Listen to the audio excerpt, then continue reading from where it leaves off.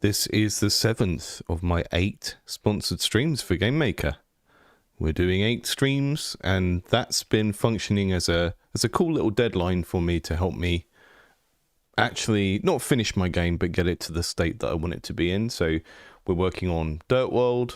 It is a quirky procedural puzzle platformer is what I'm calling it at the moment. That's your trigger words. If you like the sound of that, then you probably like the game.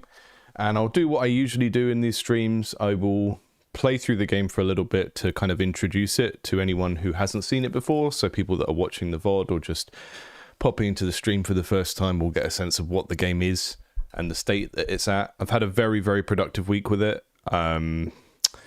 Yeah, sort of. I've been going back and forth between making content for the channel. And, you know, if you're new, this channel is predominantly not about my game dev. It is about giving feedback to other people's games. So this is kind of have Tuesday dedicated to making my own stuff. And yeah, so going back and forth between making the game, doing stuff for the channel and for our Patreon community, and then also working on the game design book that I've been writing. So it's been all over the place, but I've ended up still being quite productive.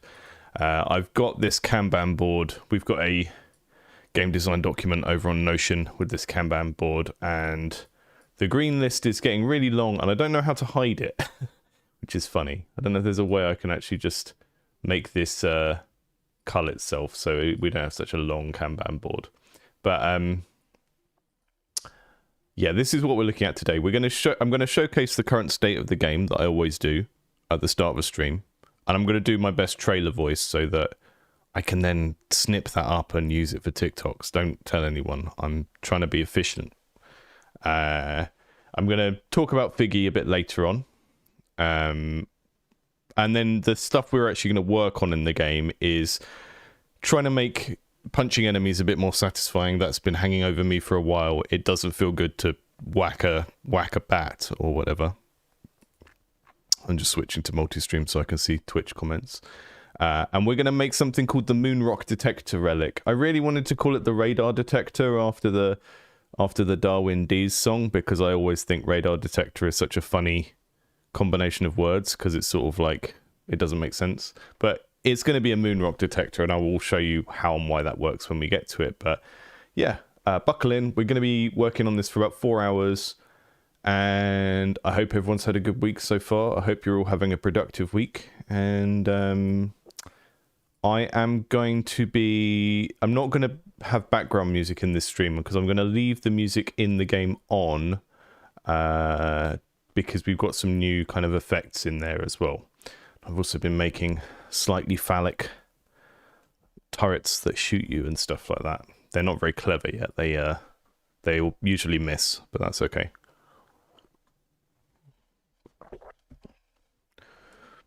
Because we're making a run-based game, there's lots of things that eventually are going to need to be balanced based on like how deep you are into the run. So, you know, eventually we'll need to go through and balance things so that they kind of get better at aiming later on in the game and stuff like that. But I'm not doing that yet. Okay, so this is Lem. Lem is a golem. He's been sent into the void to build a little dungeon, and you're going to do that using these rooms. These blue rooms are late game content. You're not supposed to have them at the beginning of the game, but currently I've got them set to on by default because I've been working on those blue rooms and adding stuff to them. And in terms of content that's new, we've got these fairy altars which have a symbol on, and you have to put something on them. And there are going to be big spoilers for the game puzzle chains in this stream. I will not share them in other places, but I figure if you're watching the stream, then you want to hear the thought process behind these things, so I will give away some stuff. But basically, each of these icons has a different thing that it requires for you to put on it. And that one is... that symbol is a carrot, because it's a thing under the ground. That's why it's a line with a thing under it. So we take a carrot. This is where the project is kind of getting back to its roots as a as a Dizzy Egg game. And then we got a relic. Now that relic doubles the coins that you pick up. It's one we made in the stream last week, I think. So I'm not going to actually pick that up right now because I've only got 30 coins, so...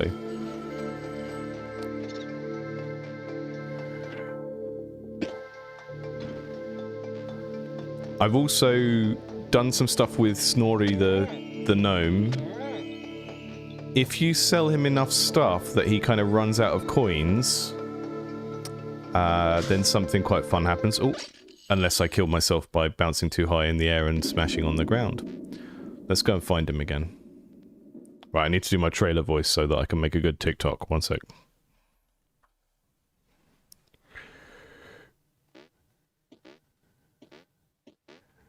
In a castle at the end of time lives a wizard. And this person, whoever it is, who are you? I don't know.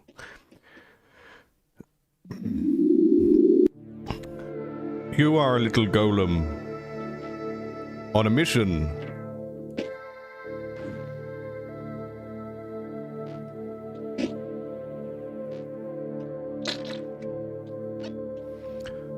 So we got these, oh, that's a turret. That's gonna zap me. See, it missed. It's not very good at aiming yet.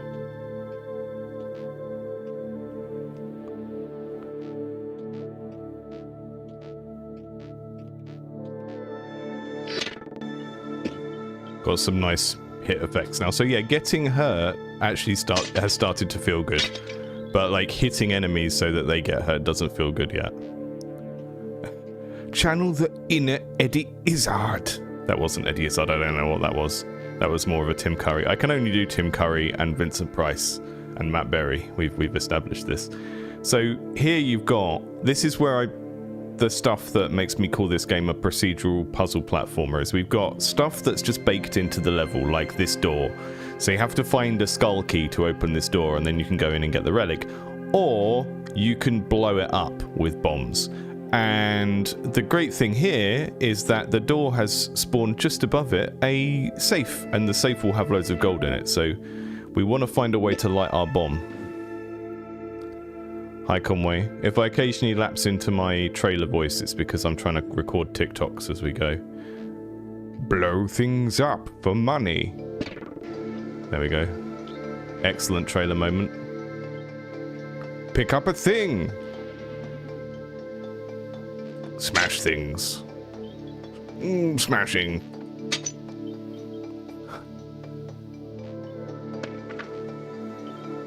So I think the collection of influences on this game, everyone says Terraria.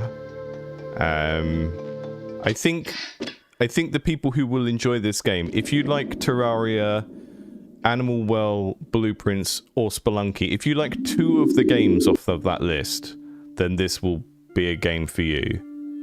And if you like 3 or 4 of the games off this list, then it's absolutely for you, I think. I think that's probably the best reference point I have. I'm going to take the carrot away so the goats don't eat it. Make friends!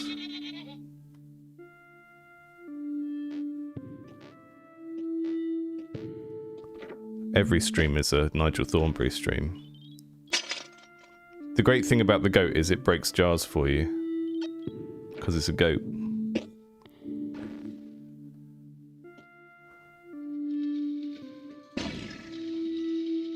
Oh, thank you. Thank you, random TNT, for exploding and destroying that door. I didn't need it anyway. Yeah, I need to tune the turrets so that they do actually aim for you, because they're sort of aiming above you at the moment, which is fine when you're far away, but when you're right next to them, it's really noticeable.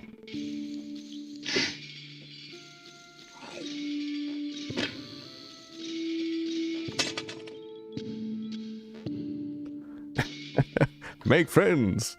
Cook the goat. Yeah.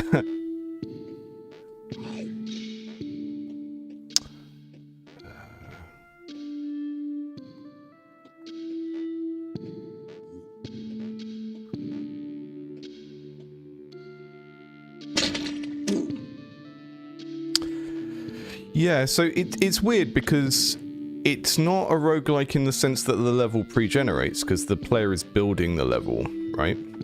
but it definitely has a lot of the design approach of like you know, I probably have about a fifth of the content in that I'd like to get into the full game, but there's a lot of kind of strange puzzle chains that are sort of always there, and you could do them on your first run, but in order to like learn them, you're going to have to experiment a bit. So you are going to have some of that spoiled in this stream, but that can't really be helped. Yeah, I added these, oh yeah, they're new as well. Mini wraiths that sometimes come out of pots and fly around and get you. The wraiths, one of the things the wraiths do is when they touch you, they add a bad room into your deck. They add like an empty void room. I also added these fire bombs because I wanted another way to do fire. And we've got myconids now as well.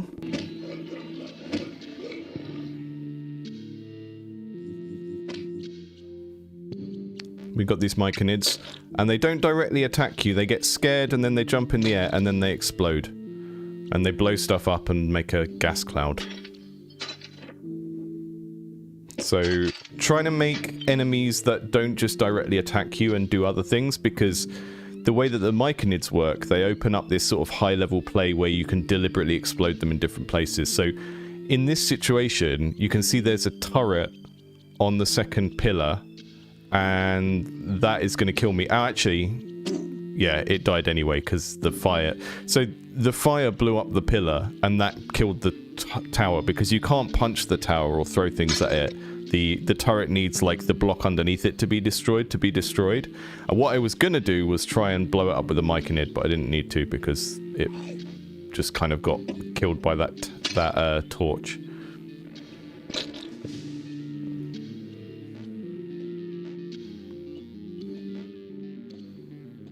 Yeah, the myconids have IBS.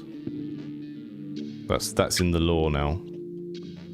A little mushroom man with IBS. Oh, didn't time that well.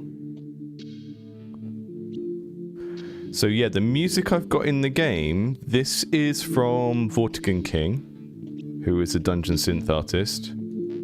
I'm collecting dungeon synth artists, and I have like test tracks in the game later at the moment. And then we're going to build like a full soundtrack, which is almost like a kind of who's who of that genre. So if you think of like when Hotline Miami came out and it was this kind of compilation soundtrack of different artists working in a similar genre space, I'm trying to do that with the music here. So I've got a couple of artists attached, and the great thing is one of them sort of knows all the others, so they're kind of doing the networking side of that.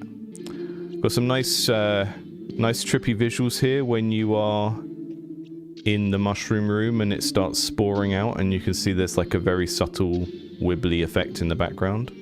Right, I think I've done everything I can do on this run, and I think that is the thing that is going to be the sticking point for a lot of players, is that you have to sort of judge when your run is over and then get back to the start, and I think that's going to throw a lot of people off and make them confused. All that's really left to do is see if there's any food I can take back to my boss. You'll see my character is glowing as well. That's because I ate a glowberry. It doesn't do anything yet. I just put it in for a laugh.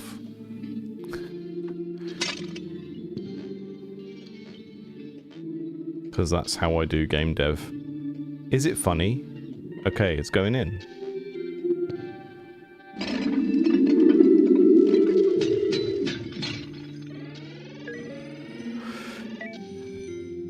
Tim, I think...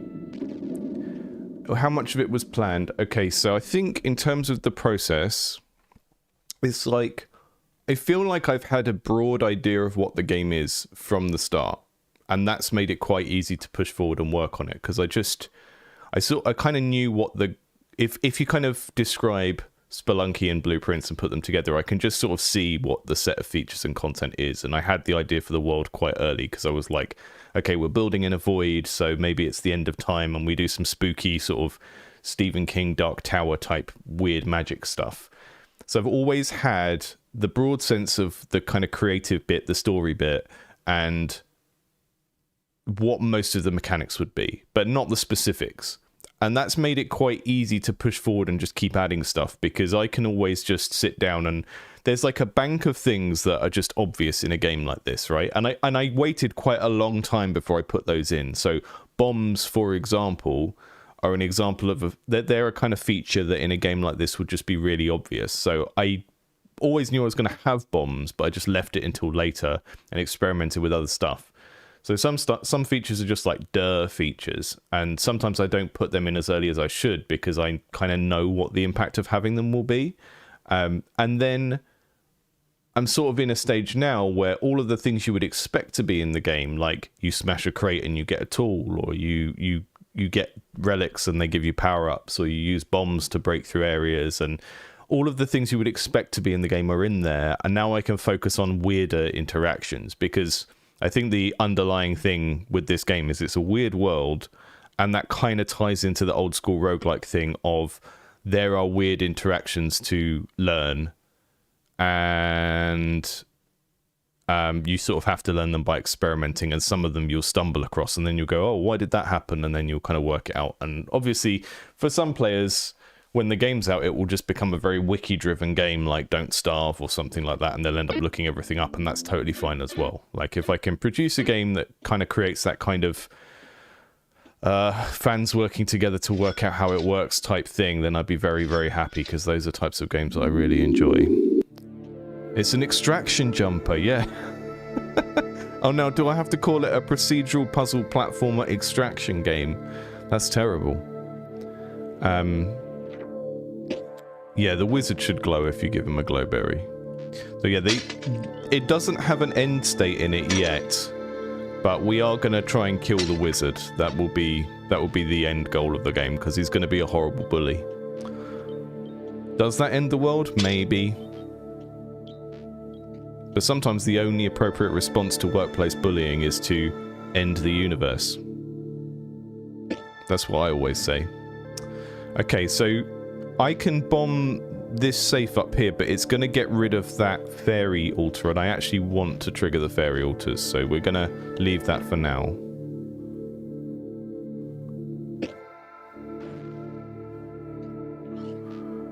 And that symbol on the fairy altar, spoiler alert, is an egg. So we need to go and find an egg, which is going to be difficult because the eggs hatch, so you have to like run fast with them to get them to places if you want to use the eggs for something.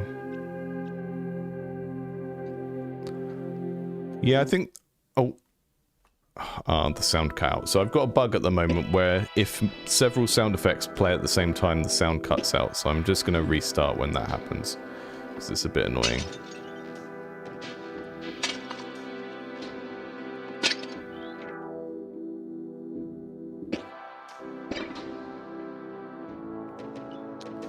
Another thing I added in, we've got trash bags. Look at these lovely trash bags. Take out the trash. Take out the trash. Sometimes they got stuff in. They make a satisfying squelch sound.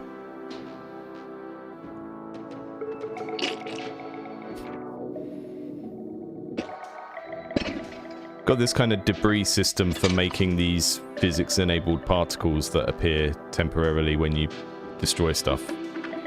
And the trash bags are satisfying because they've just got a mixture of all the different particles in them.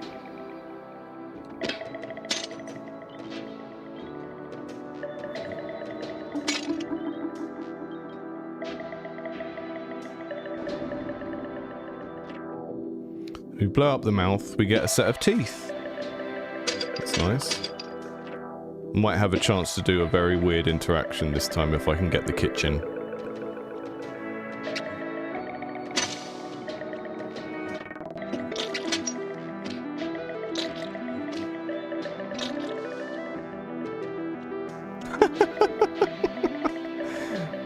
I'm glad to... That's my public service remit fulfilled for today. I reminded someone to put their bins out.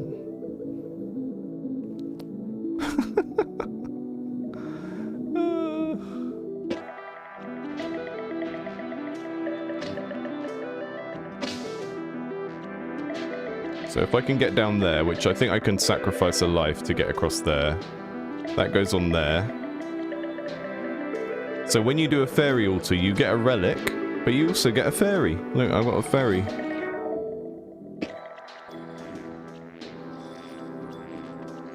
And then the fairies are going to have other interactions with things where they sort of trigger things or go into them. And I'll show you one of those interactions.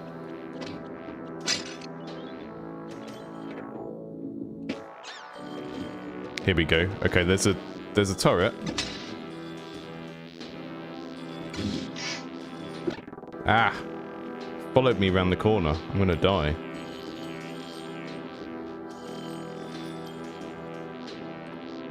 I mean, those of you who've been following closely will see that the game has got considerably more difficult in the last couple of weeks. I've added a lot more peril to it. So it's starting to kind of bite back a little bit. There we go. Now that needed some sort of puff of particles and a sound effect, but the fairy has just flown into the turret and taken it over and neutralized it. So that gives me one way of dealing with turrets that doesn't need to involve exploding the level around them, which is cool. And that fairy interaction will maybe have some ongoing things like, oh, if I convert 3 of those turrets to blue, then something else will happen, right?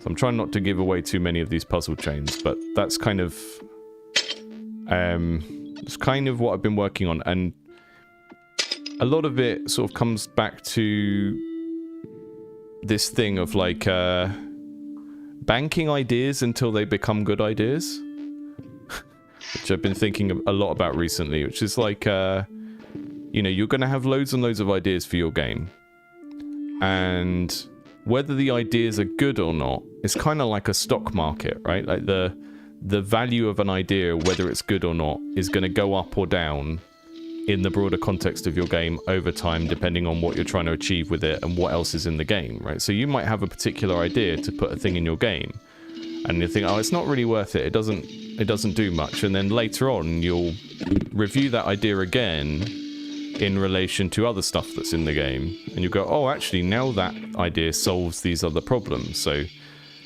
it's always worth having a backlog, not just of tasks, but of like things you want to do in the game, and then at some point an idea might just be like 4 times more valuable than it previously was, because the game is just in a different state and has a different set of things in. And that's kind of what I've been finding here.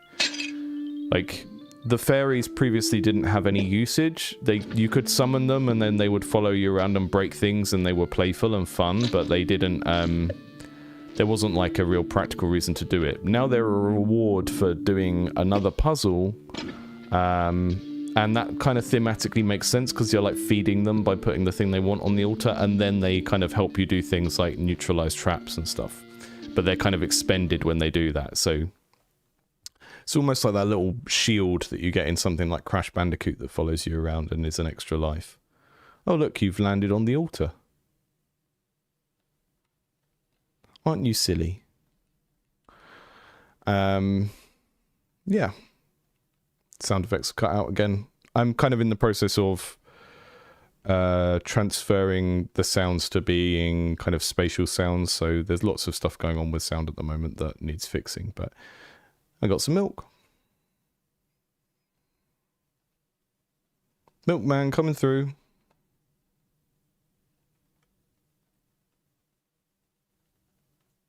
The purple pickle plant.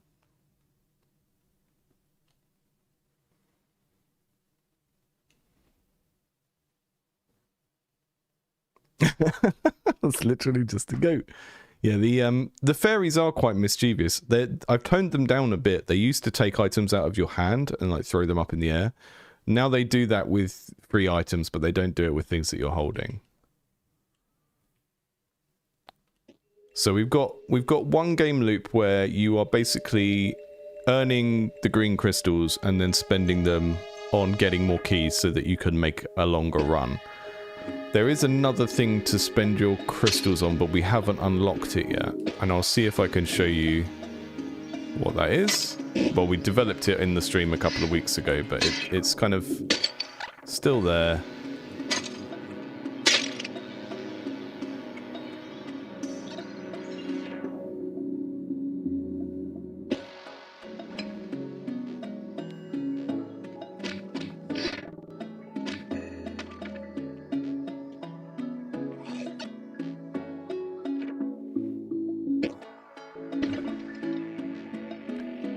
super secret interaction. The trash bags are wild when you put them on a fairy altar. So this fairy altar wants a particular, like, organic item. But if I put a trash bag on it, it will just accept it because the trash bag presumably has a bit of everything in it. That's going to be like super high level secrets. When people come back in future and comb through this stream trying to work out the secrets, they'll be like, oh my goodness, I didn't realize the trash bag was so useful. But it is.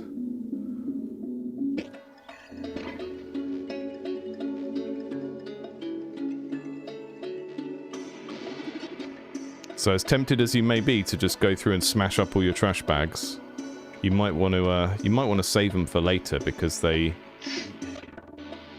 the ultimate fairy bait. There we go. Sounds out again.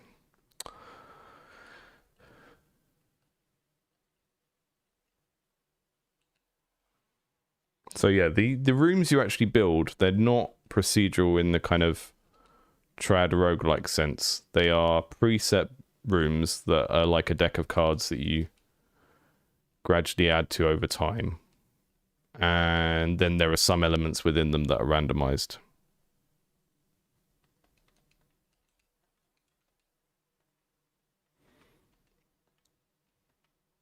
Ah. Trash bag. Save the day.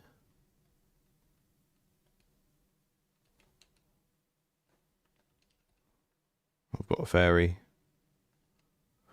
The other interaction, well, I wanted to show you the moon, but I think most of you who are regulars have seen the moon. So if you go out super far in one direction, there is a moon, and you get like a little satellite on the moon. You take it back here, and then it gives you the option to buy blue rooms at the start of each run. So you jump up here and you spend crystals, and you can like unlock one of each blue room each time. And that means you can have a little bit of deck building, but it's kind of on a run-by-run basis. So you can have a deck that is very, very broken one run, and then the next run, it will be like, okay, I can only do that again if I've got loads and loads of crystals, and you won't have done well enough to get loads of crystals each time. That's the kind of general idea.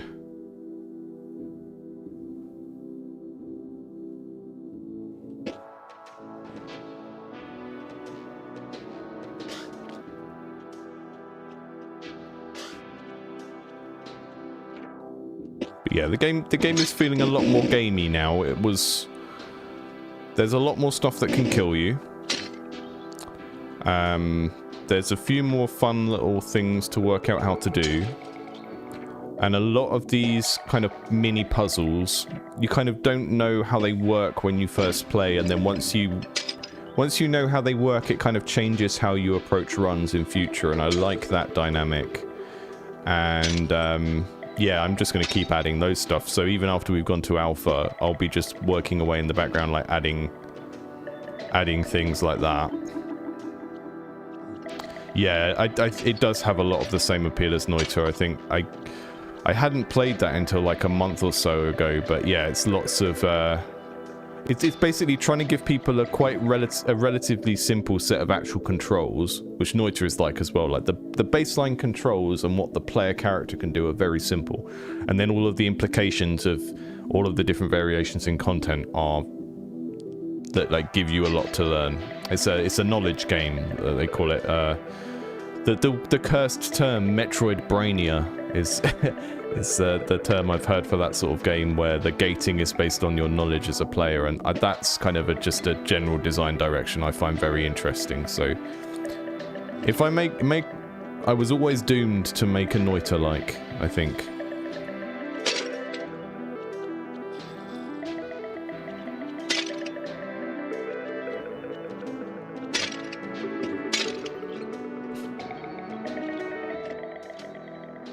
Uh-oh. Why is that happening? I've had that happen recently. There's a little bug. I'm gonna just save that into my Notion before we get working on the other stuff, so that I've got a record of it. Door bug.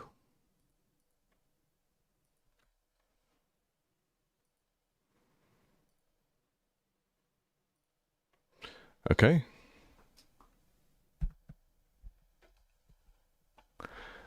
Brainoidvania. Brainoid, you need to make a Brainoidvania.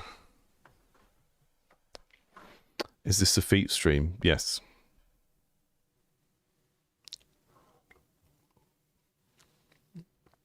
%100 feat.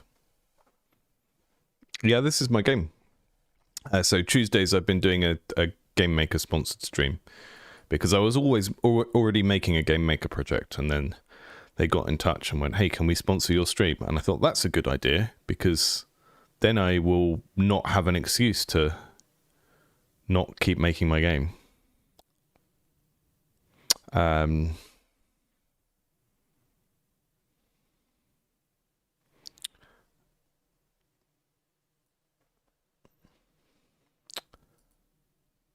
Okay, so what we're doing... Firstly, actually, I want to give a shout out to Gleb, who has been helping me out with this game. So the way I work is I'm a game designer who can do a bit of art and a bit of programming. At some point, I'm going to get stuck on either of those things. I'm going to need someone else to do some art. I'm going to need someone else to fix my bad code. And at this point, I reach out to people in the GameMaker community and I go, help, my game is broken. And sometimes I get it resolved by just going on the GameMaker Discord and chatting to people there. They've got a very good Discord for that. And sometimes someone presents themselves who is like available to do freelance and is very like into the project and has particular tools. I've been working with Gleb, who initially I spoke to because he'd made Room Loader, which is a library we use for saving all the rooms. So you will see in here, I've got all of these room templates that are all the rooms that you can see in the game, right? And they have all of these elements in here, and then this layer preview hidden is, this is what you see. This is what you see as a little screenshot when you go to build a room in a game. And then there's all of these other elements that are randomized within that. And I have all of these different ones. They used to have some color coding. Color coding's gone, but I'll fix that another time. And we have a library called Room Loader that Gleb made that saves all of these at runtime and then is able to like print them into the game. And then I have some other code that like breaks blocks that were already there, so you can print rooms over rooms. It's kind of like what if the Wario version of Blueprints, you know, you're kind of destroying stuff as you create it. And I started working with Gleb because Gleb had made Room Loader, and then Gleb kind of has been helping me out with loads of other tooling as well. So we've got a new tool called Figgy and Lookout. I haven't started using Lookout yet, but I'll show you what Figgy does. And this is really cool. And I guess, I don't know, some of you might have already had features like this in other game engines, but there isn't a feature like this in GameMaker, so it's very cool to have it. If I open up the debug menu, Figgy basically is a set of configurable baked-in configs like this, so that I can change these variables while the game is running and then save them. Very cool. And yeah, so it just means I can kind of tweak the balancing of the game or the feel of certain things while the game is running, which again, maybe other game engines have stuff like this, but GameMaker hasn't up to this point. So I can tweak like things in the camera, all of that kind of stuff. I can tweak the coyote time on the jump. I can tweak the speed of the initial speed of the jump, the maximum height of the jump, all of these things. And I just have to kind of like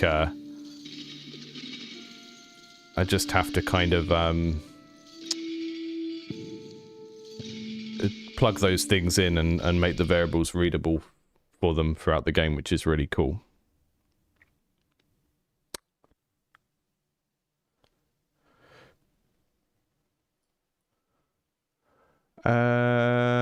Yeah, so thanks to Gleb for working with me on that stuff and helping me out with the game in general over the last few weeks. I'm gonna... Where's my... Sorry, I just only started using Notion again recently and I can't remember where anything is.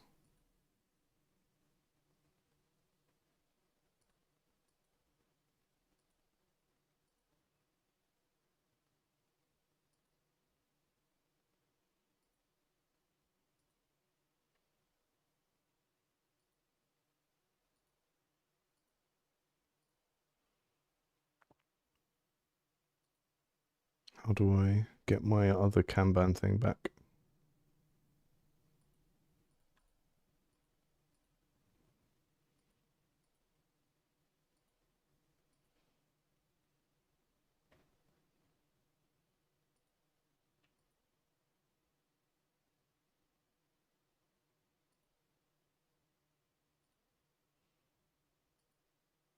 There we go. Turn that back on. Right, we've done that shout out. I've showcased the current state of the game. We're going to make the Moonrock detector relic, which you pick it up, you get a little directional arrow showing you which way to go to get the satellite, which then unlocks the kind of late game content of being able to add in the blue rooms. So we've got the satellite, we've got all of that stuff implemented at a basic level, but we don't have any way of knowing it's there in the first place. So we're going to work on that.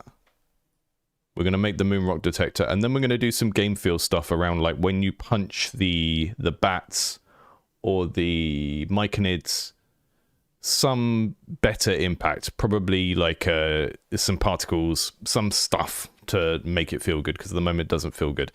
I'm not sure about screen shake, maybe a very tiny amount of screen shake. This isn't primarily a combat game, and I've even been thinking about whether I should implement the kind of classic Mario you can jump on their heads type thing, because that would create some fun scenarios of like jumping onto the bats and jumping across pits and stuff. So not sure. I might implement that and then tie it to a relic, like you have to get a particular set of boots to be able to jump on enemies' heads. I don't know.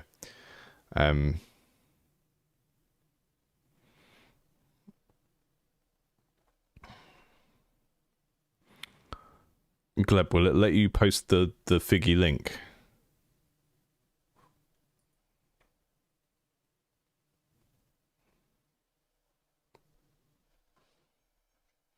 Right,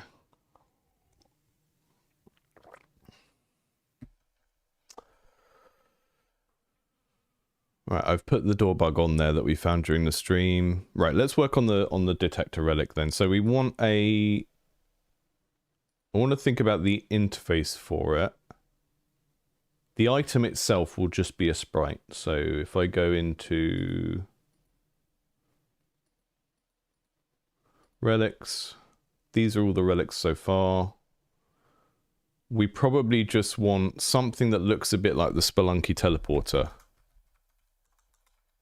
which is like a little controller.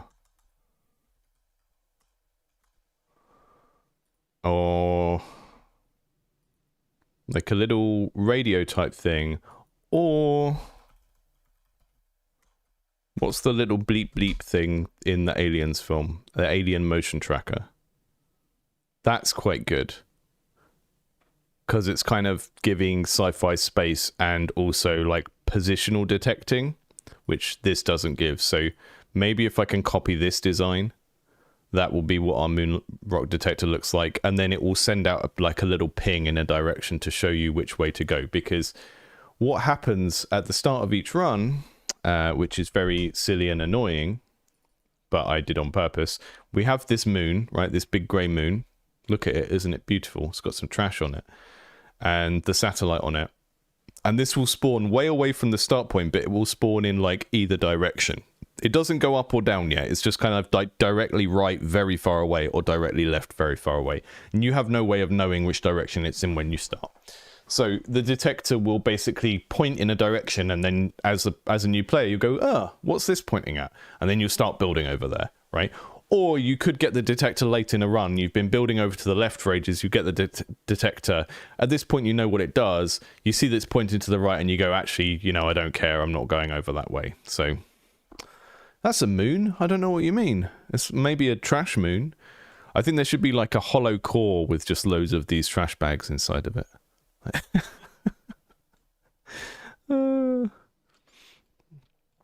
Stanley, we don't care about complexities and scope. We'd make the game what it needs to be.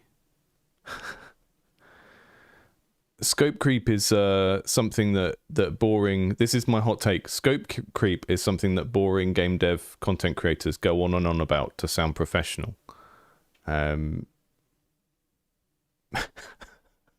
they don't have anything interesting to say about design or creativity. So they just go on and on about production language stuff. We let the scope creep as much as it needs to make the game what it needs to be. Because otherwise, no one will play the game, because they'll look at it and go, oh, that looks a bit like Spelunky, that looks a bit like Terraria, and then they play it and they go, oh, this has 10% of the content of either of those games. The scope needs to be as big as your closest comparison point, otherwise people are just going to find the game disappointing. A moon radar, oh, that's cool. Yeah, I haven't got that far into Noita. I'm not that good at it. Although I did get to like the 4th area on my first run, so maybe I'm a Noita savant.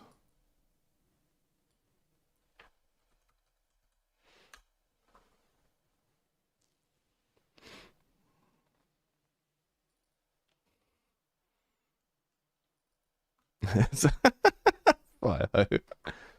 Fire ho with the dad jokes. Right, we're going to make the aliens detector, but we're going to kind of color code it blue because that kind of puzzle chain is associated with blue rooms and the blue what's it called? Satellite. So we kind of want a angled screen with a handle at the bottom. Don't worry, I'm not going to spend ages on pixel art today. I'll just get this done. Most of these need another pass, but I sort of try and get my first pass of something into a state that I would be happy to ship, but doesn't take too long. And then at some point, I will just go back through and redo the ones that I don't like. I don't know who listened to our podcast episode on Blood, Sweat and Pixels, but I was chuckling at the bit about Stardew Valley where Jason Schreier was saying, and Eric Barone had to redraw all the art over and over again, and it's like, yeah, that's just what making things is like, man. That's just normal standard making things. It's called iteration. But yeah, I try and get the first one as close to something I'd be happy with as possible. That's a very wonky handle.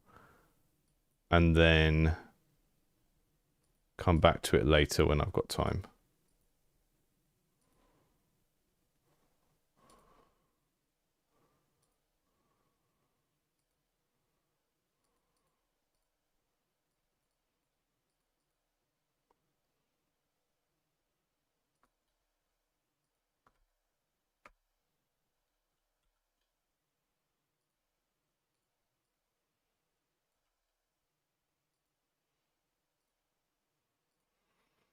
Okay, and then screen.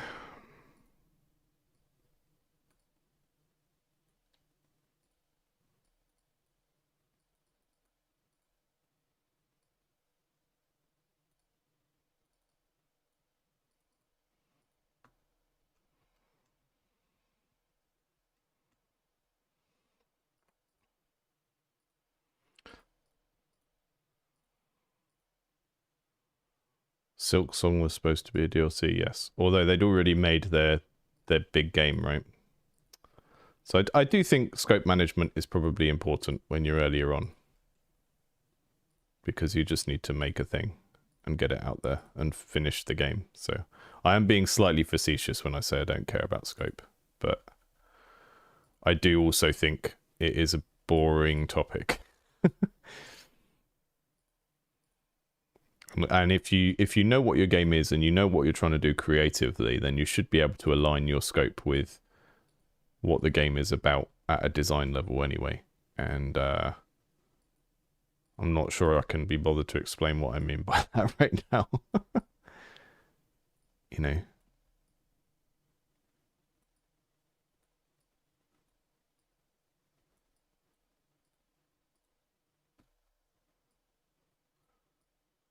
Basically, if you want to make a game about pirates and you want to make it just about having sword fights and not sailing ships, then that's fine. But then you need to make it very clear in the overall creative direction of the game that the player shouldn't expect to sail a ship. You know, I think scope management is very related to that sort of creative direction level of the game design.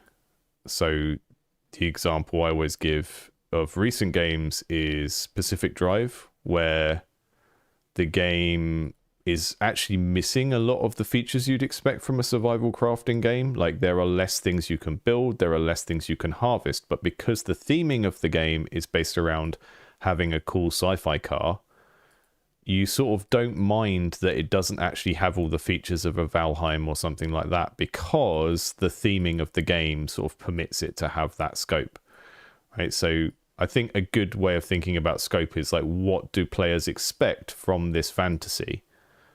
And then you just need to make sure you're delivering on that. And then you can think about scope in terms of like a player-facing thing that players actually care about. Like, what would players be disappointed if this game didn't have it, you know? I think that's probably one of the most productive ways to think about scope management, because it shouldn't just be like a lazy way of dismissing things you don't want to do, which I think is how a lot of people use it early on. And then they go, why did my game not do very well? And it's like, well, because it doesn't have the feature set that people expect when they look at your game or the marketing for your game, you know? That will do. Maybe it should have like a little beep beep on the top.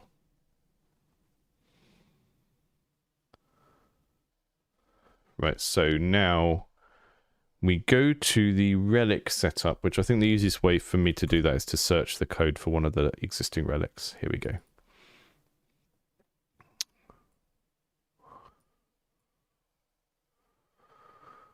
This is my first struct constructor that I wrote in the whole game, I think. I can't remember.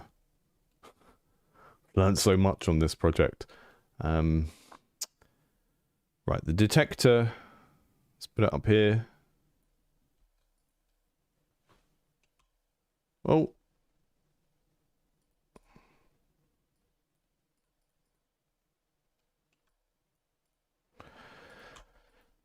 I'm trying to keep them in alphabetical order on here so I can find them easier, but I haven't. I mean, these are all the new ones we made last week, I think it was. I haven't put them into the order yet. Right, the detector. I am gonna go for the Darwin D's reference. The radar detector. A curious device tuned to point in the direction of the nearest moon rock. Whatever that. I was going to say whatever that is, but we'll just go for moon rock. Okay.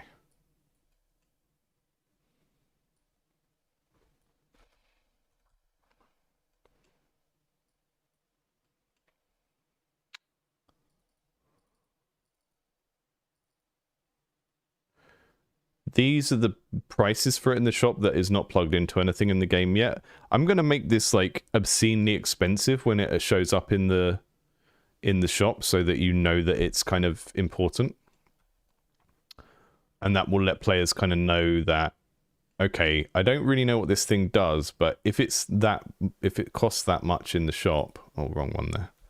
If it costs that much in the shop, then maybe it's actually worth something, even though I can't work out what it does. Okay, so we've got, I'm going to commit that, what we've done so far. Radar detector exists, but doesn't do anything. That would be amazing. So Facewall, I do have a strong desire to make all of the wearable items have a sprite layer that draws onto them when you've got them, but I think that would be like a thing that would happen further down the road. Because he's a goofy little guy, and I think being able to give him a nice little outfit, or some dungarees, or a helmet would be fun.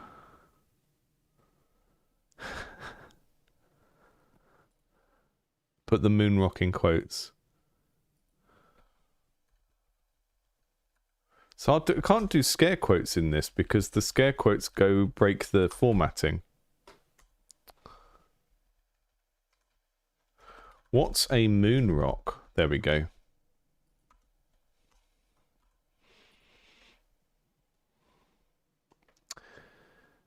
Right, and then if we think about it from a kind of UX point of view, when the player's got this, we want the thing to point in a direction, but we also don't want it to be really kind of annoying.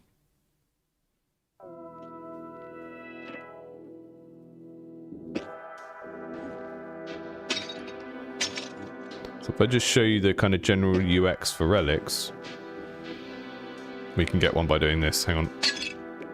Oh, I landed it right on top, and it wanted a spore. Okay, so we pick up a relic. It goes to the list at the bottom left. The sprite down there. And then we can go in here, and we can also find out about the relic. That text is awful. I will fix that at some point. So the Scarab of Approval means that every 75 gold gets converted into a crystal at the end of a run instead of 100. So that's like quite good. But yeah, we'll pick it up and it will go to the bottom left. So my kind of question is, should the radar detector bleep out from where Lem is in the world, or should it have like a little directional thing on it that is shown at the bottom? And I think having it at the bottom will be less intrusive.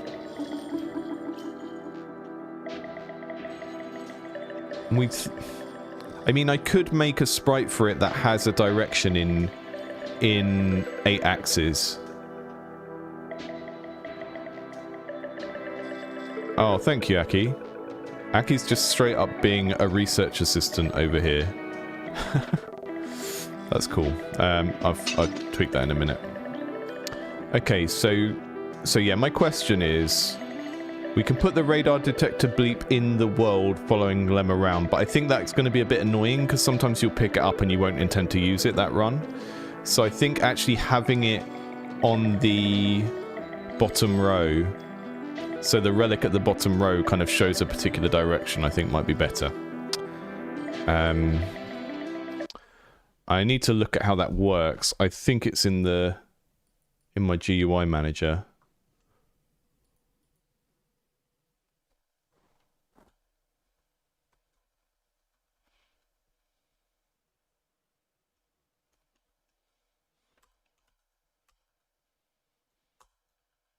Okay, so the slash ignores the next one in terms of the code formatting. Okay, that's cool. Let me just see how... I haven't... That string of relic sprites along the bottom I haven't touched in so long. Right,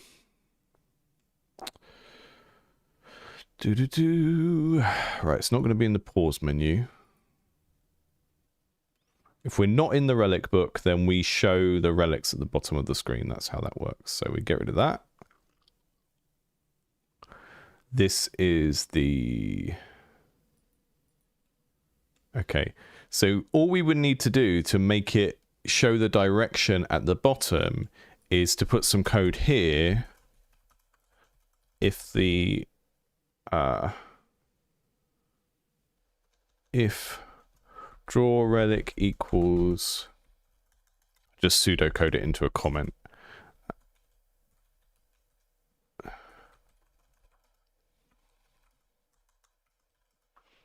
Then change the sprite, change the image index to indicate the direction of moon rocks. Okay, so then we would go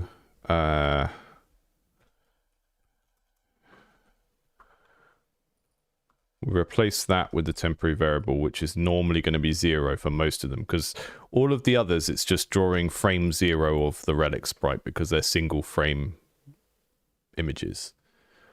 But then I can do a thing here to like detect the so if draw relic equals sprite underscore relic underscore detector, then we do this.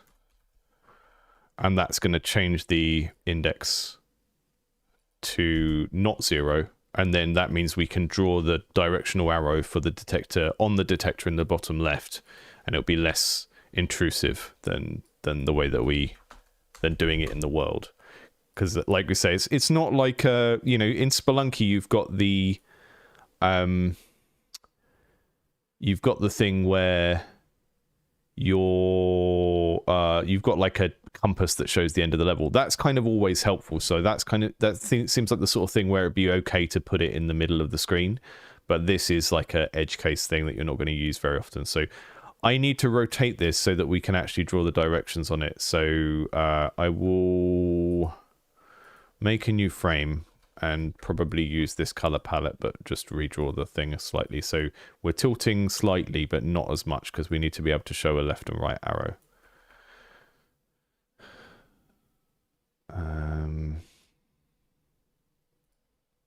So apologies for the backtracking here, but that's just part of the deal.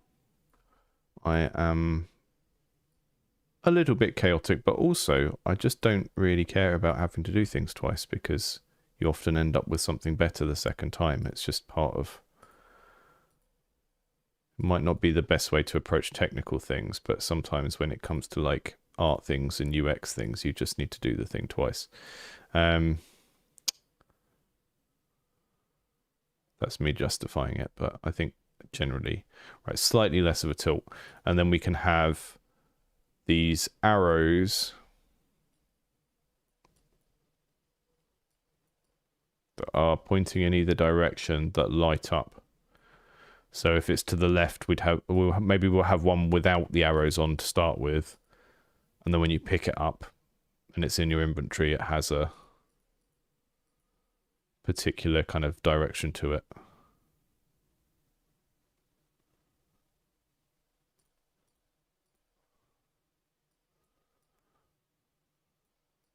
I can't believe Noita actually has a moon. Does it have a moon?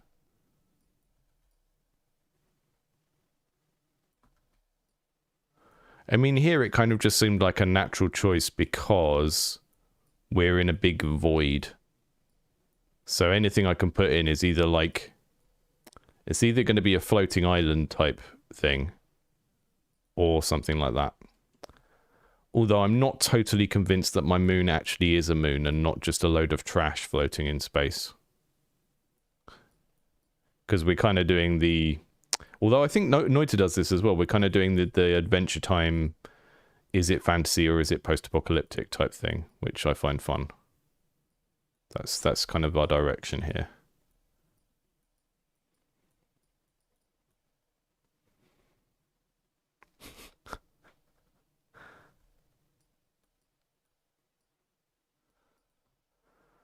I'm totally fine with being a Noita-like. I think that game just very strongly aligns with the things I like and care about. Which is like very easy to pick up, but very, very deep, and lots of weird stuff to discover that is presented through gameplay rather than by telling you about it, you know? That's stuff I like. That's my favorite.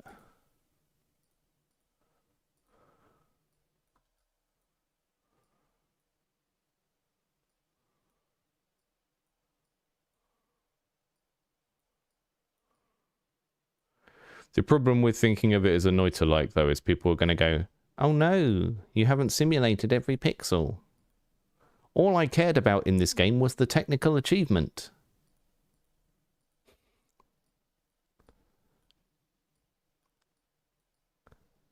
There's always going to be those people.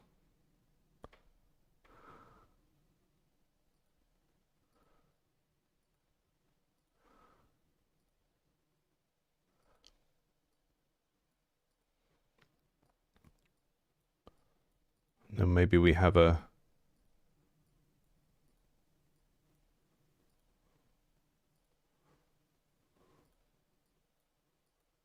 Is that what the Noita moon symbol looks like? Are you going to tell me that now?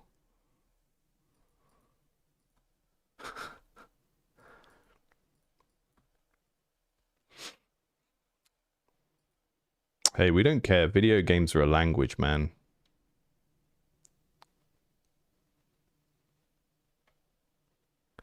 So Yeah, I did a stream the other week where I tried Noita out because people were saying, "Oh, your game's like Noita, you would like Noita," and I got across the lava pit in like 2 or 3 runs, just because I saw it and I was like, "Well, that's an interesting challenge. Let's try and do that." And I'd already worked out that you could, you know, you could do turning lava into a solid, because hey, I've also played Minecraft.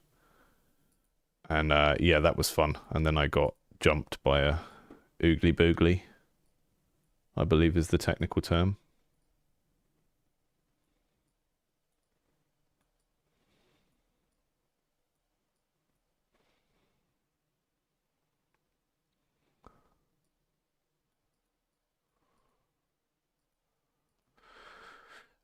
Okay, right. So that's our basic item. Then left is on frame 1 and right is on frame 2. So what we're going to do is we're going to get a nice bright... Do that. I think that will do it. So that's what it will look like when it's on the ground, and then you pick it up and it will be like that or that in your inventory. And there's chance you can actually go past the moon and it will point the other direction, but that won't happen to most people. Right, so we go back to the GUI manager, where I was tampering with the code a minute ago. And here is where we say, if obj player X is greater than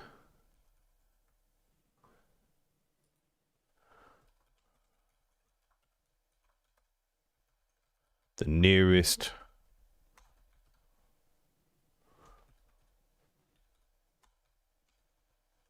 oh, okay, hang on, that doesn't work. Okay. The problem is that the moon rocks are not actually... Oh yeah, no, it is object solid dark soil. That's fine. Good. That makes my life a lot easier. Right, if the player X is greater than the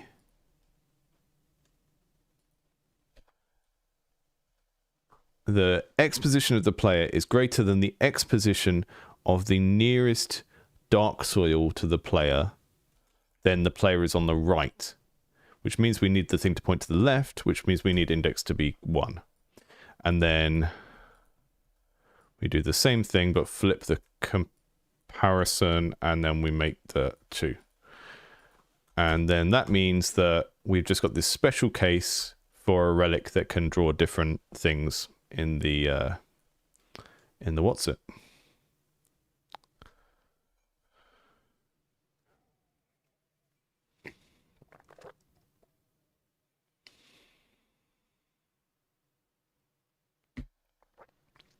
Stanley, in terms of like being consistent with making art, is just having your own set of internal rules.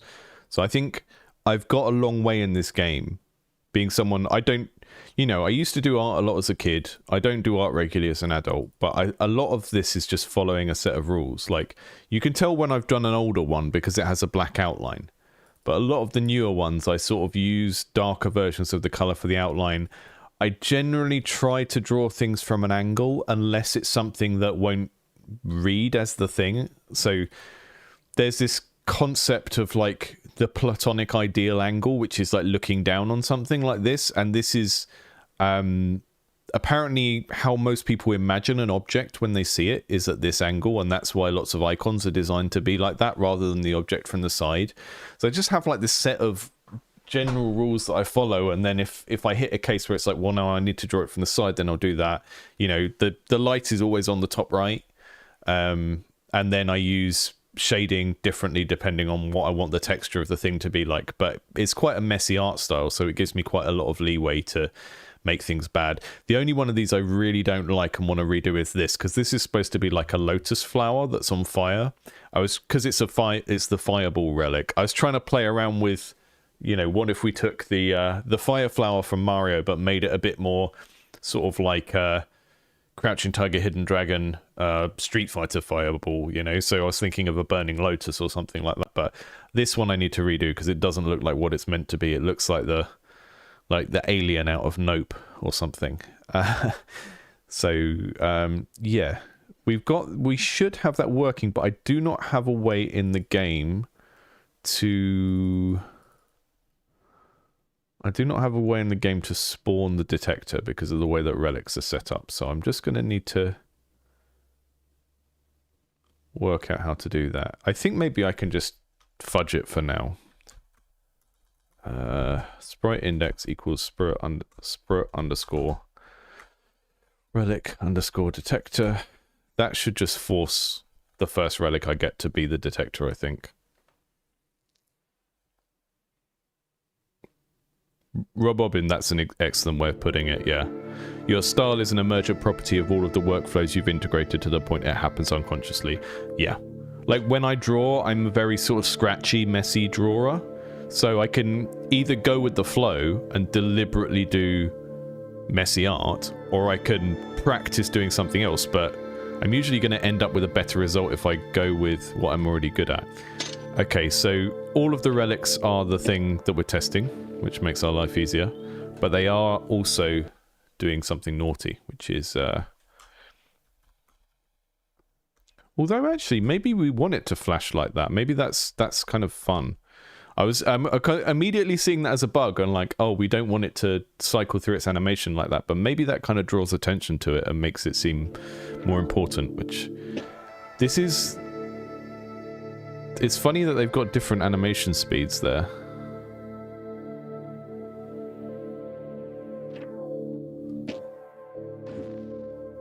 How do I get down there?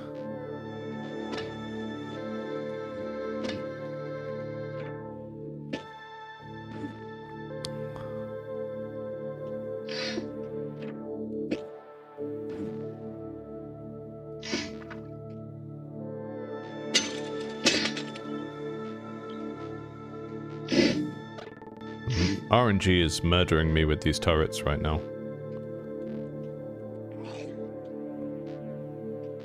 Getting no bombs either.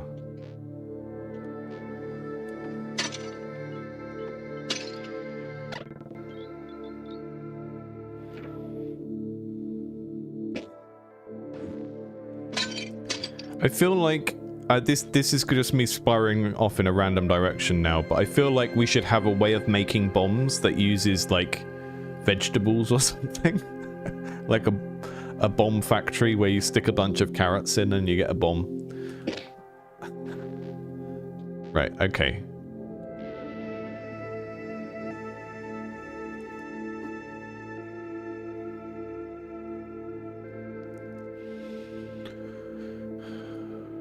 That's line 282 in the GUI manager.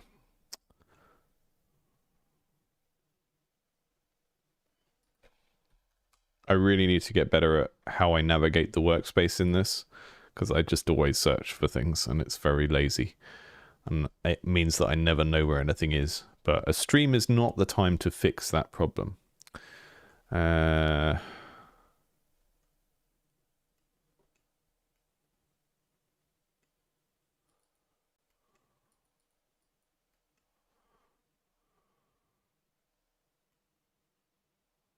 Right, that's for the book. We don't want that.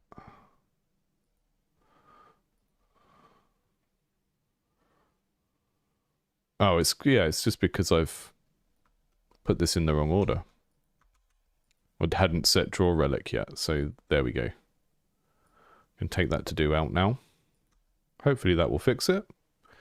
And while we're here, I'll just do if sprite index, or we'll just do image speed.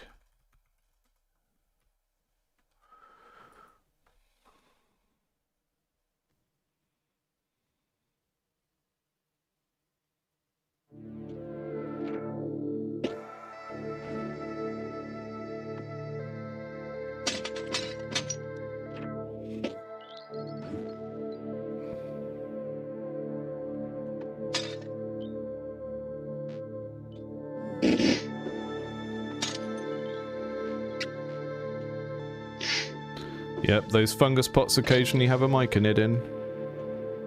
Okay, it's pointing right.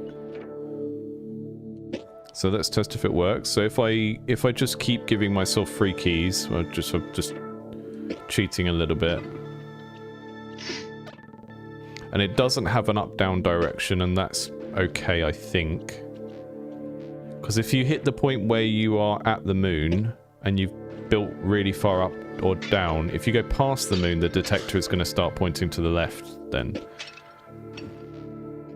I think it's alright for it to not be too directional, because we do go up and down, but we don't deviate that much in terms of the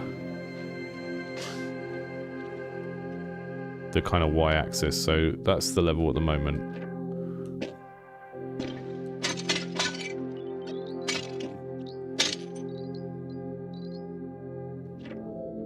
If you notice, there's like an audio effect now when you're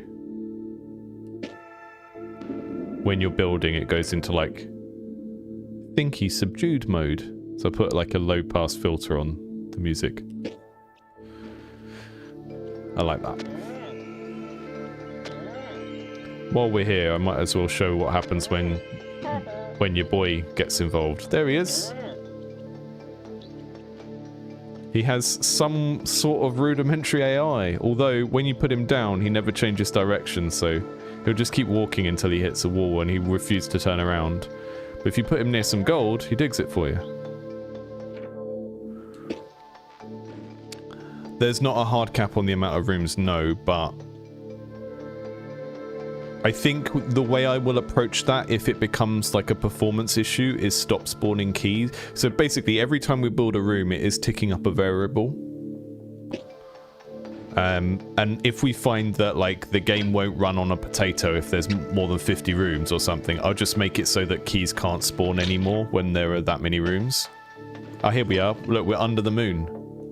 It's up there, under the moon. That should be a Steam achievement. Steam achievement for being under the moon. Or over the moon, but under the moon is funnier.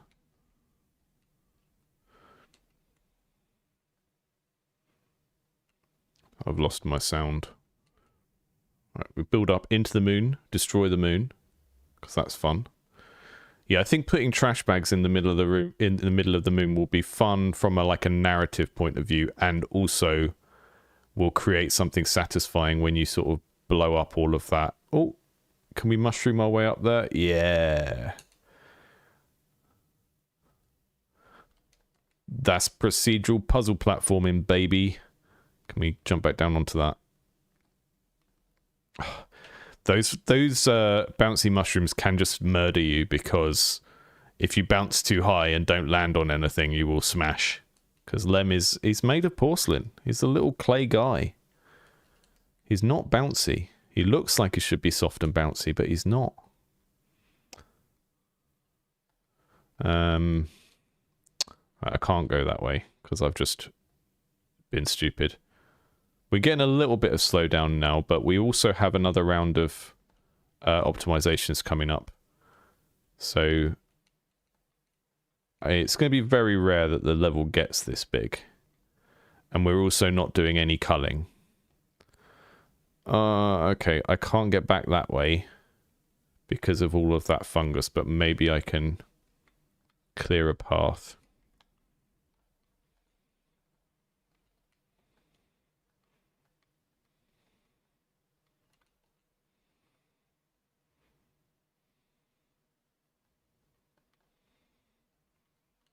Ah! Okay, let's do this.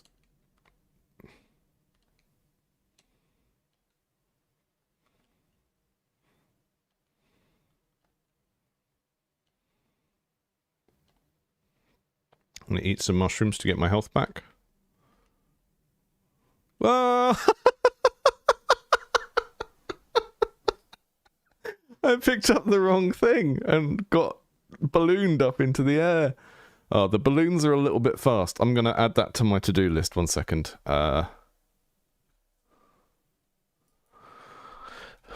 Balloons are too fast. So I think that's a situation where I should have been able to respond more quickly, but it just... I think the last set of tweaks I did to the physics made the balloons really, really powerful, and I haven't fixed it. So I'm going to have to go back around, and that might mean clearing the fungus again if it's grown over. It hasn't, though. That's good. So the fungus has an initial sort of impulse to grow when it spawns, but after a while that area will kind of use up all of its growth and stop growing. So it does kind of grow over. We're cheating a little bit because that is a blue room that you wouldn't have when you first have the satellite. So there, you come back to, and I think we did this the week before last. So you come back here, you now have some indication that you've got that satellite, and I might make the satellite be like a huge thing that's built onto the side of the castle. So when you've got the satellite and you come back here, there's like a big blue version of it here, and that's like giving you the data to build these blue rooms. I think that would be better than just having it floating here as an object. I'm not going to put in lots of work to have like story moments where the owl goes, oh, you brought this back in the alpha, but I think later on the game will need it. So you bring the satellite back, the engineer says, oh, you found this. I can use this to generate new rooms. And now you've got these, and you can sink your crystals into them to build the other rooms. So you can start a run with the extra portal, which means if you get stuck away from the main portal, you can build one further into the level.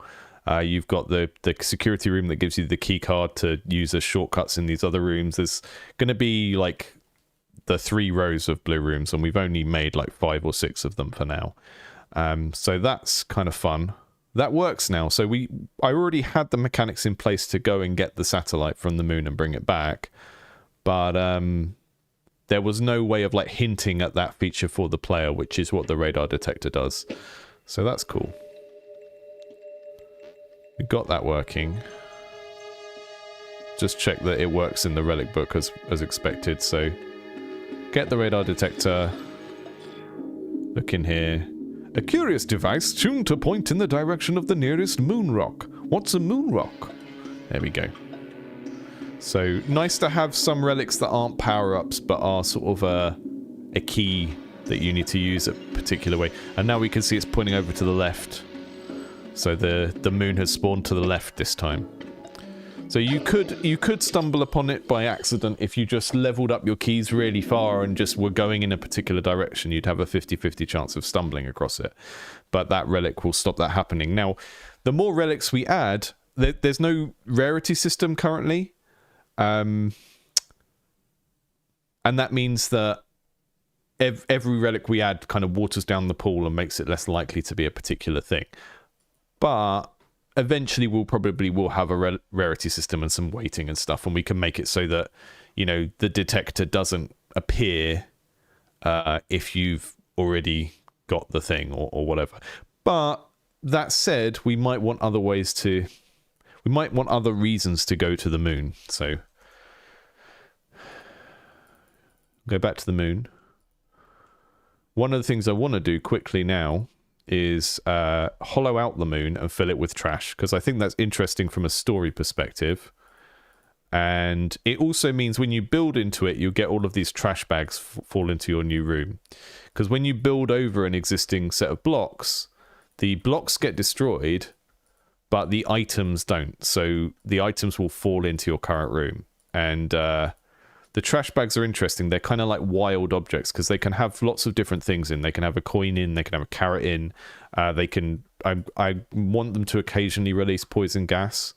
So they're really a sort of late game toy in terms of the stuff that you can do with them or get out of them.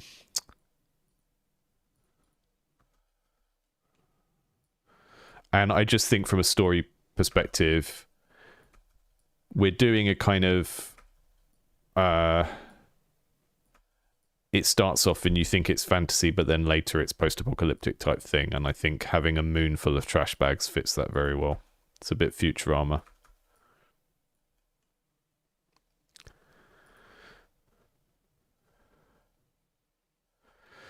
And Onsaid wanted to ask about meta progression. Yeah, so the meta progression is basically, so you work for the wizard, who is like the last dude alive at the end of time, and you're trying to earn his approval crystals, and you do that by bringing treasure back to him. And actually, one of the things that I want to look at soon is the more runs you do and the more treasure you bring back, he just has like these piles of treasure behind him.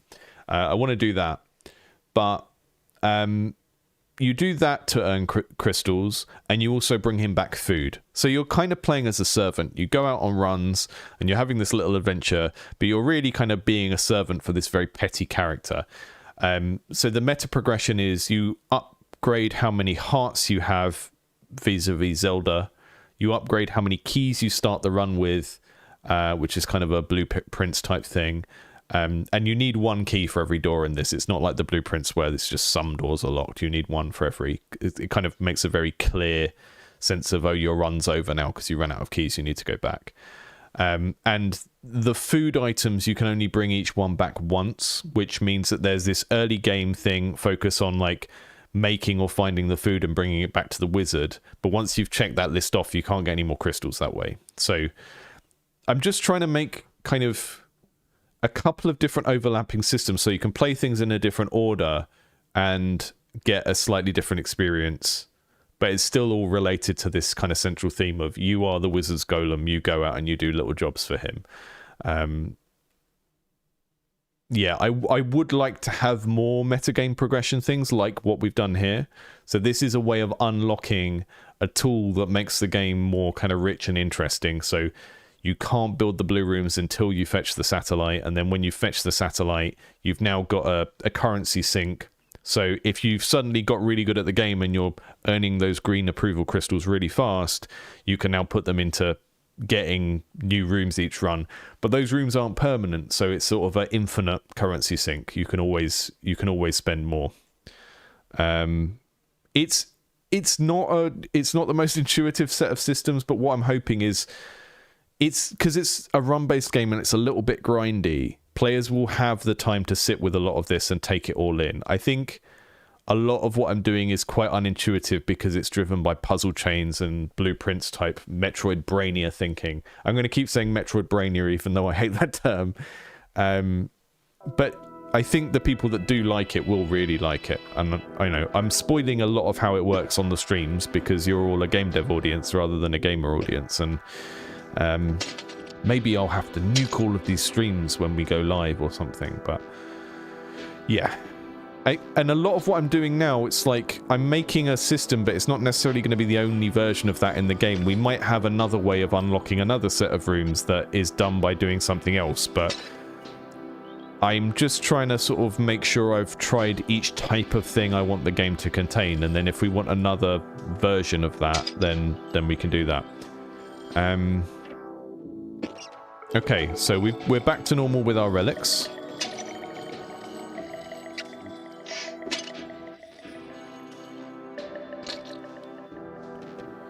And now we really just want to make it a bit more satisfying to, like, womp dudes. Because at the moment, like, when you punch, it makes a hitbox and it also makes a force thing that can push things in different directions. At the moment, if I punch one of these guys, it's just kind of like they get pushed, but there's not like a proper thwack.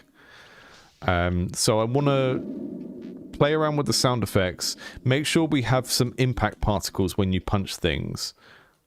And I might have to just do it on a case-by-case basis. We don't have lots of different variety of enemies.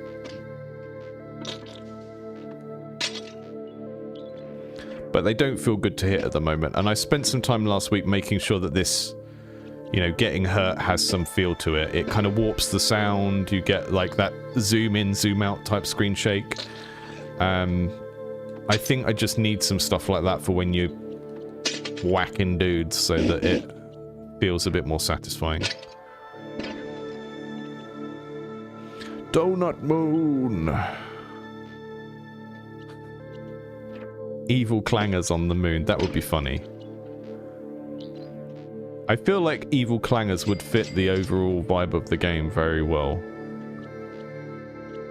Seeing as people keep asking if it's trapdoor. I mean, which it sort of is.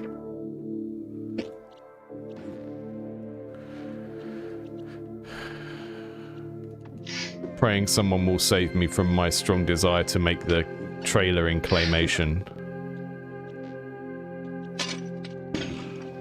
Do you need a claymation trailer for your pixel art game? Well, I think need is a strong word, but...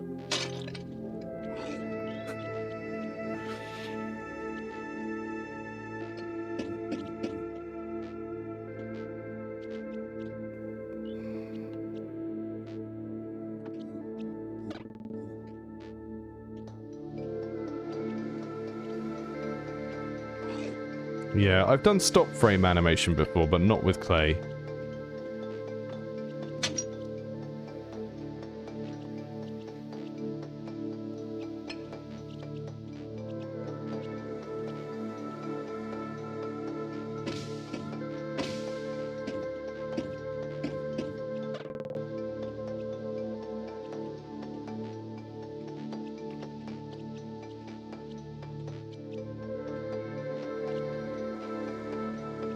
I know someone requested that we have a variable jump. I've done that now as well. Someone was like, if your platformer doesn't have a variable jump, I'm telling on you. So now we have that. It's still not perfect. There's still some little janky physics things.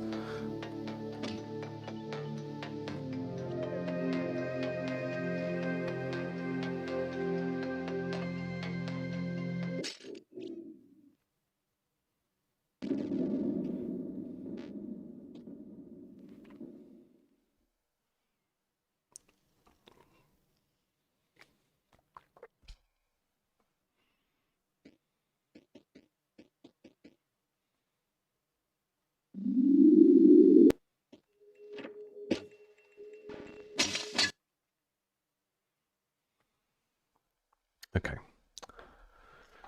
So I think part of the problem with the game feel of hitting characters is that I tried to set up this generic set of combat scripts that apply to all of them, and I just don't think I wrote it very well. So I tried to make it generic. I didn't do it in a way that is... I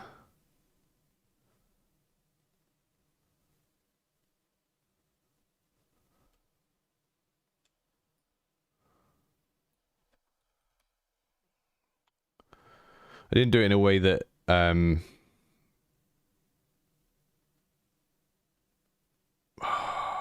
Moon Puppets, oh, don't tempt me. So I'm going to just commit what I've done so far before I move on. Radar detector is now functional. You are a radar detector. Instant copyright hit. Moonrock detector done. Door bug. Not going to get resolved this week. Make punching enemies more satisfying. Okay, so we're digging into the combat scripts a little bit that were written in some sort of fugue state. And that say things like, a hurter is like a burner, but it only damages combatants and breakables. Okay.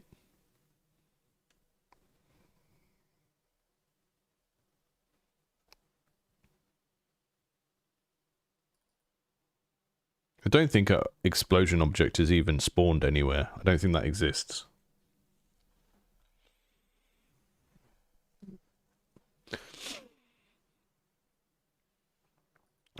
That's full damage for the player character. Things get hit with thrown or falling objects. These are the things that can hit other things.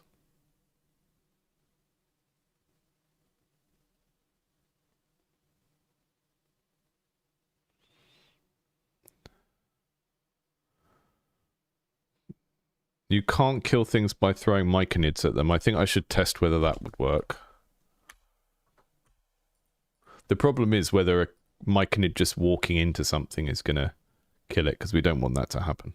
But I'll set it up now so I can just try. I want to try throwing the myconids into the bats and see if that feels good.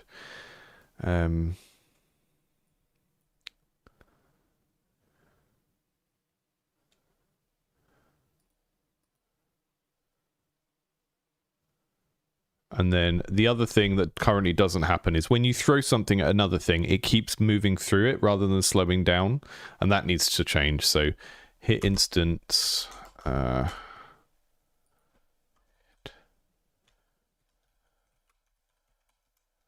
Let's just make it simple, make it stop for now.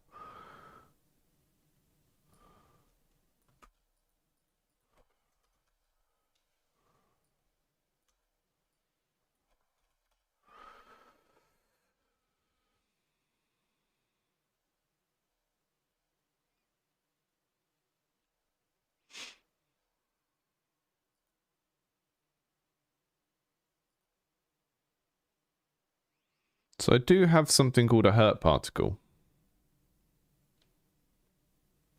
So maybe I just need to set that up.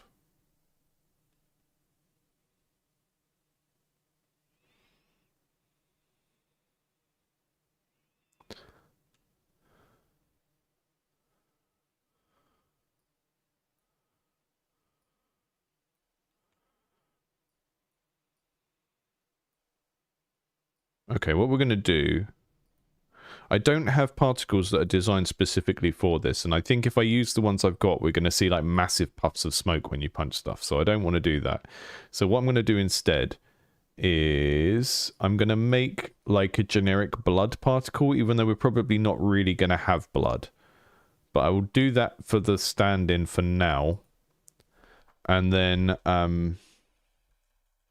And then I can change it to be like slime or whatever. Because although this is kind of a dark game, I'm not sure I actually want blood. But we'll do blood to start with. Test it in different circumstances and then change what it looks like afterwards. Okay, so let's make this maximum size 12.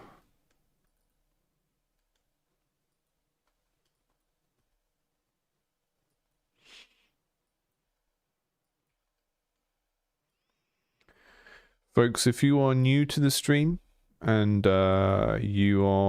haven't started game dev and you want to use a tool, then do click on my affiliate link for GameMaker. Then GameMaker will know that this stream has been watched and it's had some sort of impact. I'm generally quite, what's the word? Sort of agnostic about game engines. I think you should use whatever works for you. But if you're still in that early stage of working out what works for you, then I would always recommend GameMaker because the way I learnt it was I learnt it with the drag and drop non-coding coding and then converting it. Because you can start in drag and drop and then you can tell it, hey, turn this into GameMaker language so I can see how that works, and it did it that way. So I'd done programming before, but I've never programmed with a traditional a traditional language, like a C or a Python or whatever. I've done bits of RenPy, which uses Python, but I've never really approached making games as a kind of computer science type person. So lots of gaps in my knowledge, and I've always found GameMaker is very, very helpful for someone like me who is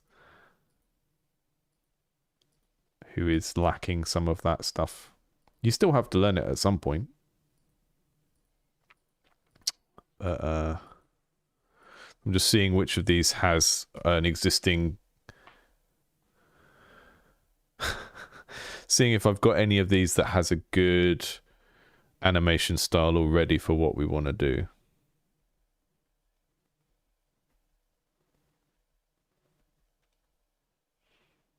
I mean, that's kind of good. It's falling downwards. Let's just call it particle blood. Open that. Here's the editor for particles. And we're going to go...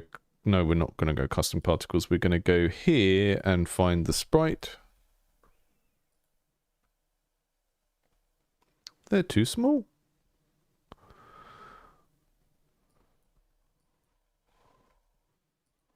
What's going on there? It's doing some weird stuff with the coloring of the thing. So what we need to do is make them all full alpha.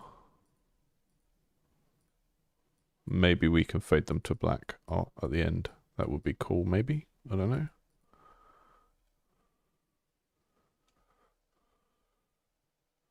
I mean, Spelunky has blood. But I don't know. Yeah, I don't know if this will actually remain as blood. But we're using blood just so I don't have to think about it for the time being.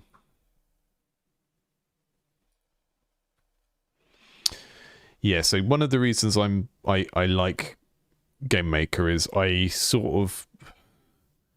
don't want to make games in 3D until I absolutely have to. Because I can make 2D games where I can do every part of it. 3D art is a skill set I just don't have, and I've done work in 3D. Like I worked at a studio where we made Roblox games. I worked at a studio where we made Fortnite games. Both of those sets of projects, I was in a 3D game engine making stuff with other people's assets. But that is very different from having a workflow where you make 3D art. And I know people say, oh, you can use asset packs and stuff like that. But I'm definitely the sort of developer that wants to be able to develop the visual style of my thing.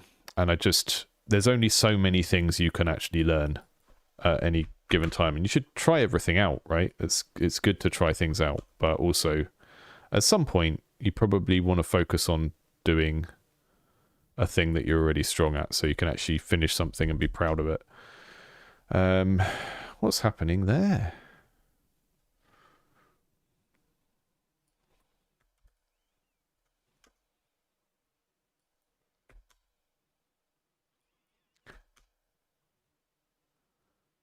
Why is the gravity direction?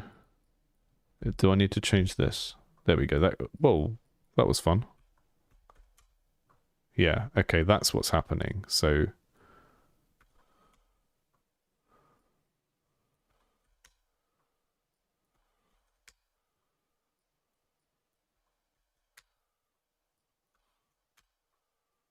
that's the one, right? So it goes out in all directions and then gravity pushes it downwards, so it's got some gravity.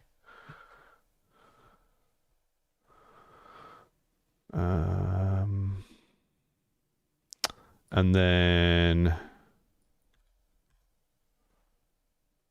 we can have them randomly rotate by 90 degrees. That way we get the variation of it rotating, but we don't like rotate pixels in a weird way.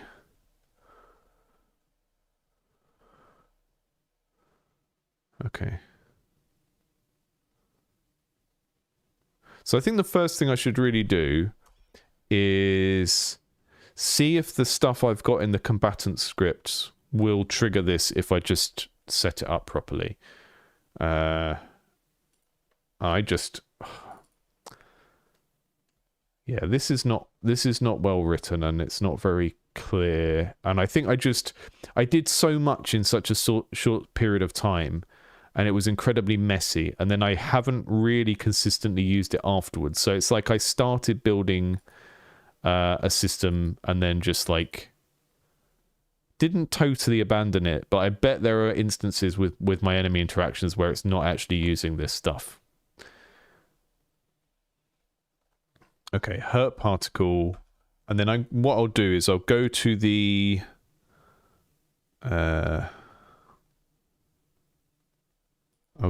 bats, and when these are made, I'll set their... So they don't have a hurt particle here, so hurt particle equals part blood. And then we'll do the same for the myconids.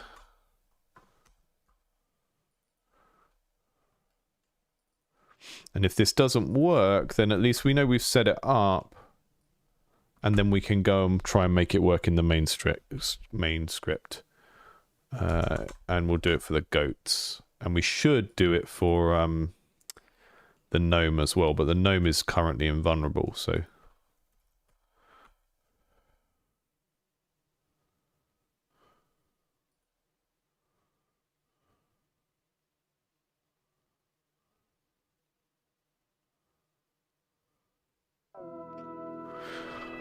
Hi, Boss Grand. Do I need to be able to punch these little worms and have them explode in blood as well? Let's find some monsters.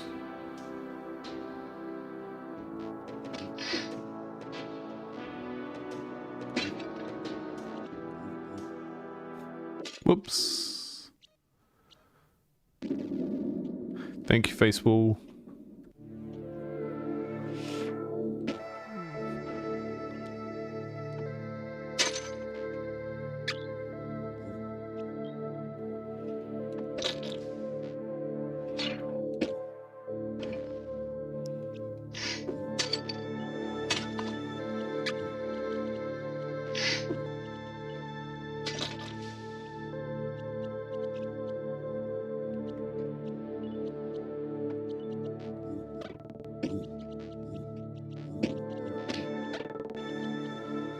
But there is some sort of dust particle coming out when I punch the bats, but I don't think it's connected to anything we've just been doing.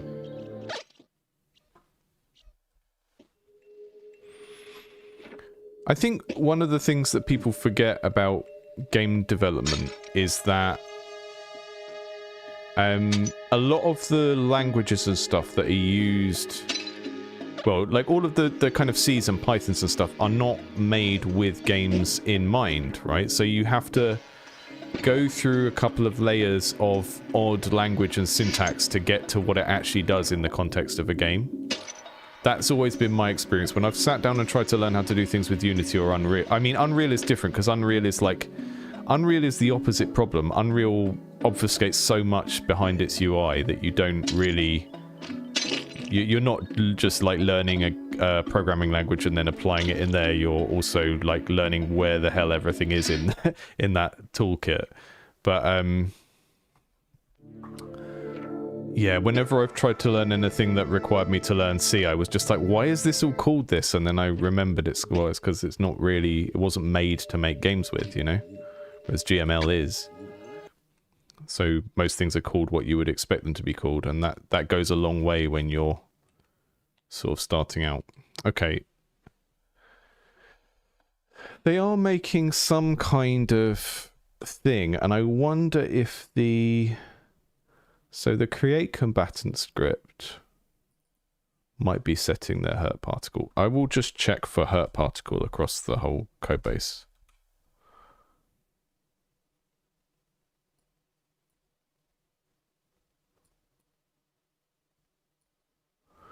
The problem I had with when I tried to use Unreal is just, I want to do very simple thing. Like, it has this art workflow where it assumes that you want to use all of its heavy lifting stuff. And I just want to make like a low poly thing and slap a texture directly on it. And it's like, we've got all these maps we need to set up. And it's kind of, yeah, it just sort of assumes you want all this stuff.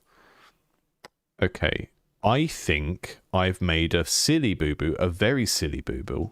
So if I look for particle, yeah, I didn't put the underscore in.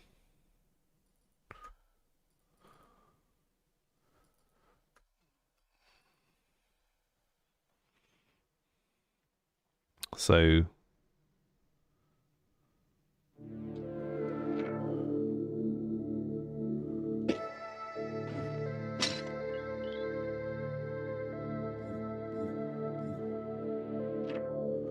I feel like Unreal is predominantly like it's like an interactive 3D graphics engine, and you have to be interested in doing the interactive 3D graphics bit to get value out of it.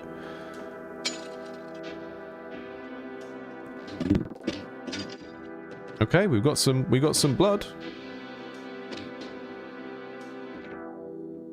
A string boo-boo, always a string boo-boo.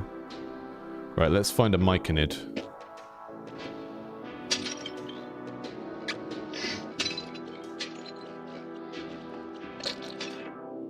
I'm not even sure if the myconid is using the combatant scripts properly though, so I'll have a look at that in a sec. I think I might have just shortcutted it when I was prototyping that character and then I didn't go back and tie it together.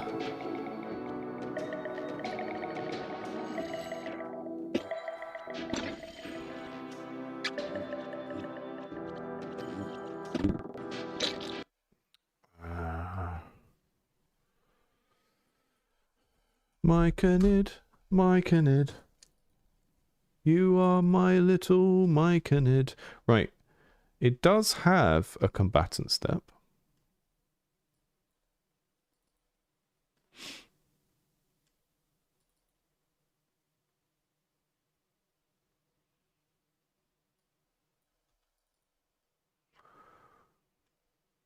but it has a custom script here, and that is because when we punch it, it goes into that like scared mode and then tries to detonate. So I am going to just...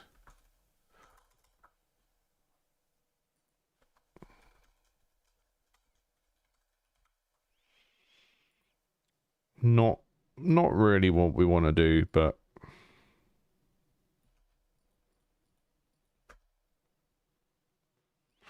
We'll do a hurt particle burst there, and then when it's destroyed... This is where it destroys surrounding blocks with explosion. If I'm going to go back and be a messy boy, make a puff of smoke. I might as well comment things properly as I do it. Hurt player if explodes nearby. A mush boom, if you will. Exactly.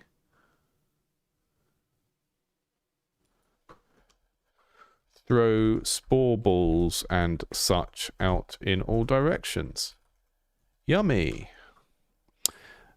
And then we're going to put the hurt particle there as well. But we don't want the reference to the hurter.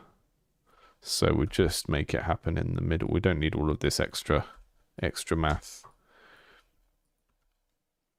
And then I think I'll make the hurt particle for the Myconid actually be like this yellowy green color up here. The bats will have blood, and then these guys will have this yellow green.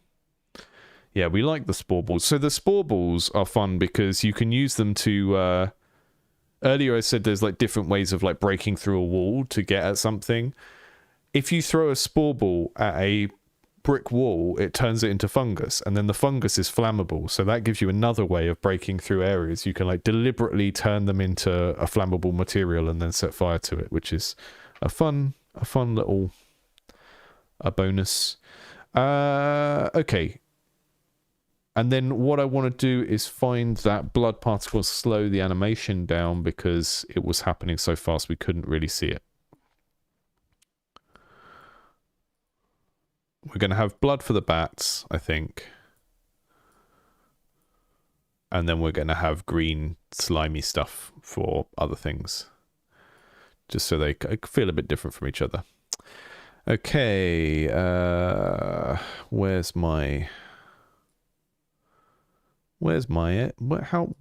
going on with this? I can't work out what's wrong there, so I'm going to just...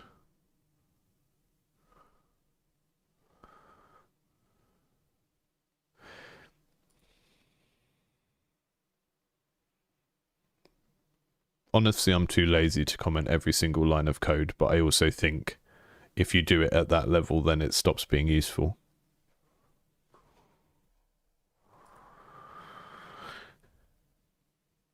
Hurt particles.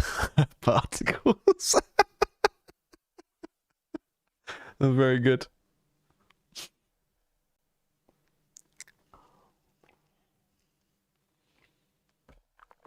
Okay. Blood.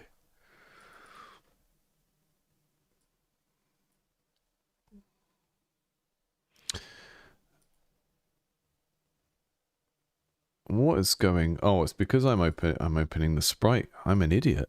Okay. Hello, blood. I think the rotation looks goofy because it's moving the shine around. So let's do that instead.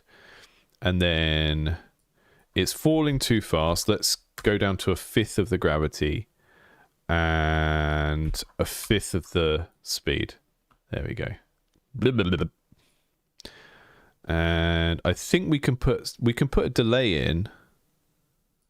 I can't remember how this works, but if we put like that much delay in, then it won't all come out at once.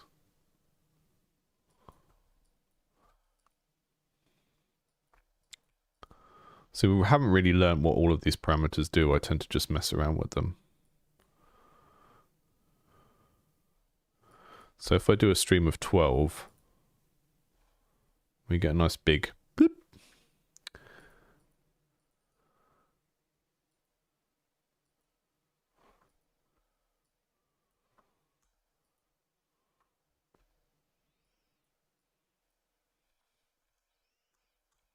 Make a yellow version.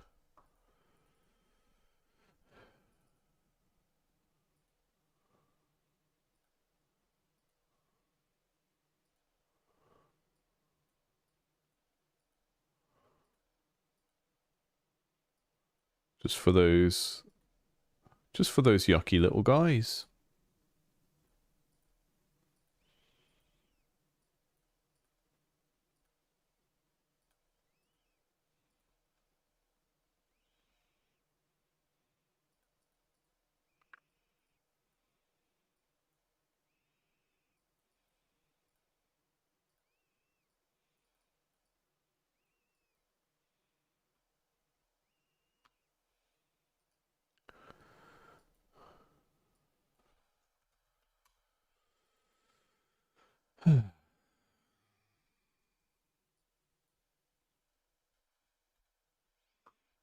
I should make one for each of the 4 humours. Phlegm. It's like yellow bile, black bile. I don't know. I can't remember.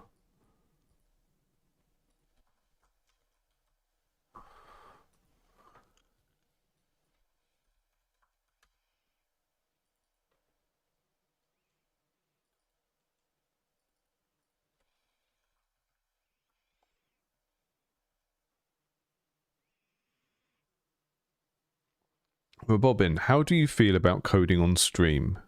I can't imagine doing anything when I'm dev mode. I was very, very worried about doing it when I first did it, and now I find it enjoyable because I just sort of think out loud about what I'm doing. So it's kind of like you guys and my rubber duck. So I just think out loud things that I'm thinking internally, and then that becomes the content. Is this not what all streaming is? Just turning your inner monologue into content and hoping it amuses or someone else.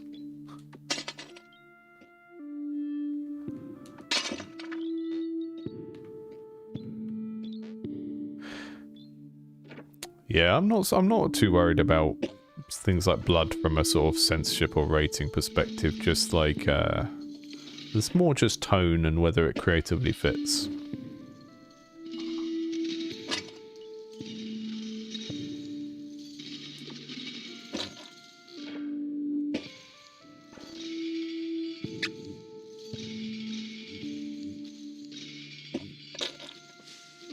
I mean, that made his explosion more satisfying because he exploded and lots of goo went everywhere, but I didn't get to punch him properly.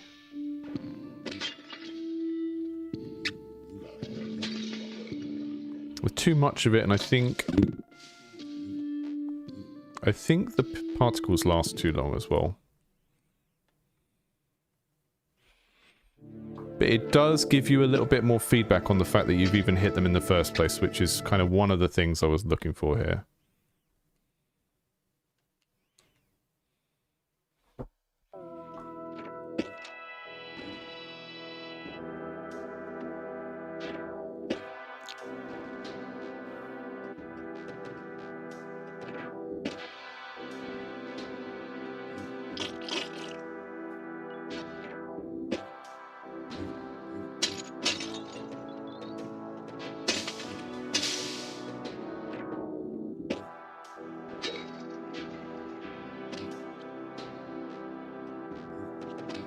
That's way more satisfying than it was before.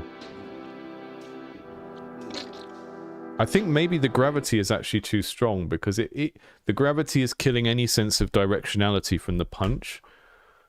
And I mean, we don't want to go down the route of trying to work out the math to make the punch kind of go in a particular direction. But one of the things we can do is, I think if we make the gravity less extreme, so it's more about that kind of like going out in all directions thing. A little bit of gravity so that it kind of sells what it is, but not so harsh. And then I think turn down the lifespan of them. We also don't need that to be black, that last one. So fade them out, and let's make the total lifespan less than it currently is. maybe even less than that. We just want a little localized splash to let you know what's going on. It's not meant to be like a physical representation of a real thing. It's much more just like an evocative VFX to let you know that you've landed the hit, you know? I like that idea, Ratman. The sneeze detection. Yeah, if you're liking the music, I have... This guy is one of the artists working on some of the music. There are a couple of other people. He's also sort of scouting me other musicians as well, which is really cool. I think that's a better blood particle. Now, I could make it so that some of them are scaled down half the size. So we can do stuff like...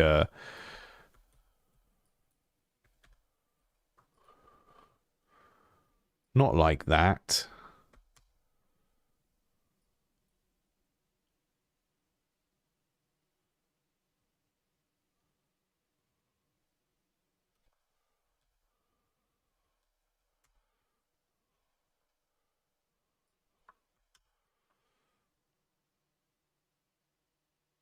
So that does give us some downscaled pixels, but it kind of looks okay.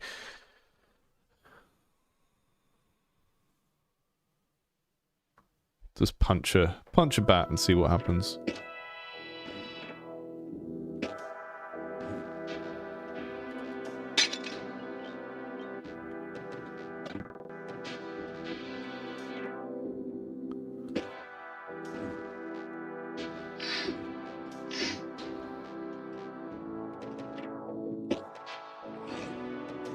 Uh-oh.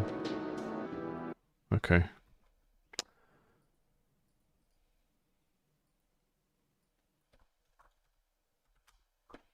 Because I didn't replace the yellow.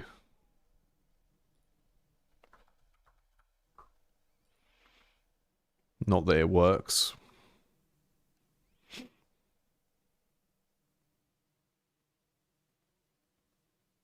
Yeah, the mushrooms do like a little yelp when they're going into that mode, but they probably do need some more feedback sound-wise.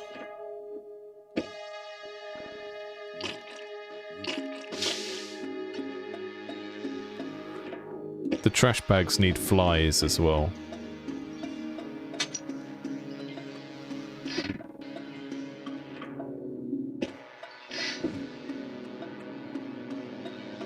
Maybe we'll make some fly particles before the end of this stream. It's just the game is getting increasingly more and more gross. It's like, what if Binding of Isaac wasn't about poo and blood, but about, like, rotting food and demented fairy tale creatures? That's alright, I can work with that. Okay, we've got a...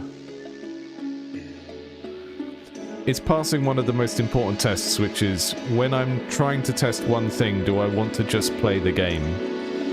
And that is happening quite regularly at the moment, which is...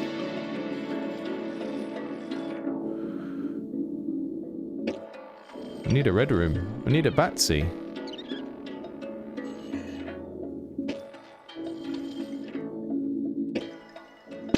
Just not giving us any red rooms.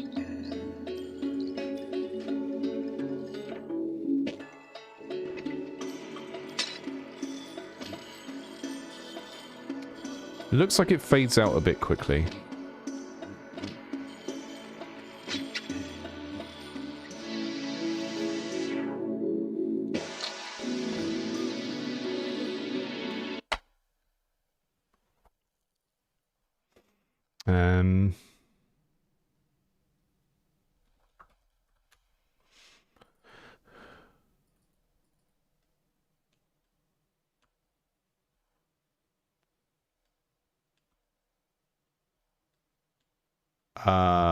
Okay.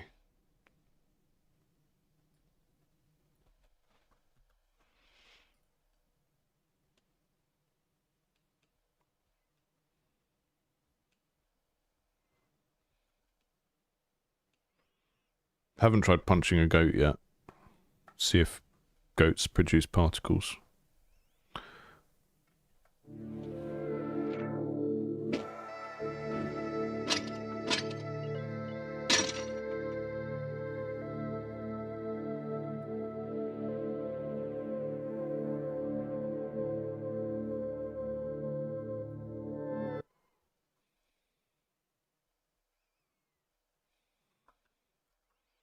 Yeah, I will need to make a spawn menu for things eventually. Just like, oh, you choose an enemy and click and it spawns it. I need to do that at some point.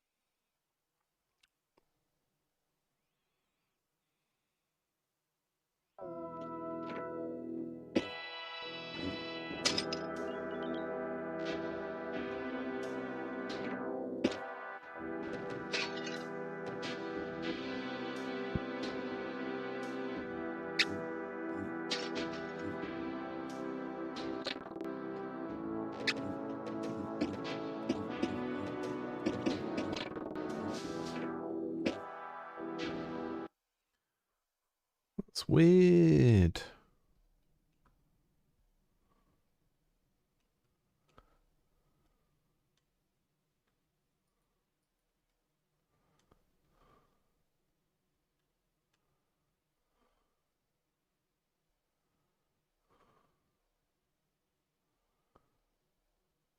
That's very strange, because this is just... Maybe it's consuming the herter in another script.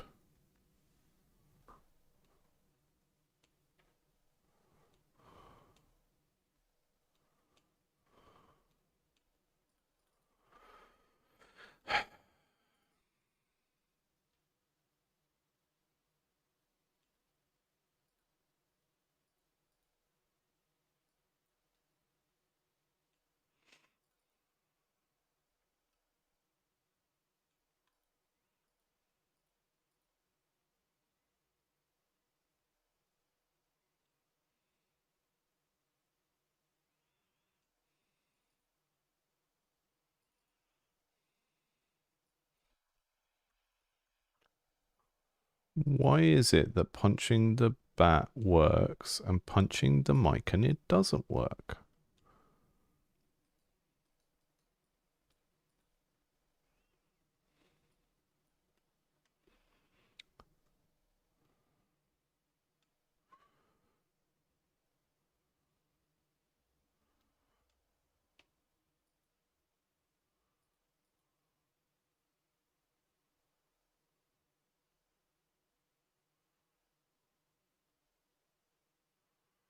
Because I haven't made it do anything here.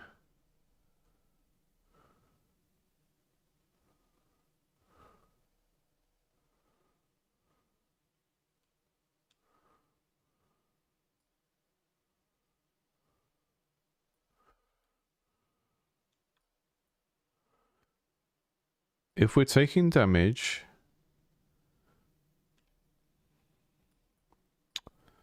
So this means that characters will bleed when they get hit by, like, poison or... Like, when they, When they,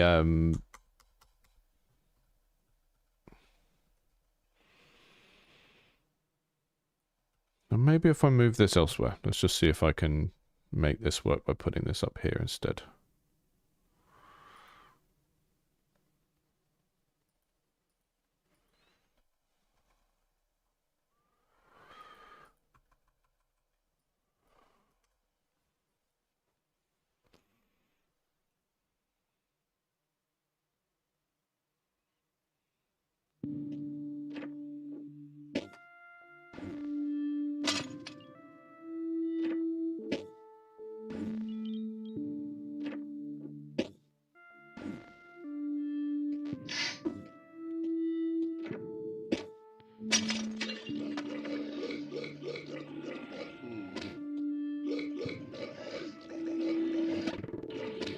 So the bats are very simple because we can just do it when they die.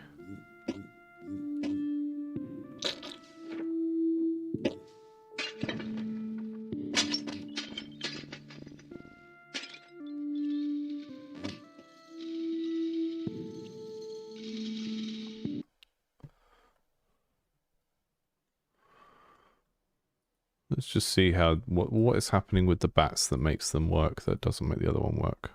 So the egg bat. So the only custom script that the egg bat has is to set its hurt particle to blood. So that means that whatever the egg bat is doing is happening in this script that is generic to both enemies. Now the hurt particle gets set to none at the beginning of the combatant create script. So that means if I'm doing these scripts in the wrong order in the myconids create script, then it will get overwritten. So that might be a problem. Let's have a look. Okay, combatant create happens there and then hurt particle happens afterwards. So that's not the issue. Here we go.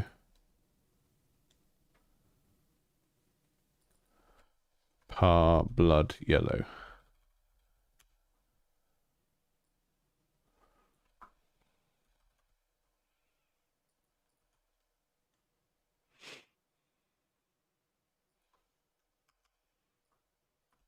I know I'm doing things in multiple places at the moment, but I just need to get it working, and then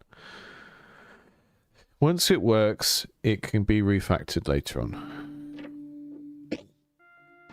The focus at the moment is on fixing the game feel of that aspect because it feels like poop. Okay. That works.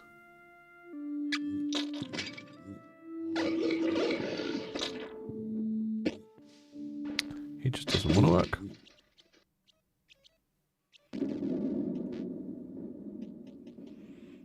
But punching bats does feel considerably better now, which is good. Just from having that little bit of hit. Little bit of feedback.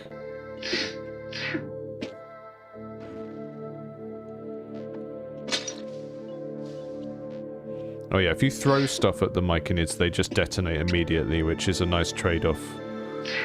You either run up to them and trigger them and then you can like pick them up and throw them places, or if you throw something at them, they just explode immediately. Let's go and check out the goat, see what's happening with the goat. So we need the Vale. Vale is currently the only place that spawns the goat. I should really give them a chance to spawn in any green room. And then maybe the Vale is the only place where you're guaranteed to get them or something.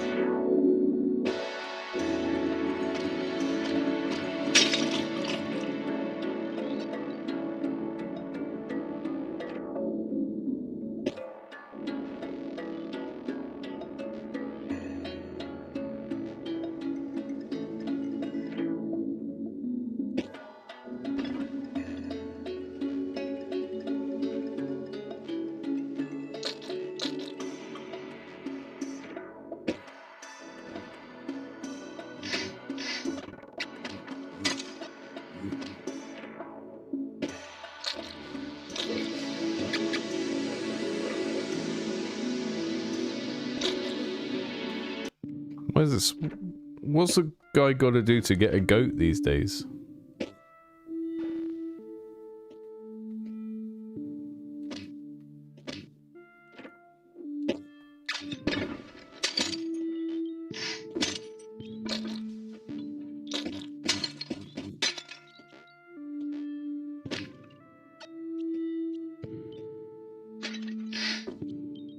Running out of doors. Punching TNT should definitely just blow it up as well.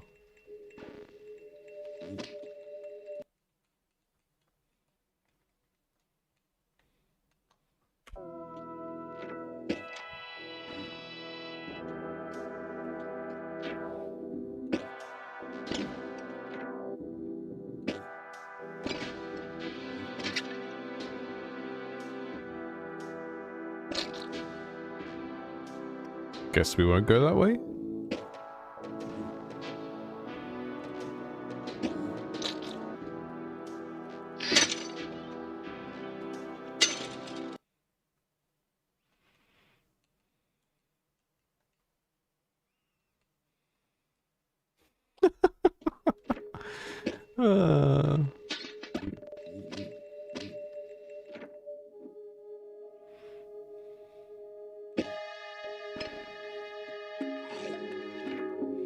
Yeah, the TNT isn't sensitive enough yet.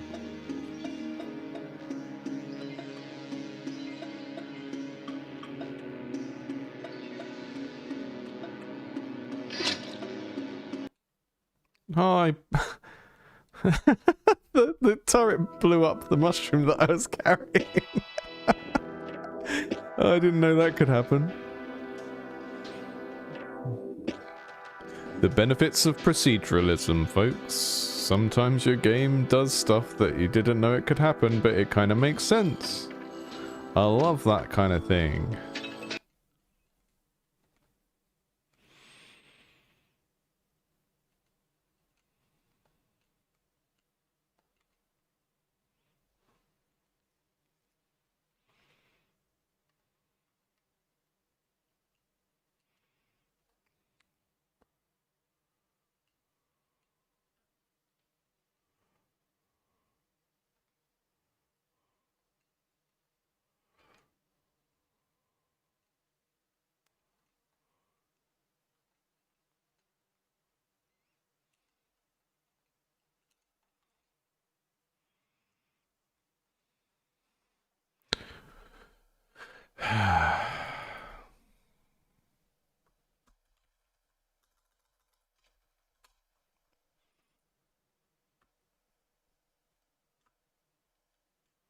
No, the sound is broken at the moment. We're in the process of changing the sound implementation, and it just means it occasionally cuts out in the game. We'll try and get that fixed in the next couple of weeks. Just all of the audio cutting out at once. It's because, yeah, with certain moments when it's playing lots of sound effects through the same channel, it seems to... Oh yeah, look. The goat bleeds, that's good. I don't like my dead goat sprite. I think I need a better dead goat. It just doesn't really look right. Although that is the symbol for dead thing, so we got a fairy out of it. Sometimes fairies just want to eat a dead goat. That's their whole... They're capricious.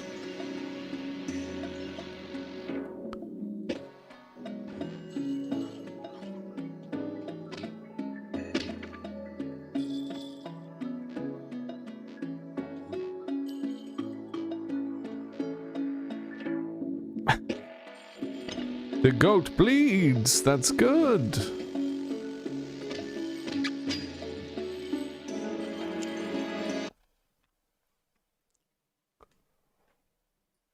Right, I'm going to have one more quick look at trying to get the mic in it to bleed, and if I can't do it, well, I'm going to take a very short break to make a cup of coffee.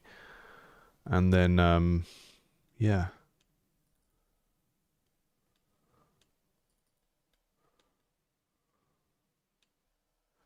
Have I doing it on the wrong layer? Is that why? Is it happening and we just can't see? I mean, I'm also not really hearing the fungus punch happening when I punch them either. So I think this whole script is not really doing its thing.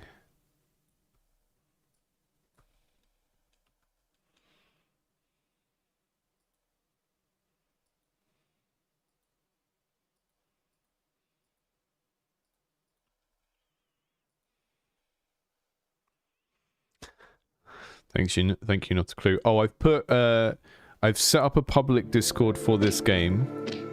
There is a link in the in both YouTube and Twitch descriptions. So if you want to follow along in the Discord, or ask me questions there, or just get first notifications about playtesting and stuff, that is there now. Made a pretty cute little icon for it. Quite pleased with my icon.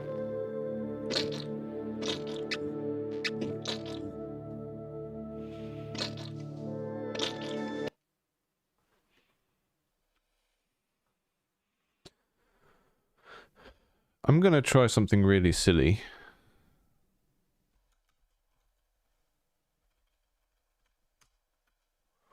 Just see if...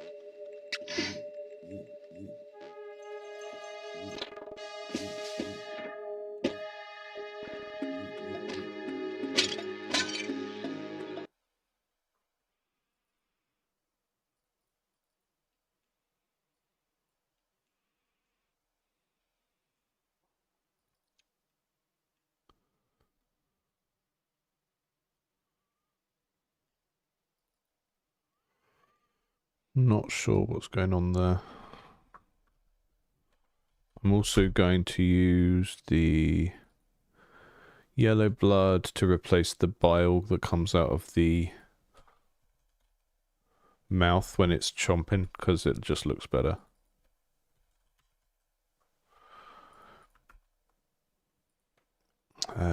Adding blood and other impact fluids.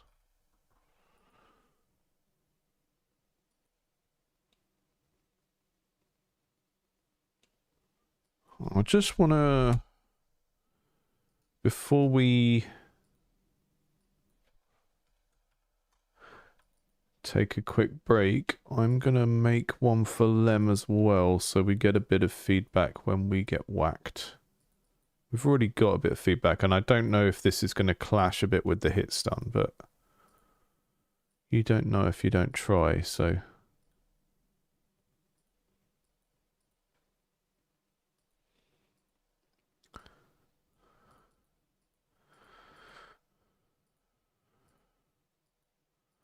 Sometimes your game just needs impact fluids. Don't know what else to call them. So some sort of damage sparkly that comes out of Lem.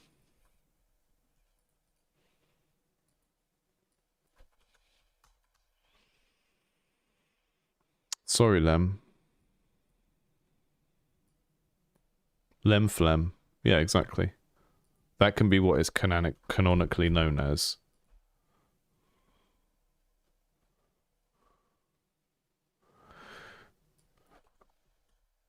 And then...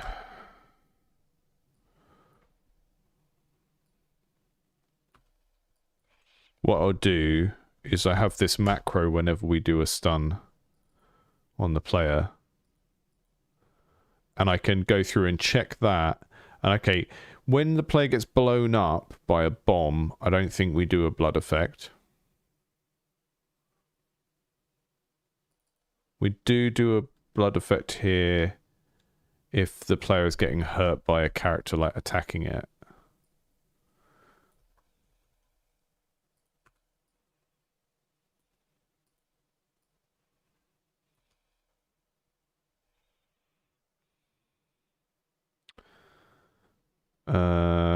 The spikes, we definitely want that. And I'm going to do more for the spikes because they do 2 damage, so we want to visually represent that by having more bads. And actually, we probably need to put it just before the stun player.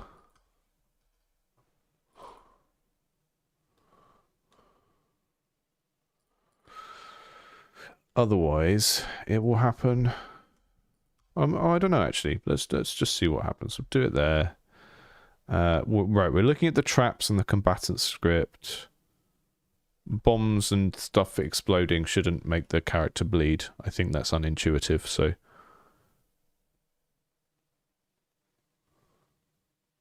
So much of like the visual side of like where the visuals overlap with game design is just affordance theory from product design, which is like things should look like what they do. So one of the ways I would say like one of the visual design decisions I made in this game recently, I added in all these little bits of furniture in the background, and you can also see these very tiny little worms wiggling around. But because those have like a low level of interactivity with the overall game systems, I've made them very dark colors and sort of pushed them into the background. So you can like smash this furniture, and there are some very, very rare instances where they might do something, but you can't pick it up. It's not treated as like that important an object. So I deliberately, I know it's brown because it's furniture, right? But if that table was significant, that little table behind me, if that was significant, then I would have made it this brown wood of the crate. So I use like different levels of contrast to indicate how important something is and how much attention you should pay it, really. Okay, so we want to get attacked by an enemy, and we also want to jump on some spikes. That's what we're testing this time. Okay, we get... Yeah, that looks alright, actually. And it doesn't actually pause with the screen shake, which is actually probably what we want here. So let me just... make a dungeon so we get some spikes, jump on the spikes. It's a bit extreme in that instance, but...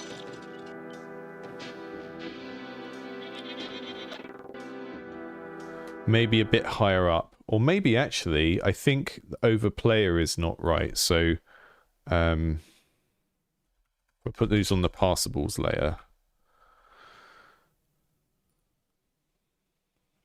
And a little bit higher, just a few pixels up. And then let's go to the combatant one. Yeah, that's the one we just did. And then the spikes one, a little bit higher up. Maybe 3 rather than 2, and we'll put it on the...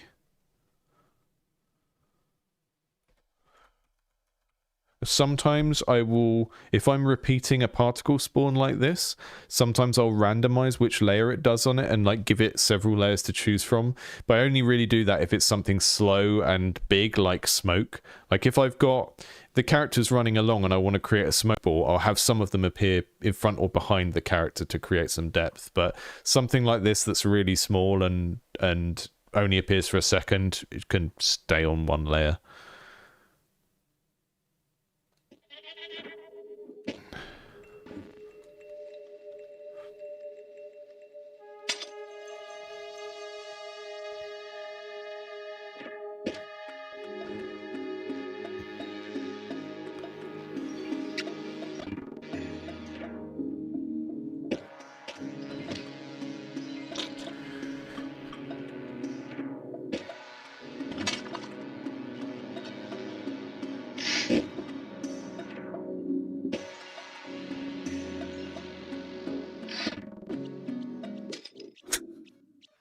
I need to make those turrets better at aiming, and I probably should have them... Because that's like a magic missile. It's not meant to be like a fireball or something. So they should probably have an impact blip when they hit you as well. And they should also aim properly and hit you. That would be good. The arrow needs to do it as well. I don't think the arrow did then. That one was all sparkled over because we picked up some gold as we jumped on the...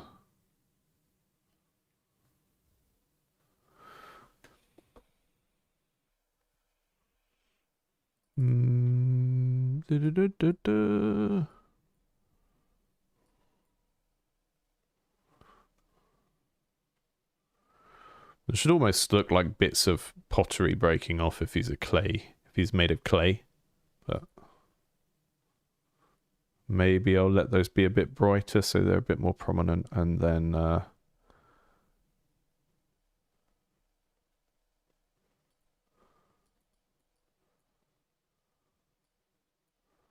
happens if we do that?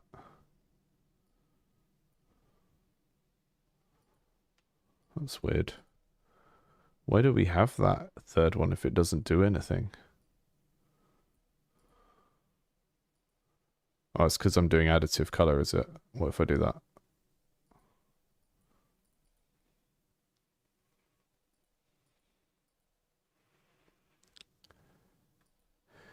Yeah, so there is unlocking of room types as you go. To Maurice in the chat. The way it works is there are blue rooms, which are sort of futuristic rooms that you unlock about, you know, after you've been playing the game for a few hours, you'll unlock the ability to add those to your deck. There's also gold rooms, which are like these simple little rooms that just give you a really good thing. And gold rooms are shuffled into the deck on a run-by-run basis. So you find a map and it will say, the Reliquary has been shuffled into your deck, or the Vault has been shuffled into your deck. And then you'll see that come up as a yellow option when you're building rooms. So there's a couple of different ways to get extra rooms. But the grey, red, and green rooms are always the starting deck for each run. And as I develop this and play around with it more, I'll be playing around with like the ratios of things. But yeah, you always start with the grey, red, and green rooms. There are ways to... There are things you can do that accidentally add more red rooms to the deck, and I want to also have a way that you can just sort of shuffle in a whole copy of all of the green rooms at some point. Like if you complete all the green rooms and then you do some particular thing to do with like helping the forest people or something, you get all the green rooms again, and that kind of staggers your deck towards more helpful stuff during that run. So yeah, there's already a kind of structure of how the deck building part works for the rooms, but I'm still experimenting with certain aspects of it. Right, I'm going to just commit what I did. More damage impact tweaks. We need to make the arrows work as well. Right, I'm just going to take a very quick break to go and get a coffee, and then I'll be back.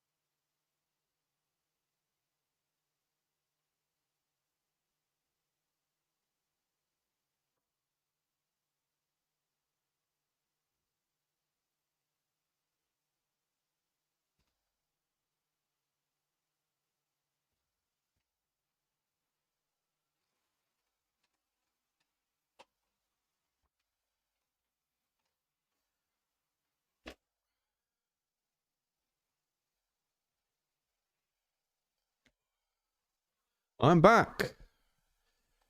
My house is an absolute mess. This is part of why I have my green screen camera on, because I am surrounded by boxes.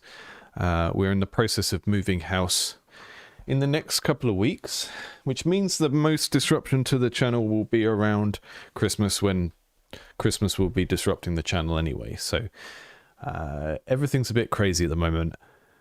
The new place is going to cost about 50% more rent-wise, which is very scary in terms of next year's finances. But I'm also going to get a dedicated room, because at the moment we've got the front lounge of our house that my partner and I have converted into a shared office, and that means sometimes we're both on a call at the same time, and that's not good. So yeah, welcome back. Thanks for joining the stream today. I'm working on my game. We've just done some stuff. We made the moon rock detector, or the radar detector, the Darwin Ds, which is like a clue that takes you into the midpoint of the game in terms of unlocking certain content. We're trying to make punching enemies a bit more satisfying.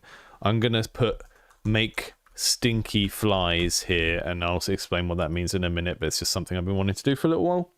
And let me just see what's in the chat. Sound off in the chat about what you're doing at the moment, or what projects you're working on, by all means, please. And Hamid said, what are your top 3 must-read books on game design? I still think books are the best way to really go deep on this stuff. I'm reading The Art of Game Design by Jesse Schell. What should I pick up next? So I do think Jesse Schell's book is one of the best. I've seen people respond to that book and say, oh, it's not very practical and it's too theoretical. And here's the deal. Books are theoretical. You might get a practical book that gives you a list of exercises to do. And that's as close as you get to a practical book. But books are inherently theoretical because they're about transferring someone's thoughts to someone else. I would say Jesse Schell is the best. I really like... there's one called The Game Designer's Playlist. I wouldn't necessarily say it's one of the best, but yeah, Zach Hewiller, The Game Designer's Playlist, because this is kind of like telling you to play things and then explaining how the game mechanics in them work. I really like that one. And one that is not about game design, but I think... A third book that I think everyone should read that isn't a game design book, but it would deal with so many of the issues that I see when I'm reviewing games on this channel, would be this one. So Susan Weinschenk's 100 Things Designers Need to Know About People. This is not a book about game design. It is aimed at graphic designers and web designers, but it covers like the, what do you call it? Neuroaesthetics and cognitive design. So many things that are relevant to designing games, and so many of the things that I think that particularly people who are coming from more of a software development background struggle with, of like, how do I make it so that when players interact with this thing, they know how to do? How do I chunk information up for a tutorial? All of that kind of stuff. This is always in my top 3 or top 5 books I recommend to people, because not because it's the best book about game design, but because it is the one that people who are going into design from other areas need to kind of get this kind of information of like, how do people's brains work when they are trying to interact with a thing, which is what a lot of this is about. Badass said, why did you choose GameMaker? Because they paid me. No, that's not actually true. It's the only game engine I know how to use. I don't think you make a choice about these things. I think you try multiple things and then you just see what you vibe with. You know, I've tried using Unreal and I've tried using Unity. I've spent like a couple of hours with Godot messing around in tutorials. I was able to learn GameMaker a lot quicker, and the workflows of GameMaker just work for me a lot better. I mean, you've seen I'm using the pixel editor. Lots of people say, oh, it's not very good. No one uses that. They do their pixel art in another program. I really like having everything in the same suite. And that is why that's one of the reasons why I would need a really good reason to use another game engine. Like, I might use Ren'Py if I wanted to make a visual novel and I wanted something specialized around that. But I tend to find these kind of questions of like, why do you use this thing? It's like going up to someone who is performing music and saying, why are you playing a guitar and not a saxophone? It's like, well, this is the thing I've learned how to use, right? We don't necessarily learn how to use what we know to use through like a rational project of going, which of these is better, which engine has the best, you know, which engine doesn't charge you when you make a good game, or which engine has the best ethics, or all of that kind of stuff, which is what people tend to debate about on the internet. It's much more a personal process of seeing what you vibe with. And yeah, I'd love to be able to play a guitar and a saxophone and a drum kit, but I play what I play. It's the same sort of thing. I think that's how it's like, I don't want to say the engine chooses you, but there is a certain degree of, you need to just try several things and see which one you get on with the best. And that is how you choose tools. It's not by like kind of rationally going through other people's reasons for choosing a tool, you know?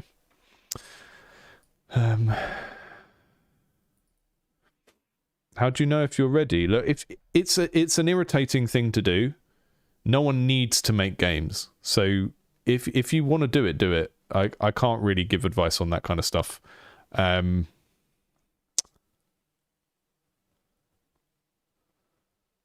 Mario, it is sponsored. This is you're literally on a sponsored stream. Yeah, Romulino, you just need to start doing it. I can't. You can't overthink these things.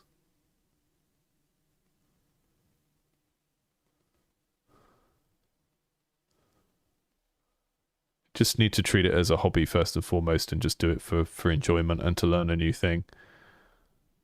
I think we'd have a lot more happy people in the game dev community if people treated it first and foremost as a hobby, and then when you kind of accidentally stumble across something that's good, then you can start to think, oh, maybe I'll make a go of this and try and sell it. But so many people start out with the idea that they need to make something to sell, and it's whenever I say this stuff, people kind of go, oh, you people are poor, but it's understandable people want to make some money doing a thing. Yeah, it's understandable, but that doesn't make it realistic, you know? Right. We're going to make yet another particle,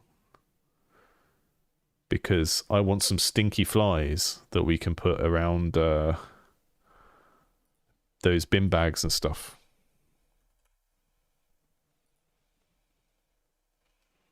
I've already got a little moth.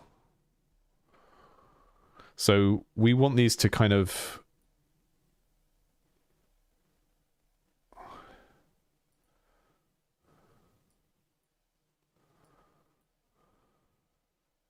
whiz around in slightly random looking directions rather than going up.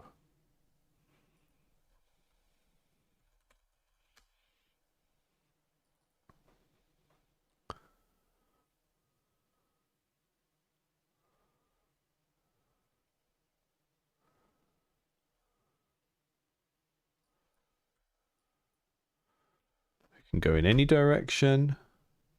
That's already looking more fly-ish. But we also want them to kind of loop back round. How do I make that happen? Ooh. That's very fly-ish.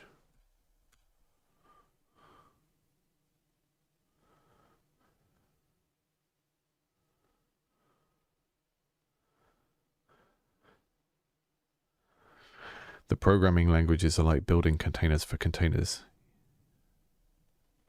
Yeah, I mean, you still end up having to, whatever you're using or making things in, you still end up having to, like, build systems within the thing to do the things you want it to do. It's not...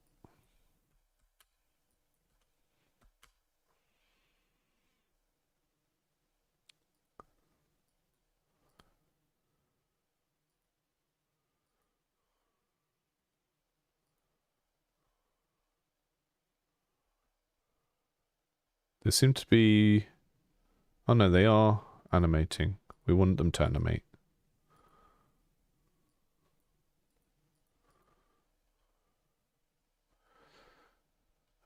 This is my... So I have this method at the moment where it's like, I have a list of things to do, and they're important things, and then I'll sort of like bribe myself with something fun. So my idea of something fun is making some stinky flies. We've done some important stuff for the game, and now we can do some silly stuff.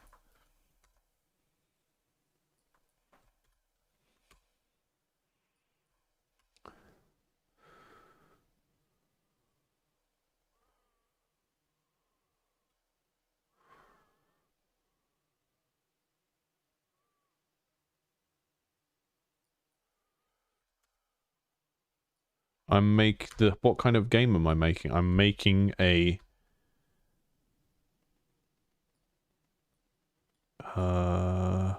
mess. I'm making a game about stinky flies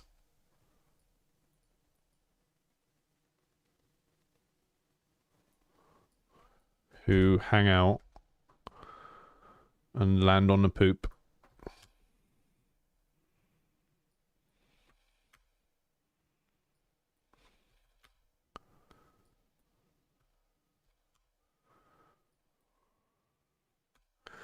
It's sort of a puzzle platformer, but you build it as you play, which means that it's not really a puzzle platformer in the way most people would understand those terms, because you're sort of building rooms like you're playing a tile laying board game as you play a platformer. You'll see it in a minute when I have to test something.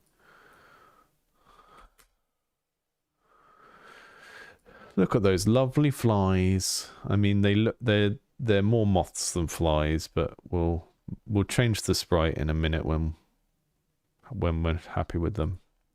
And remember what I said before about is something gameplay relevant? These aren't gameplay relevant. They're just for flavor. So I'm going to make them less pronounced, and that means maybe making them see-through or something.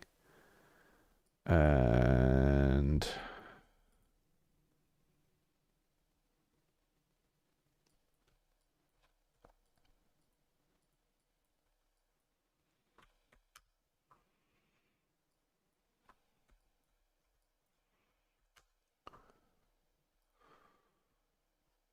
right, so I'm going to find a trash bag and just make it have a...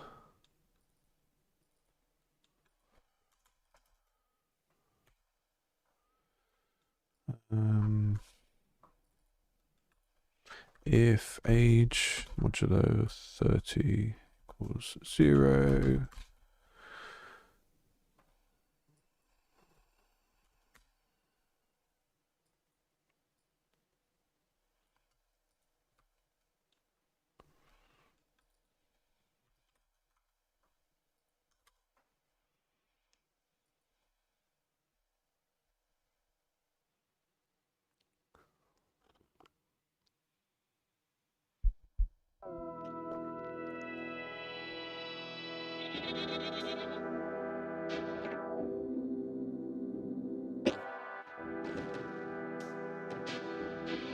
There we go. Look, our bin bags have stinky flies now.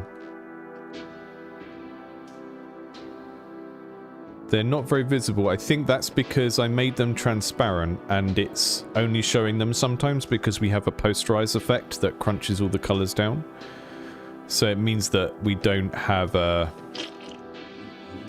There are some frames where they're just invisible. That's okay. I can fix that.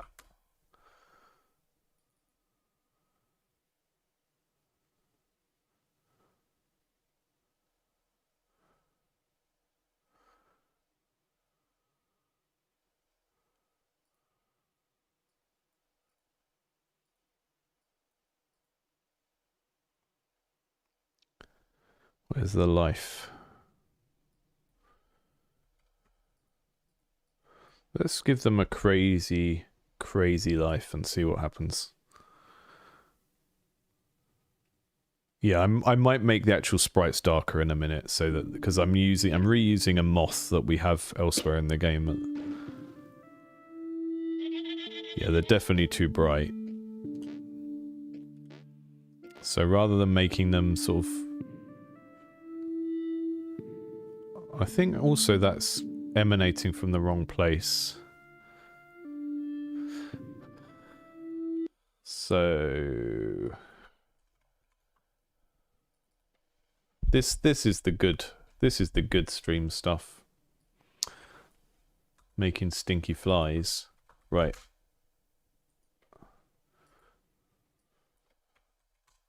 Sprite moth, sprite fly. I think the size of them is okay. We're just going to darken them down.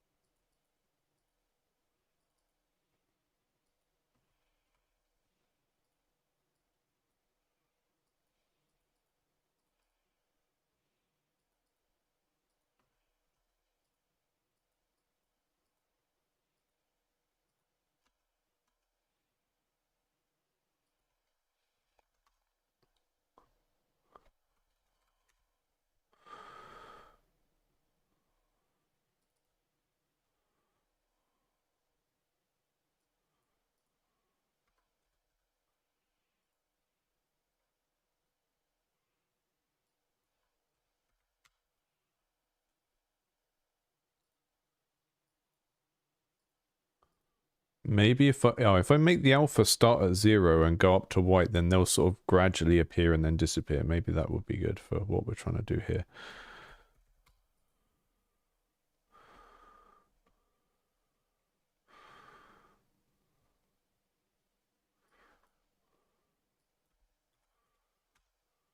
Give them a chance to be smaller as well.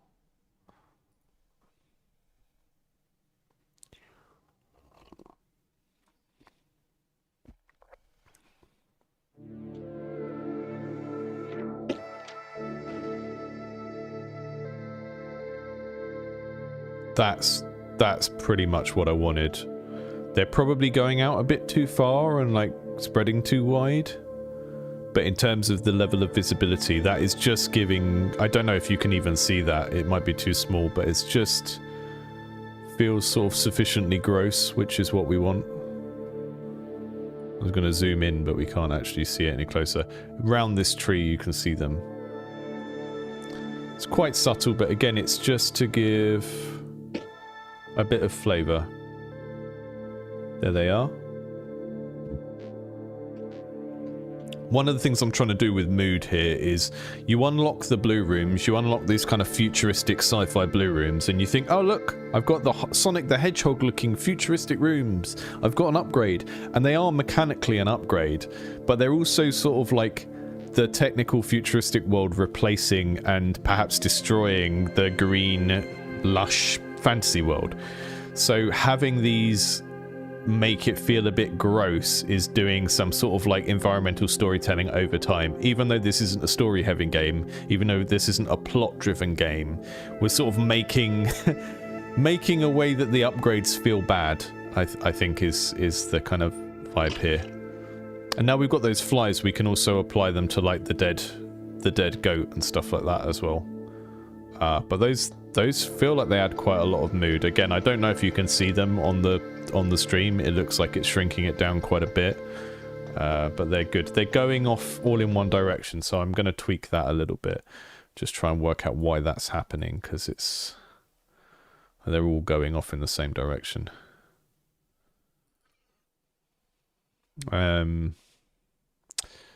Maybe I just need to push the gravity in a different direction until they go the way they're supposed to.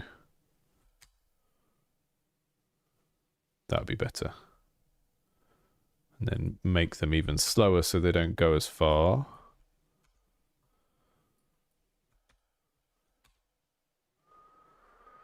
This preview doesn't really give you a good sense of them.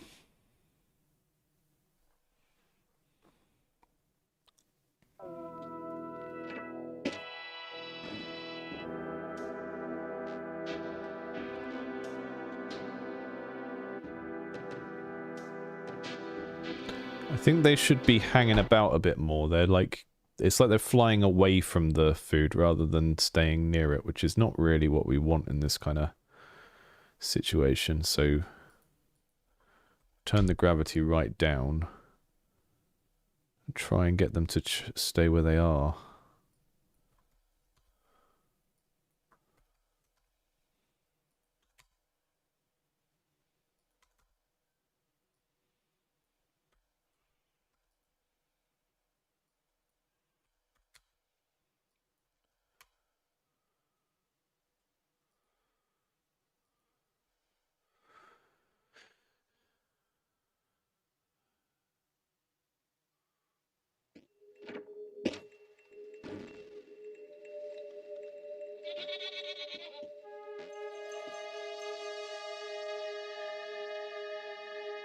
They're staying very... I think the speed is the variable that we want there, because we want them to like loop the loop a little bit. That's what makes them kind of draw little circles. This is what I love about games programming, is it's like, it's going to sound really pretentious, but it's math you can feel. I don't know if GameMaker lets you modify the system while it's running. I don't see any way to do that. You would need a debug tool. Hey, if Gleb is still in the chat, you're going to give Gleb ideas for tools, because Gleb is the tools meister and is always coming up with new stuff in that area, so your idea might get implemented. I don't know how much call there is for a live particle tuner, but I can imagine some people really wanting or liking that.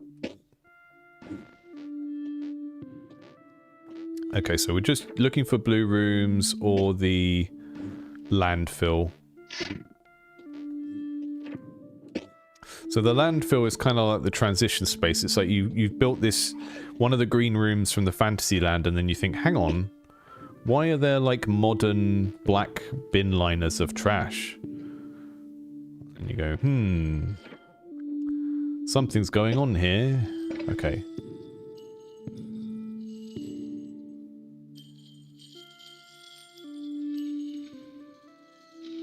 Okay, the top end of the speed is too high, I think. So I need to bring that down a little bit.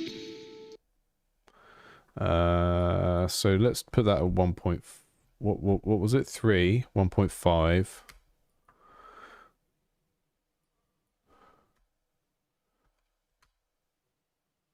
I don't understand why increment goes higher than the minimum. That's very weird. Oh, it's because it's the increment is higher than the minimum, so it's setting that to the minimum, I guess.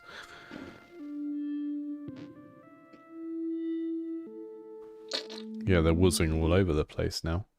Okay, so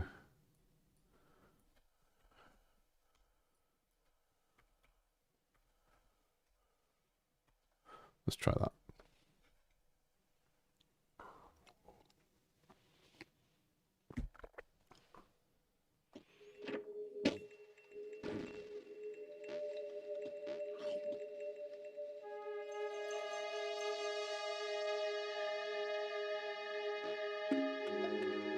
Just flying in a big old circle now. We could create like a cool block, like a locust plague block that is just loads of these flies going through the level at some point. That would be cool. It's very sort of Dishonored type vibes. Right, they are a bit too circular. Maybe that's because I put this increment in, which is not...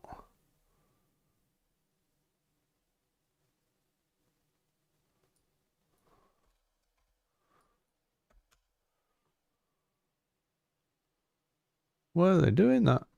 Why are they doing that?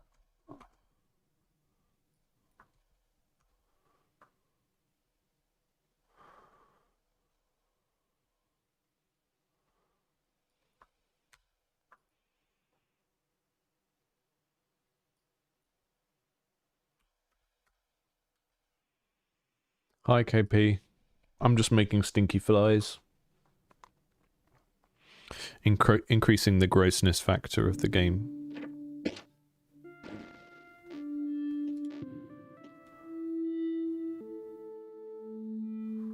Now they're not circling at all, they're just sort of like...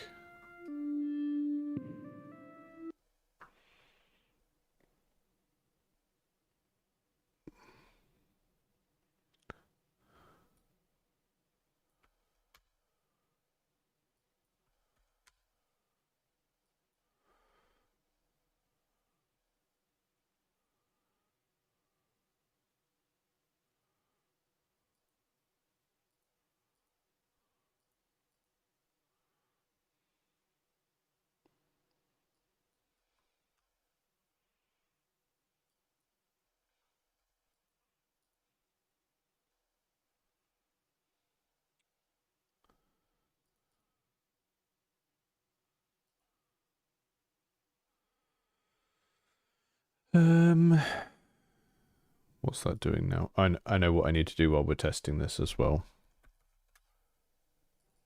Right, we'll leave the goats there because they're going to be used again in a minute.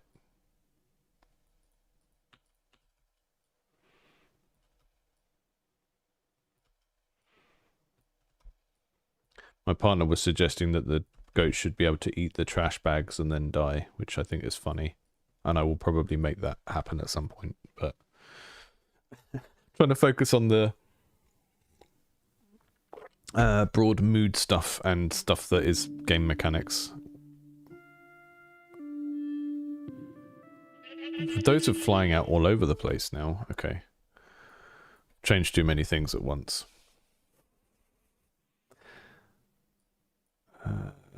That will be the speed, because I made it 200, which obviously isn't going to do what we want it to do.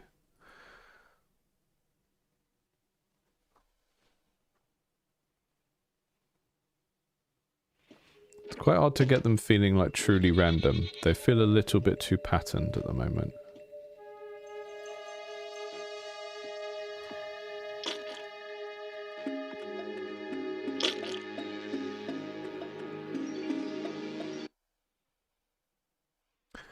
Maybe we make the diamond a bit wider.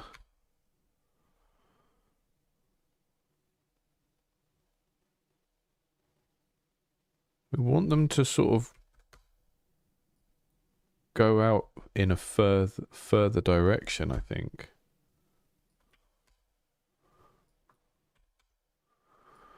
Also wonder if the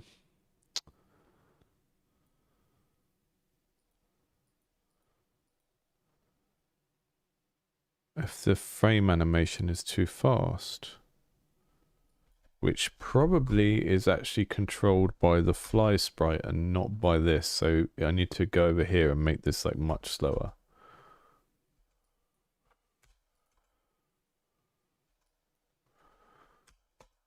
So they don't look quite as busy. Why are they blurring like that? What's happening? What are you doing, you sneaky little flies? I think that's just a preview bug. I don't think the actual sprite is like that.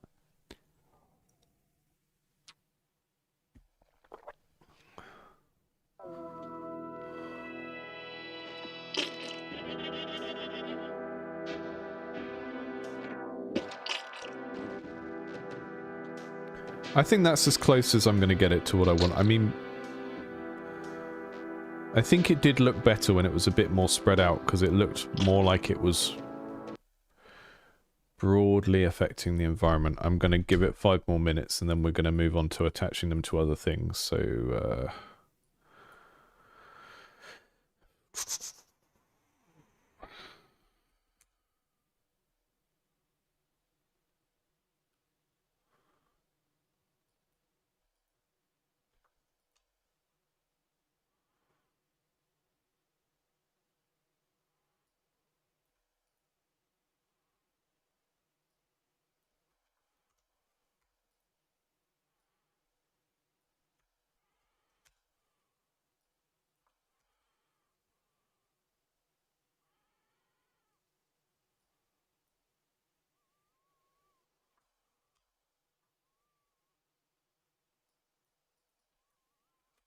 I think the wiggle room is what lets you kind of make it go over a certain threshold.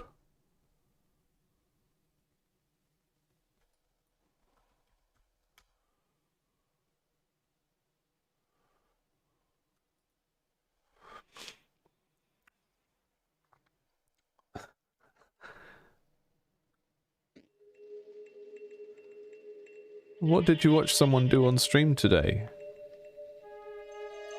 What did you watch someone do on stream today? I watched them make buzzing flies to go around bags of trash. It was very exciting. Now you notice the flies are going behind the bags of trash, so I need to do something about that.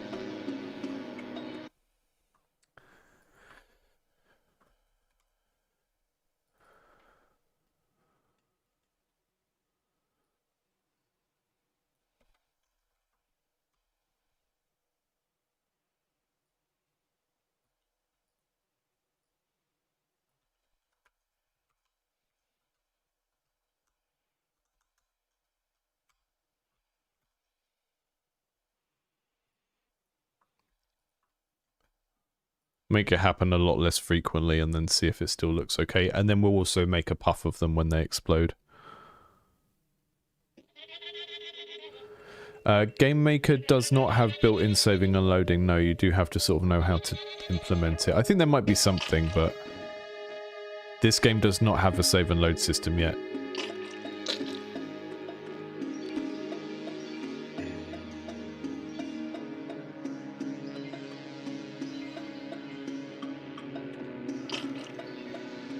Okay, and then when they explode and we make all of those little juicy trash things come out,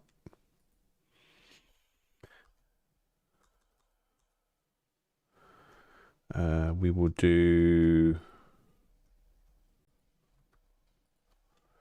3 lots of flies come out when you blow the bag up. Oh, Faustino. I like trying to guess how people's names work on here, because it's like, where does the one name stop and the next name begin?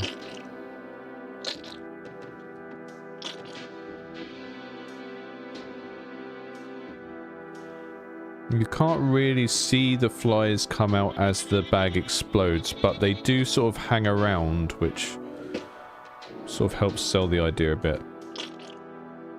They're sort of there, you can see them still floating around. I think that's okay. That's sort of leaving some sort of impact.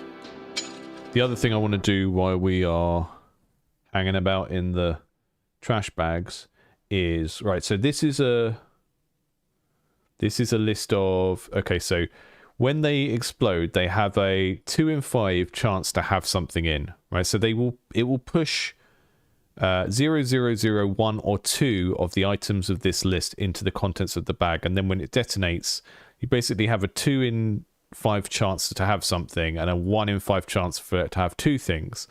So it could be a carrot, a toadstool, a coin, a key, a spore ball. I want to add in the poison cloud. So when you're just running around smashing these, if you don't pay attention, you might end up losing a little bit of life to choking, because that's what the poison clouds do. I've been meaning to add that in for a little while. And then we will also take this particle burst of flies and do it on...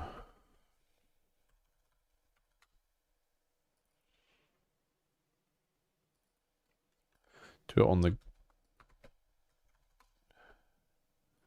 on the dead goat. I don't know why I have so many different variations of this. Made it a long time ago. I think that's probably part of it. On the infected goat and on the live infected goat, so it just differentiates it even more. So that will have them following around. And then we've also got the dead version of the egg bat. Added flies particles to trash bags and dead things.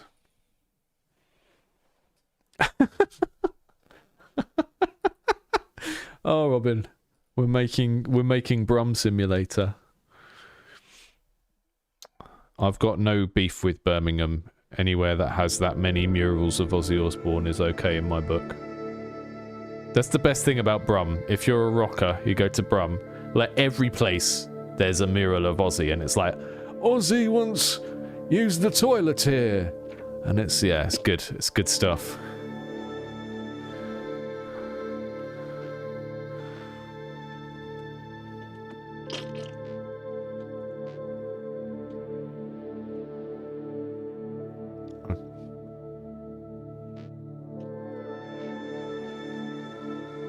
Is my dead goat producing flies?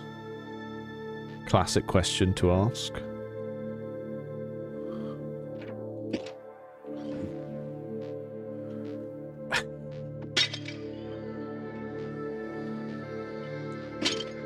The game is increasingly sort of asking the question, what if Caves of Qud was a platformer? I'm okay with that. That's a good vibe.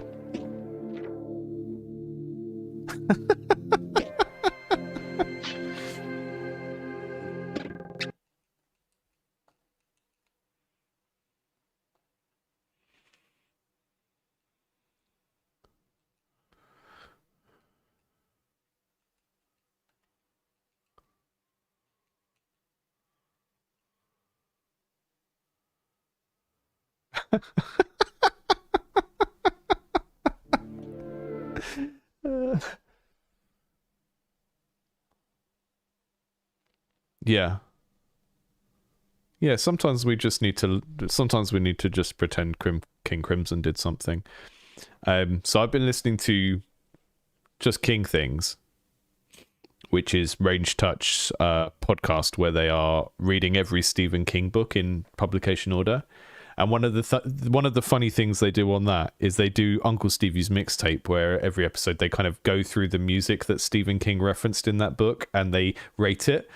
And despite the fact that the arch enemy in the Dark Tower series, which is like how many books, like 9 books or something, despite the fact that they are called the Crimson King and very clearly related, like inspired by King Crimson, that is like a song that Stephen King refuses to actually reference or acknowledge anywhere in his work. Could we have a door that you can place anywhere and open it from there? Possibly. I'm not sure what so at the moment, the way that it works is that the game is not strictly gridded, but the way that the doors are positioned in relation to each other is usually on a grid. And this is why if you build rooms round in a loop, you can come back to the room you're at and the new door will appear in the right place and let you in through the previous door. As soon as we start letting a player put a door up there or something, it becomes very, like, easy to break, which is a shame, because... Yeah, so all of these doors are positioned so that they will line up with other rooms when you connect them. So if I put that up there, I mean, you still build rooms over rooms, but the doors generally line up, and that kind of allows the level to sort of fit together. I think it's actually quite a similar way to how Rogue Legacy makes its levels in these, like, blocks. It's just we've given the player control over how you use that.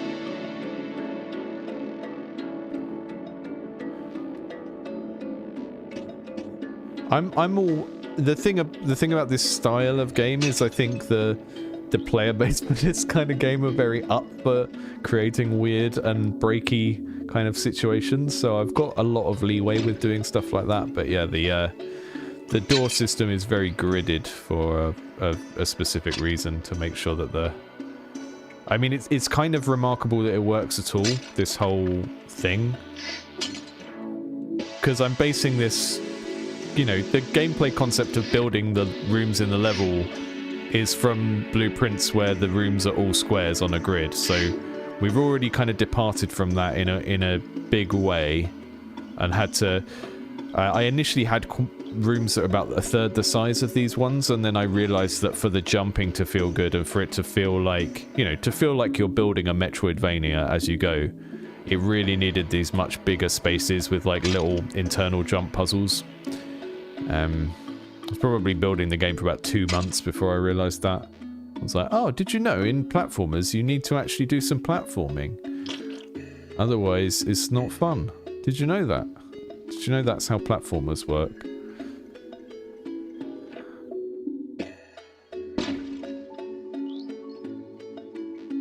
Occasionally you get gold stuck in the floor like that, but it also just gives you more of a reason to get the gold magnet relic.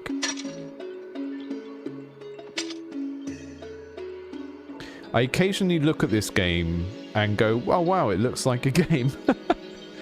I think the interface is probably the ugliest area at the moment. The actual kind of diegetic game world for me is like, yeah, this is passable.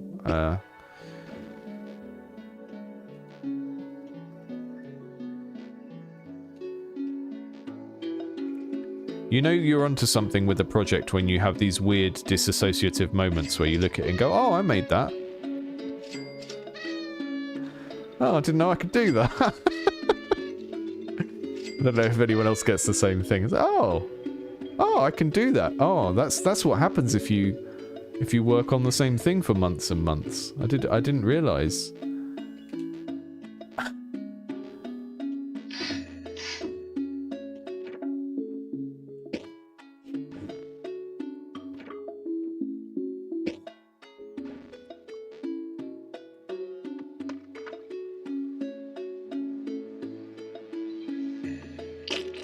Yeah, feels like a game. There's more than one thing to do. It's actually what my next video essay is about. It's about how you balance repetition and variety in games. And how there's sort of like... every game has some balance between repetition and variety.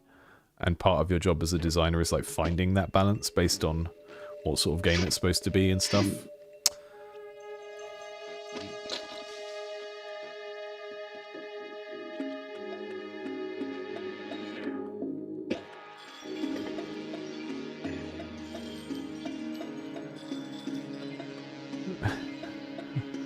It's a game! The game is a game!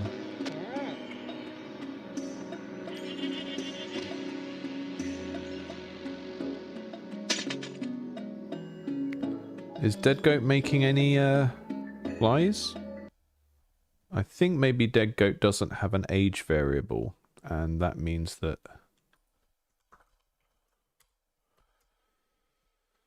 that means that it's not going to ever make any flies because we're modulating the age to find out how often we should make a fly.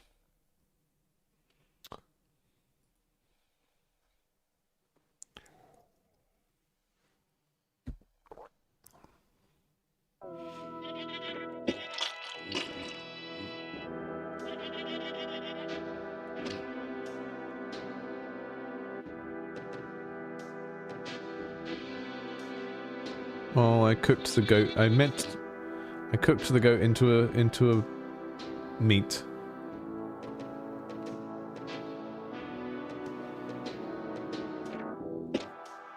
I think eventually we might want to have, with cooking, we might want to have like little time bars on things to let you know that they are cooking.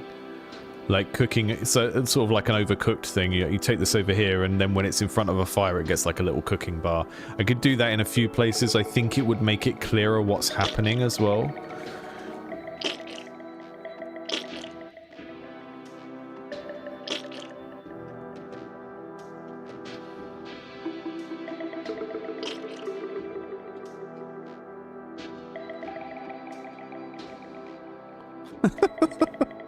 I just keep marveling at how gross the game is. This keeps getting more and more disgusting.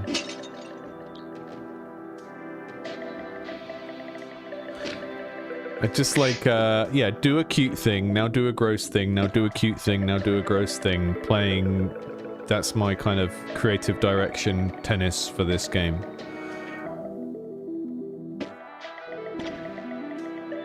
There are two wolves inside of you. One is cute, and the other is gross and scary.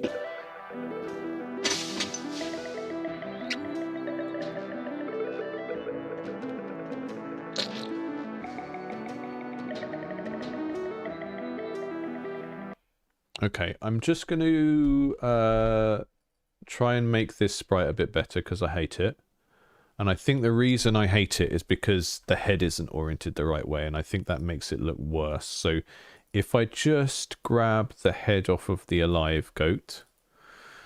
Sorry, goat, but you have to be murderable for your life to have any meaning. I think I just copied off of an empty layer there. Yeah, I did. Okay. Come on, goat. Give me your head. Right, we want this side flat against the floor as well, so let's move that right down. And then take the head, pop it down there, and then we do but.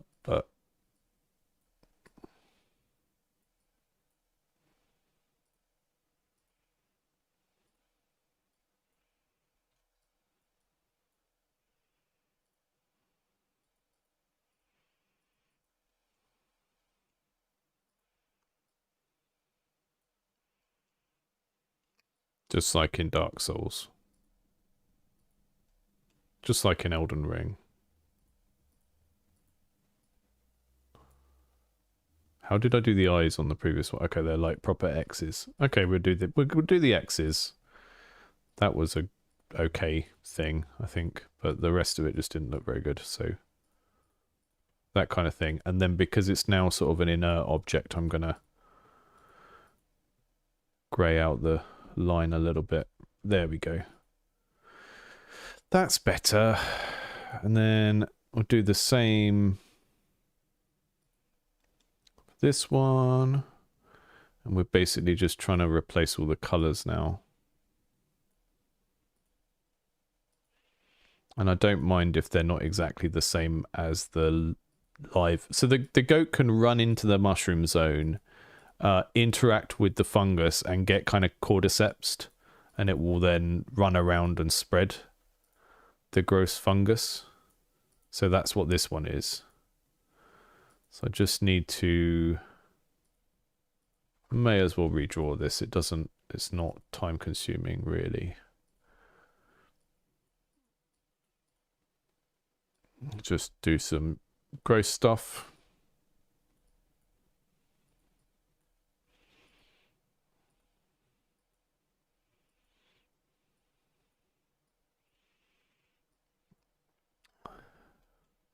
Oh, Joe, why did you not make any indie games during your time as a university lecturer? Why did you, yeah, why weren't you very productive?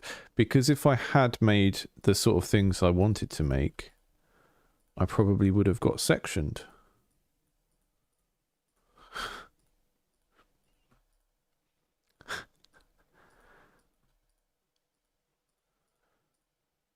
I mean, the place I used to work at, the Archbishop of Canterbury was on the board of trustees type thing, so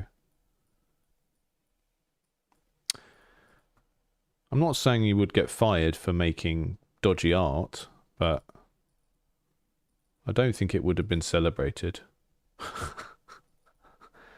Let's make the infected one have uneven stuff as well. Just real Toxic Crusader kind of. There we go. Disgusting. I could stick a fungus on it. Yeah, I could. I could literally give it the head of the myconid, so it's got like a little mushroom hat. That would be funny. I'm going to leave it for now. So, improved dead goats. That's my indie folk band. You've heard of the mountain goats, but now we're doing the improved dead goats. And yeah, this is its full of life colour, and this is his yucky and just dead colour. Right. Let's stop looking at that.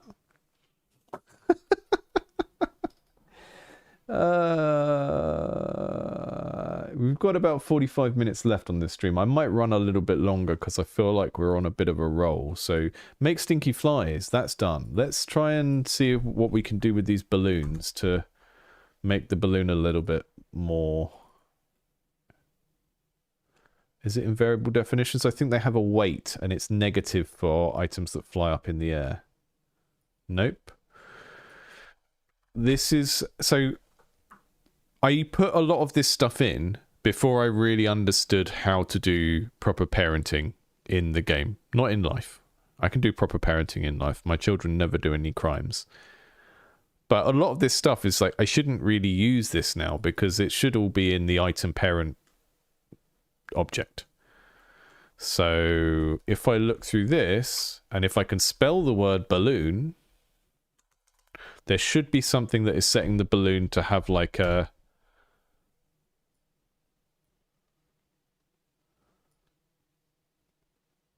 If carry item is none and it's the balloon... Okay, we basically just have a special instance for the balloon because it's such a specific thing.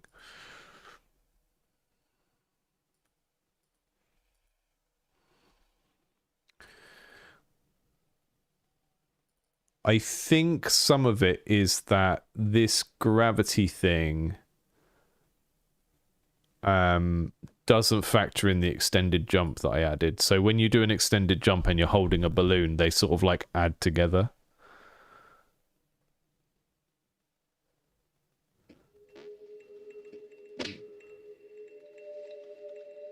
Yeah, Dead Goat looks a lot better, especially because it's flat to the ground.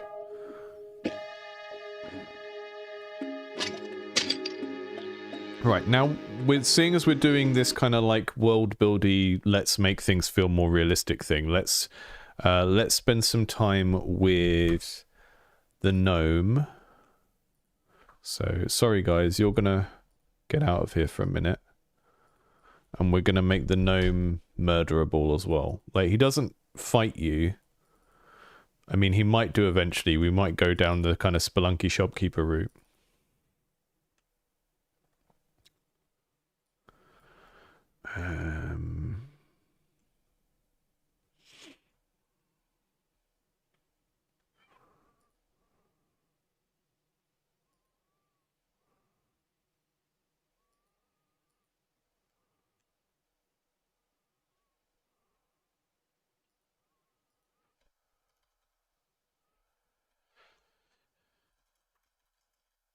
And I remembered last time, when we were last looking at this, he doesn't really turn...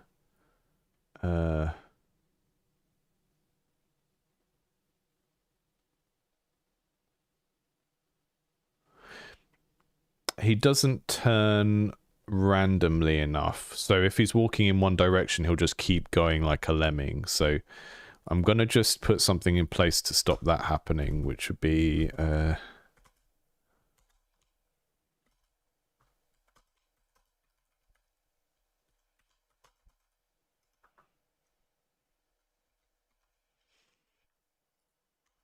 so he should turn around a little bit more.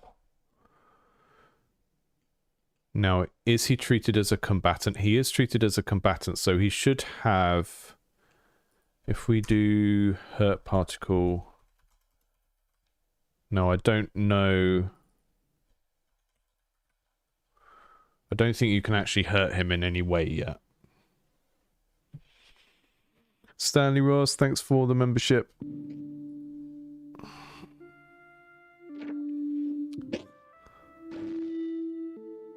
Right, he's random turning all the time now, which is not what we want.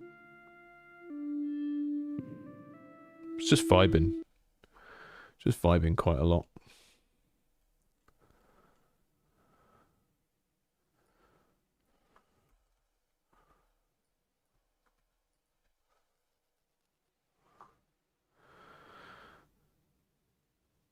We need more emotes. I haven't added any for a while.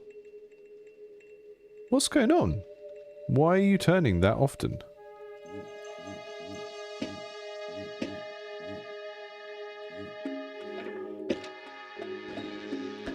You know what could be smart is if we kill him, he goes out of the rotation for the shops next turn, right? So it's kind of like if you've played Party House in UFO 50, where you can kind of like ban a card for a round. So if the gnome gets killed, then the next time you play, the gnome shop can't appear. And then that means you can deliberately build the probability of a particular thing happening.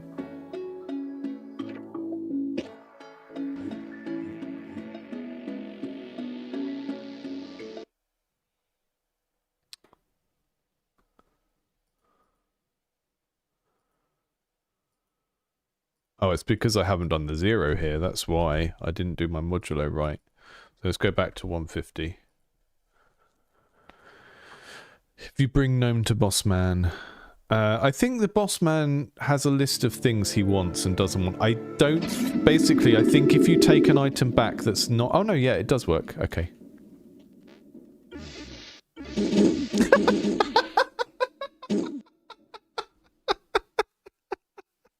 That's what happens. Is that what you wanted? Oh, we've got 2 gnomes now.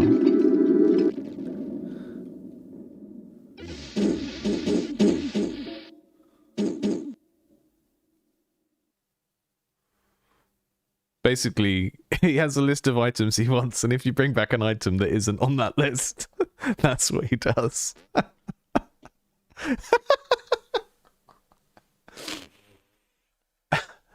uh...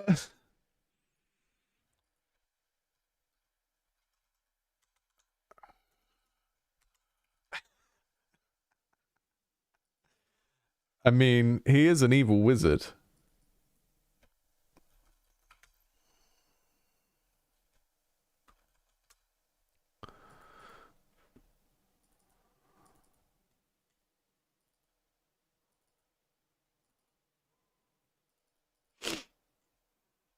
If destroy gift equals true, so so he hovers the gift up into the air. Oh, I forgot about this.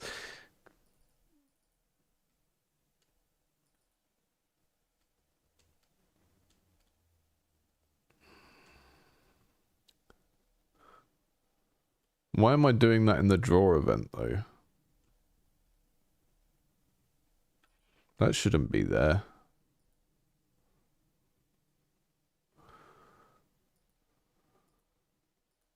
Okay, I'm going to move that into the step event. It's in the wrong place. Sorry, we're just reviewing some wizard code. So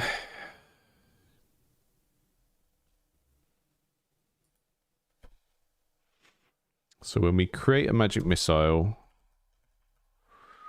let me just check out some of the sound effects we're using. So this is the fireball launch. That sounds a bit goofy, and the reason is because it's pitched up so much.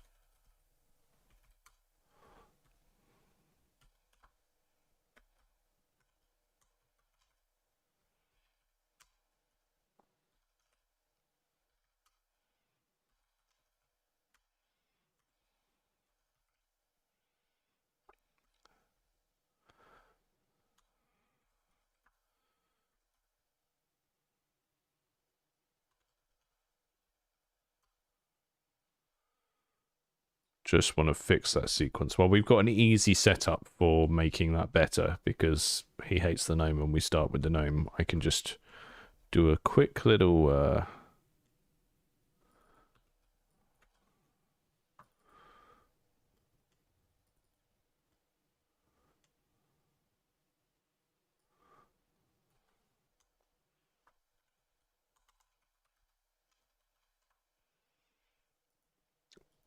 just kind of overwrite the way that we did sound with location-based sound stuff, because I was doing a lot of stuff which didn't work, and I haven't gone back through the game and fixed it all. So occasionally we're going to bump into audio code that just needs rewriting.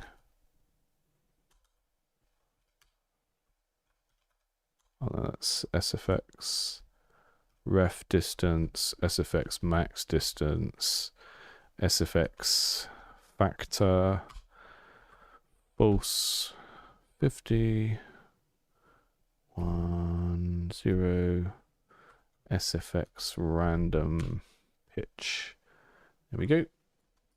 And then I'm going to copy that because I'm going to need that for when it detonates.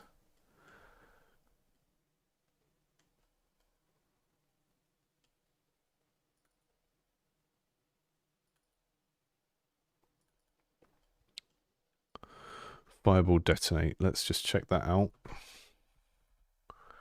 If that actually sounds good, because it didn't. Yeah, that's one of my mouth sound effects. Let's find a better sound effect than that, because.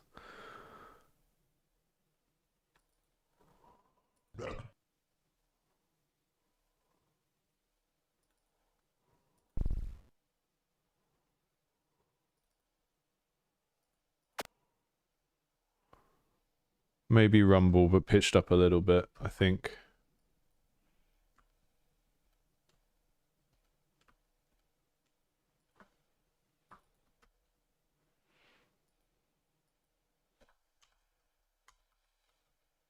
Let's test that sequence again.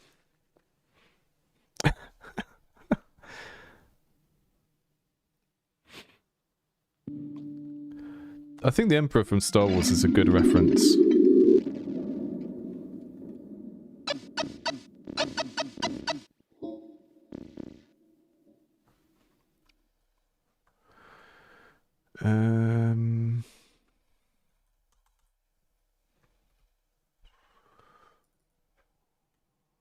Right. Too many particles. Simplify that a little bit. Right, we've got initial target Y.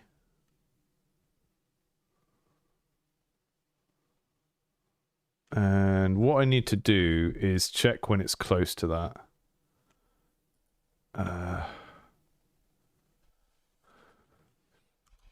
If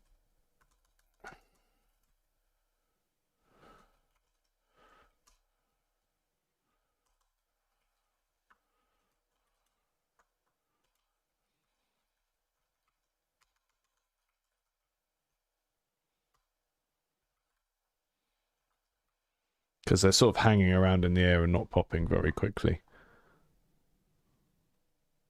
This is peak narrative design.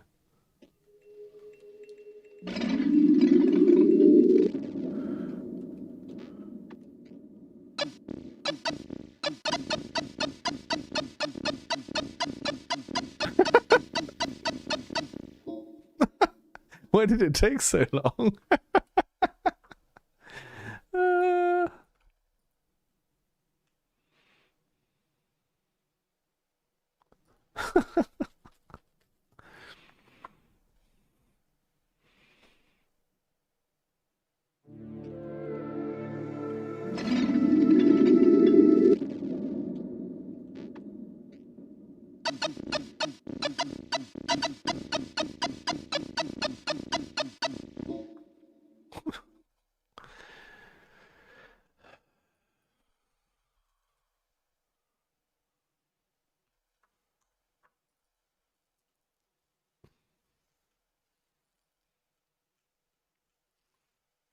I can't remember how this script works. Again, it's one of those things I just quickly okay.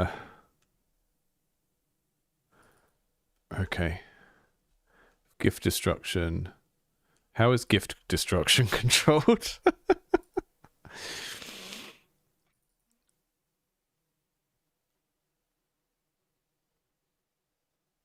I see. Okay. So that is when it hits item parent. We don't actually want to do that. We want to take that and put it in this thing, which doesn't require it to be a direct hit. It just needs it to be nearby. And that gradually increases this gift destruction thing, which is what makes him eventually stop firing. No, the gnome doesn't have a death poof. The gnome is indestructible under normal circumstances. So the reason I put him in the start room was so we could start working on making the gnome killable. And yeah.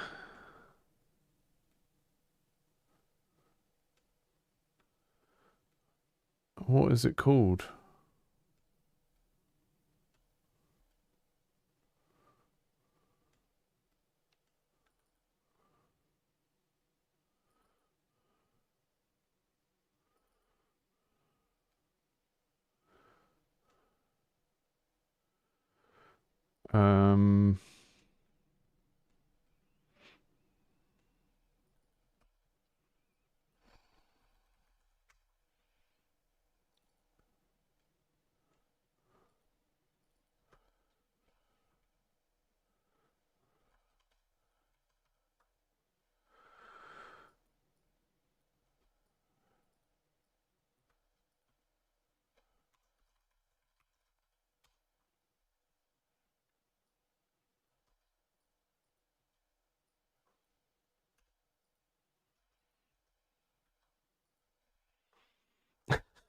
No more gifts! Excellent.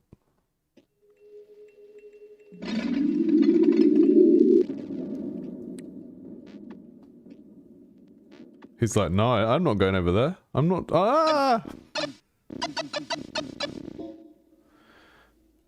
And then every time one of them hits it, we're going to make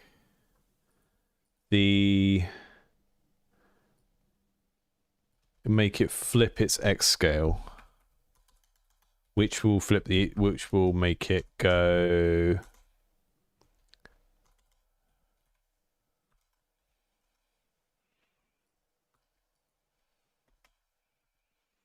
Every time it hits, it'll flip horizontally and it will look like there's more impact, I think. I honestly don't know if that section of code was even running.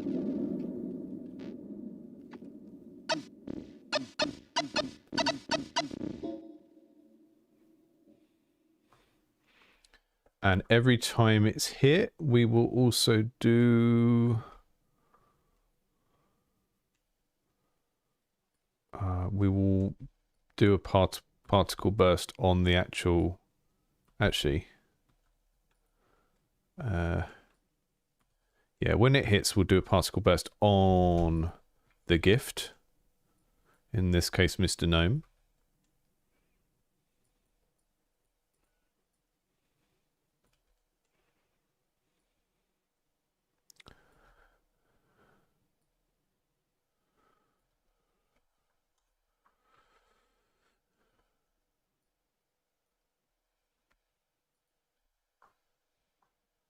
Don't. Yeah, that would be good. At the moment, the script I'm writing is, or the script I'm editing, is the generic thing that will happen to anything you bring back that he doesn't want. So anything that's specific to...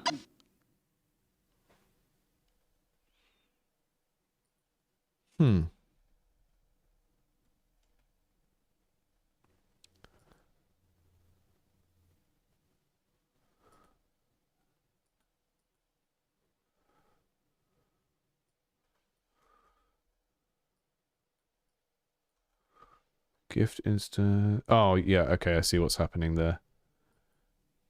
We still need Obj Wizard, because the gift instance doesn't belong to the missile, it belongs to the wizard. So we're checking the wizard and saying, hey, what's the gift that you're currently trying to blow up?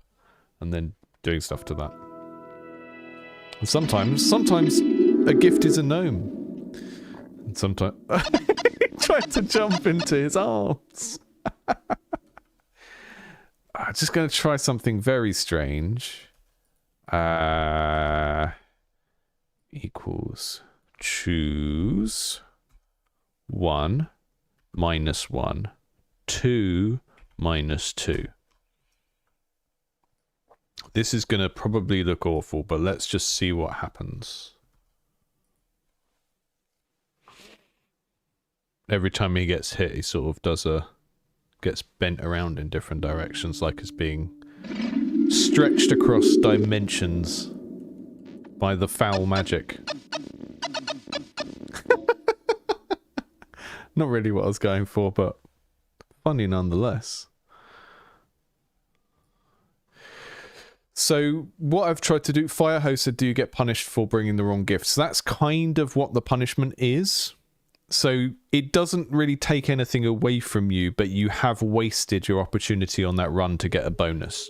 So when you come back from a run, well, you've got... This is the list of stuff that he actually wants, right? And this will gradually get populated with other things as we add more types of food to the menu. And basically every one of these things that isn't ticked off is an opportunity to earn more crystals. And if you bring something back that's not on the list, he just blows it up. So narratively, it's presented as a very harsh thing and a punishment, but mechanically, it's not really that big a deal. So if I take him, I'm going to take him a glowberry. Yeah, that's the punishment. It's just you don't get any approval crystals. And I know that approval crystals is a stupid name for them, but I'm also thinking of what that character would call them. And he's supposed to be like, what if David Brent from The Office was a wizard?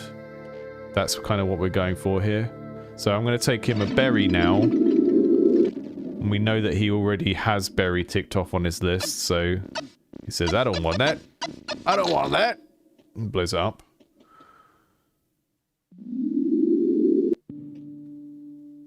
I think still doesn't look as intense as I'd like, that blowing up the gift sequence.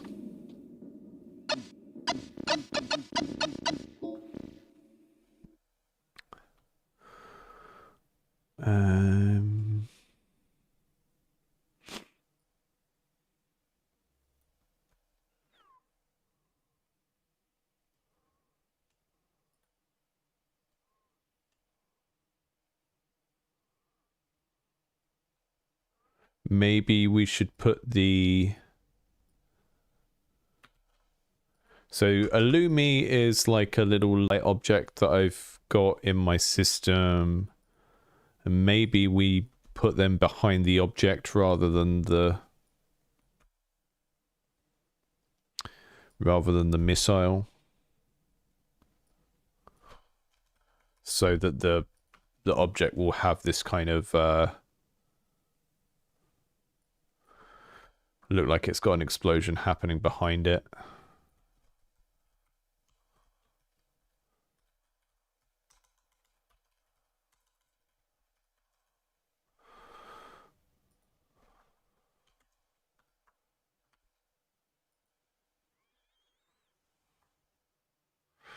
Yeah, I think that's a good idea as well, nuclear tape.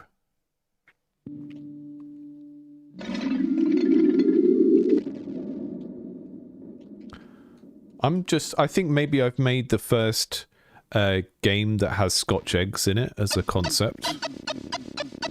And I'm very proud of that. Okay, let's make this longer.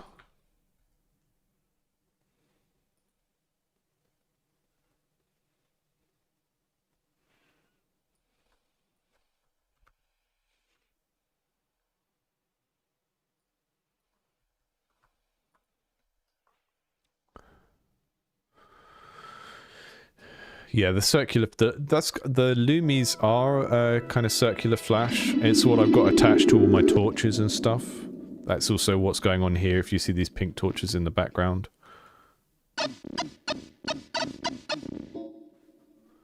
Doesn't seem very... I think the strength is too low. And maybe the flicker amount is too high. I don't know. That needs to go as well. We don't need that. Nodstone. Nodstone is good. Oh, I forgot to take him with me.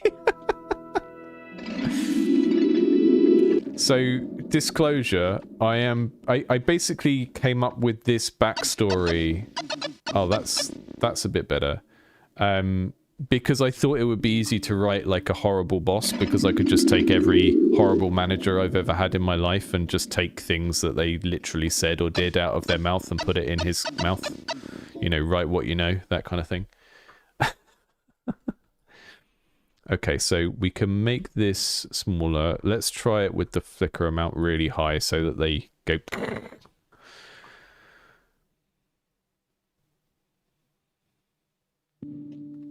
That's a technical term.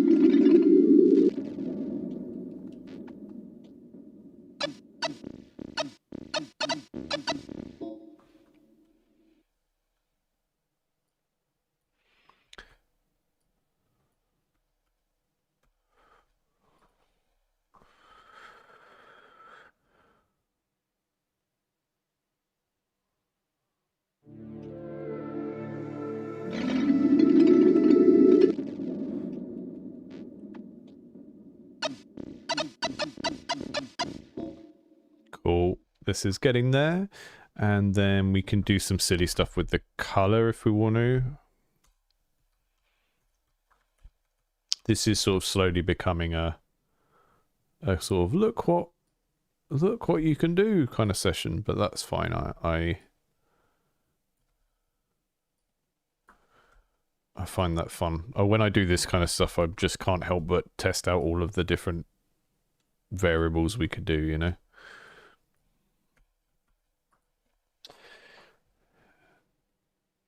I'm going to try... I don't know if trash bags... how he's going to respond to a trash bag, but let's see if we can do that. Let's take him... Have you ever wanted to walk into your boss's office? Oh, it didn't come with me. I'm not sure what makes it so that this comes with me and that doesn't.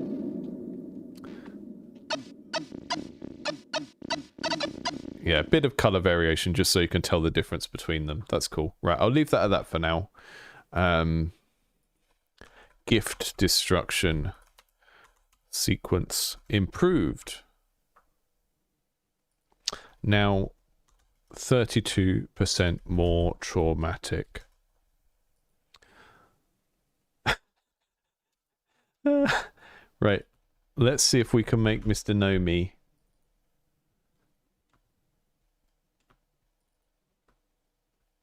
into someone that we can beat up. Not that we normally want to do that.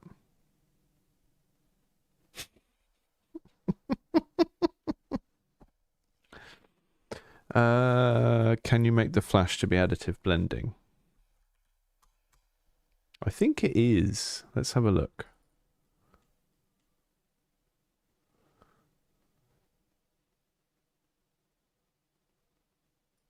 Huh.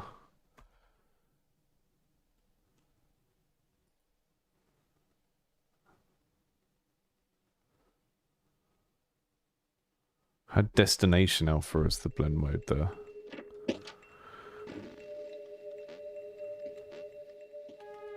Yeah, I think the blend just looks too extreme because it's the strength that I set it at, which is the alpha of that circle that gets drawn.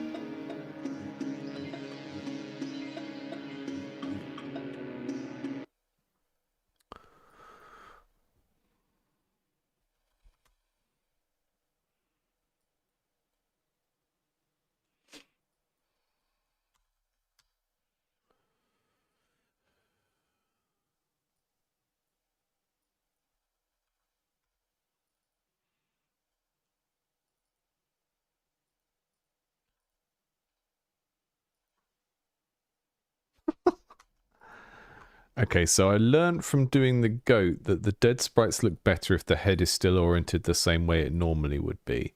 Because then you can still read it as the original object. And it doesn't become like this other weird thing that you're not sure how it works. So let's put his head the way it would normally be. And then the arm there. Boot over there somewhere. That just needs to be the same color. And merge the layers. Do something to the face to make it clear he's no longer with us.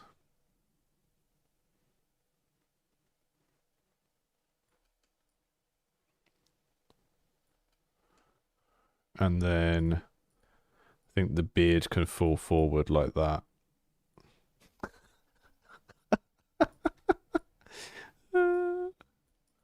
There we go. We'll do that a little bit so the tilt sort of lets us know it's a different state, and then we'll do most of it with this droop of the beard and maybe bring the hat down over the eyes a little bit and then get rid of the eye dots. Maybe a deeper shadow under the hat than we normally have. So you just can't see the eyes anymore. Remember the other ones, what I did was I sort of desaturated them so they looked pale as well, which I think might help here. So this peachy color, just make him look like he's going to a goth night. There we go. Went to a goth night for Halloween. Very good. My friend runs goth parties locally. Was all sort of like 9 Inch Nails and stuff like that. And he also refuses to play Marilyn Manson, which I think is probably good in this day and age. There we go. That's one dead gnome if you ever saw one. So what I'm going to do, because in the old model I made like separate dead objects for these. And I wonder if I should... The hat needs to flop forward as well, doesn't it? I probably should make a dead one of these as its own object.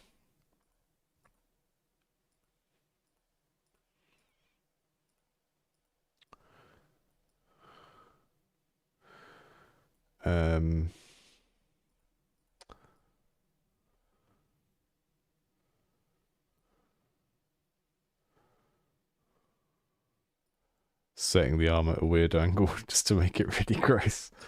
Yeah.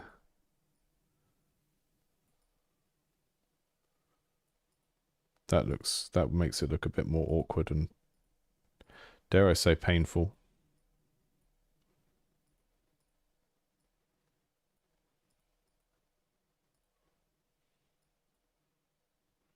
Also looks like the leg is backwards, which is maybe not a bad thing for what we're doing here.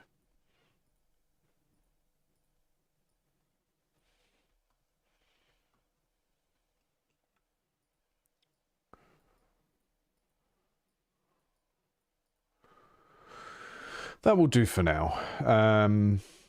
Okay, so we're going to make a... Just check the formatting for the others. So we've got goat underscore dead. Object dead goat. Object. Okay. Object dead gnome.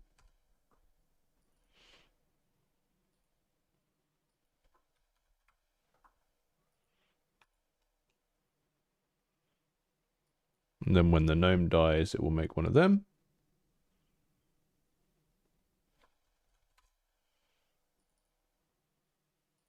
Getting tired now. I'm needing to just...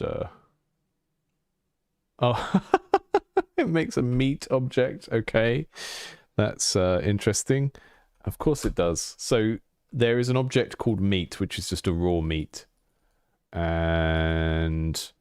when a character dies, they become one of those, but they sort of they take over the sprite of the other thing. What am I trying to say? So both the dead goat and the dead gnome are the same object. So don't actually need object dead goat and stuff, but they just sort of take on a different sprite, and that means that you can cook them.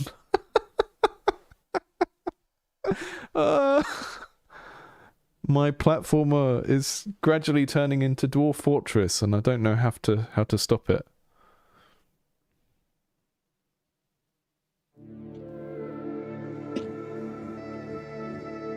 Right, we don't have a way to hurt him, and I think that is because he's not set up in the combatant scripts. He does have combatant step and combatant create here. But combatant create sort of sets the different life for different things. And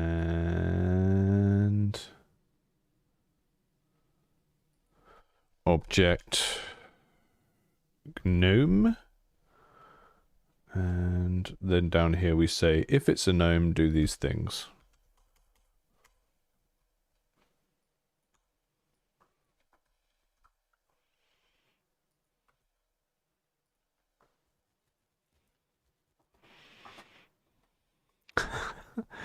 No, the way that the wizard destroys things like cancels out their normal destroy event because it's sort of like disintegrating them.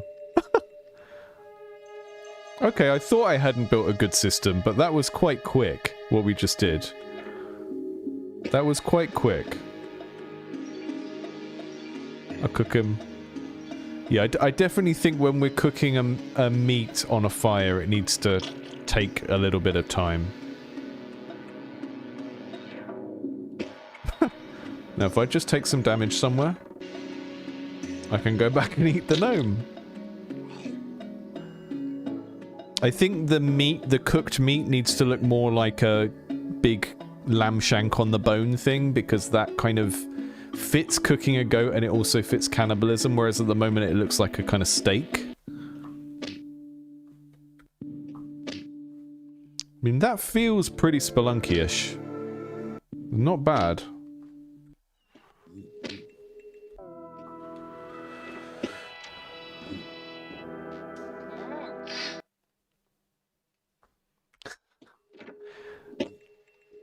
So that means so most people aren't going to want to kill the gnome, but it does now mean we have some stakes. And I don't mean stakes like cooking steaks. I mean stakes like, you know, you can lose him. And then you'll be sad. Which we couldn't do before because he was invincible. We'll take him down here.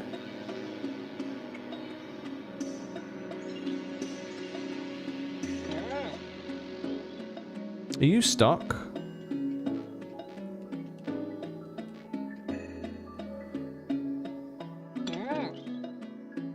So currently he picks up gold and gives it to you.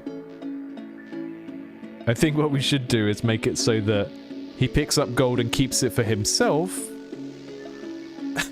And then if you kill him, he drops all the gold. I think that's what we should do.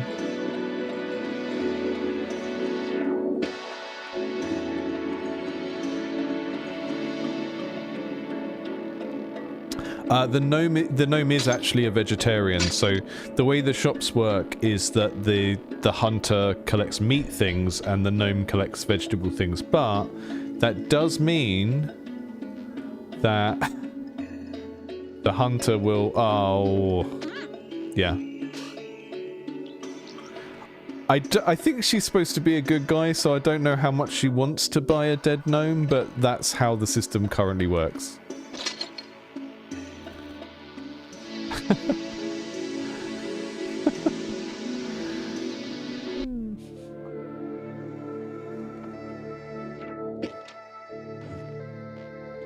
And I think we might have time to make jumping on characters' heads do a thing. Rare carnivore gnome event. Oh, hang on. This is the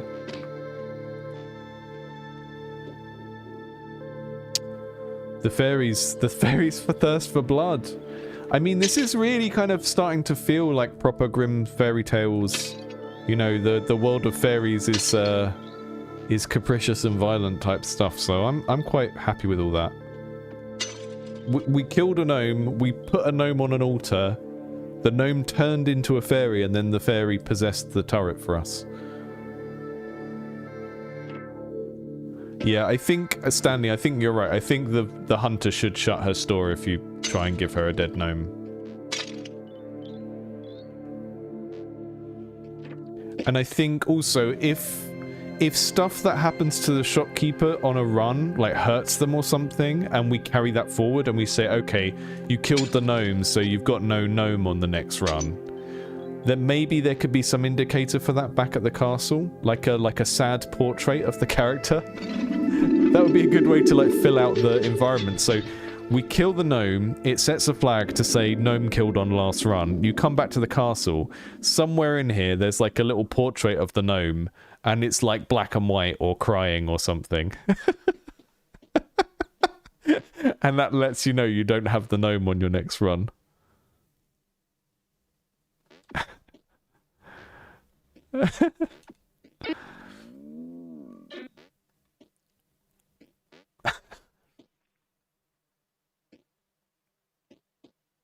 Oh, graveyard, yeah. Like a little, graveyard is a great idea. And it's just for one run. Like, you do your next run and then you get them back again. But for that one run, they're gone. And then you have a tombstone here to tell you that character is dead.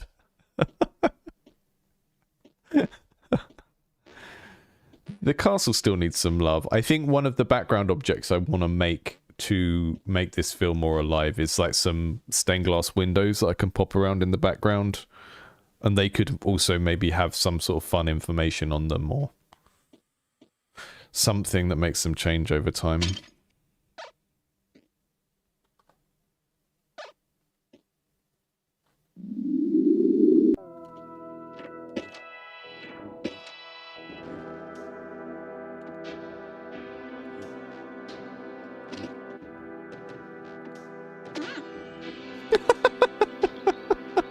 She's brutal. She doesn't care.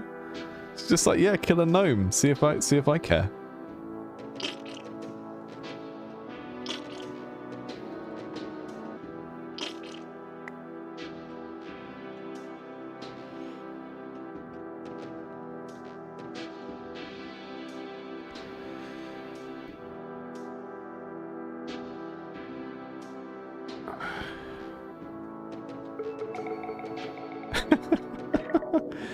Yeah, people have suggested giving the gnome a little, some sort of little bedroom back at the castle, I think.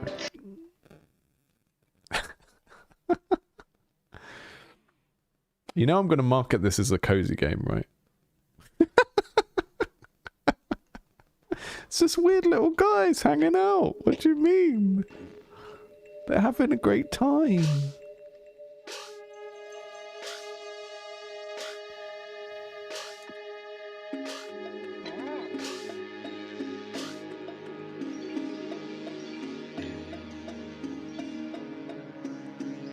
That was quite an impressive set of jumps for a character that has barely any AI. What are you doing?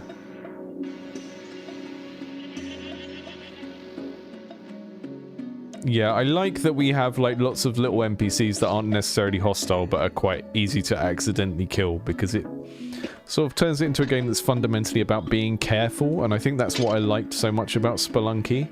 It's like, I mean, all platformers are about being careful, right? But it's just sort of situational awareness and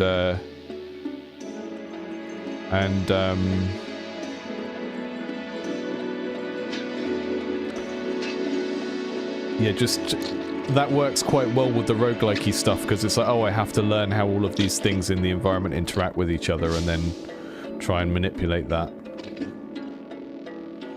Okay, combat feels a bit better, which is one of the aims of today, is to try and make the combat a bit better. I don't think these dead creatures are spawning flies, and I've just realised why that is. It's because those dead objects that I made... I'm just gonna save and push before we do this, because added gnome mortality. So I think I put the flies on the dead character, and the dead character doesn't exist in the game. So if I get rid of these, it's going to have no difference, because those objects are never spawned, because the object that they actually are is an object underscore meat. And that means what we can do is we take this object and we'll say if sprite index is not equal to sprite meat, then make the flies. So all of the dead characters will have the flies.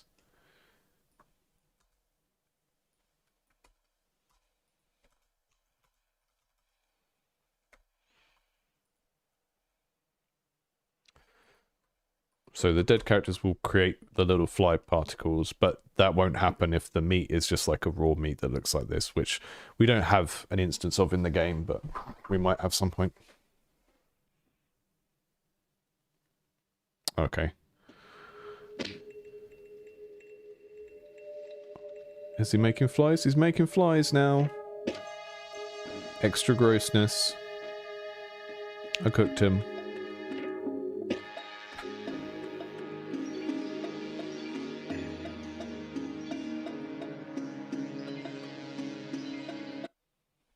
Okay, that's just specific to the mouth monster. Gleb, I'll take a look at that in a minute. Right, I've just made this list of things that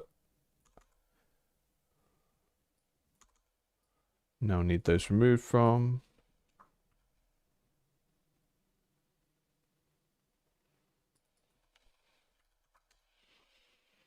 I think the hunter probably has a similar thing with items they want. No, they don't. Okay.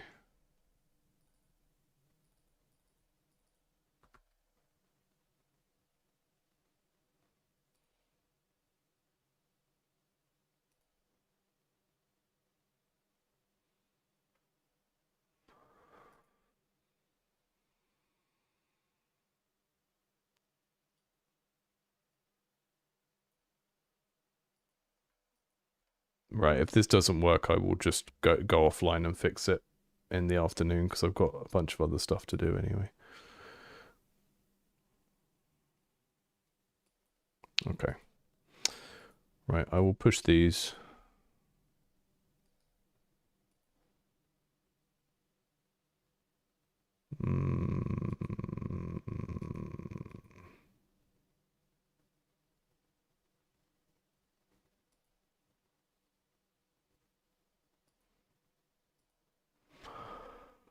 Oh. Okay, I will try and sort that out off stream because it's not going to be very interesting to watch. Do do do do do do do do.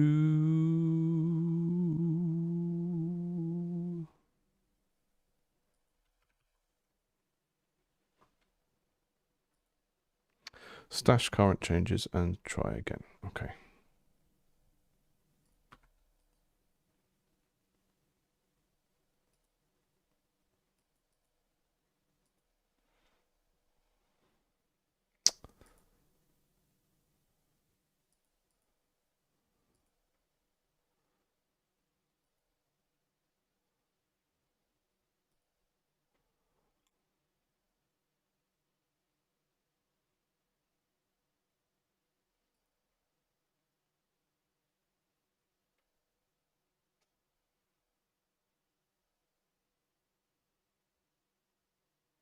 Was that where we added the detector?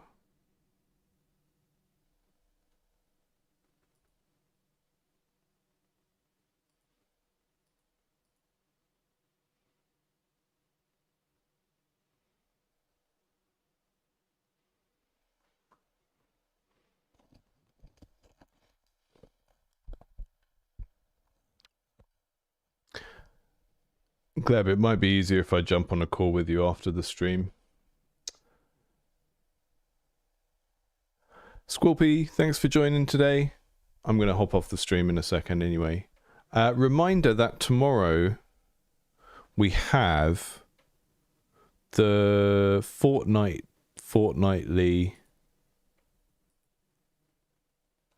supporters playtest stream.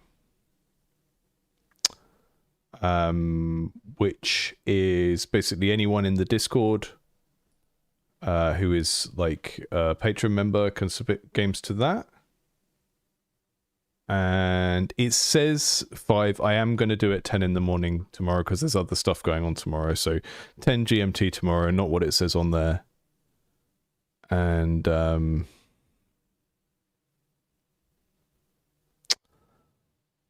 yeah, I think there's only 3 games in the queue this week. And then Thursday we'll be back to normal Indies Under the Knife, which is where I play games sent in from anywhere. So that doesn't have to be supporters or whatever. Yeah, thank you all for joining. Once again, shout out to Gleb for helping me out with Figgy and all the other kind of implementations and stuff. I'm going to hop off here now and try and resolve this GitHub stuff.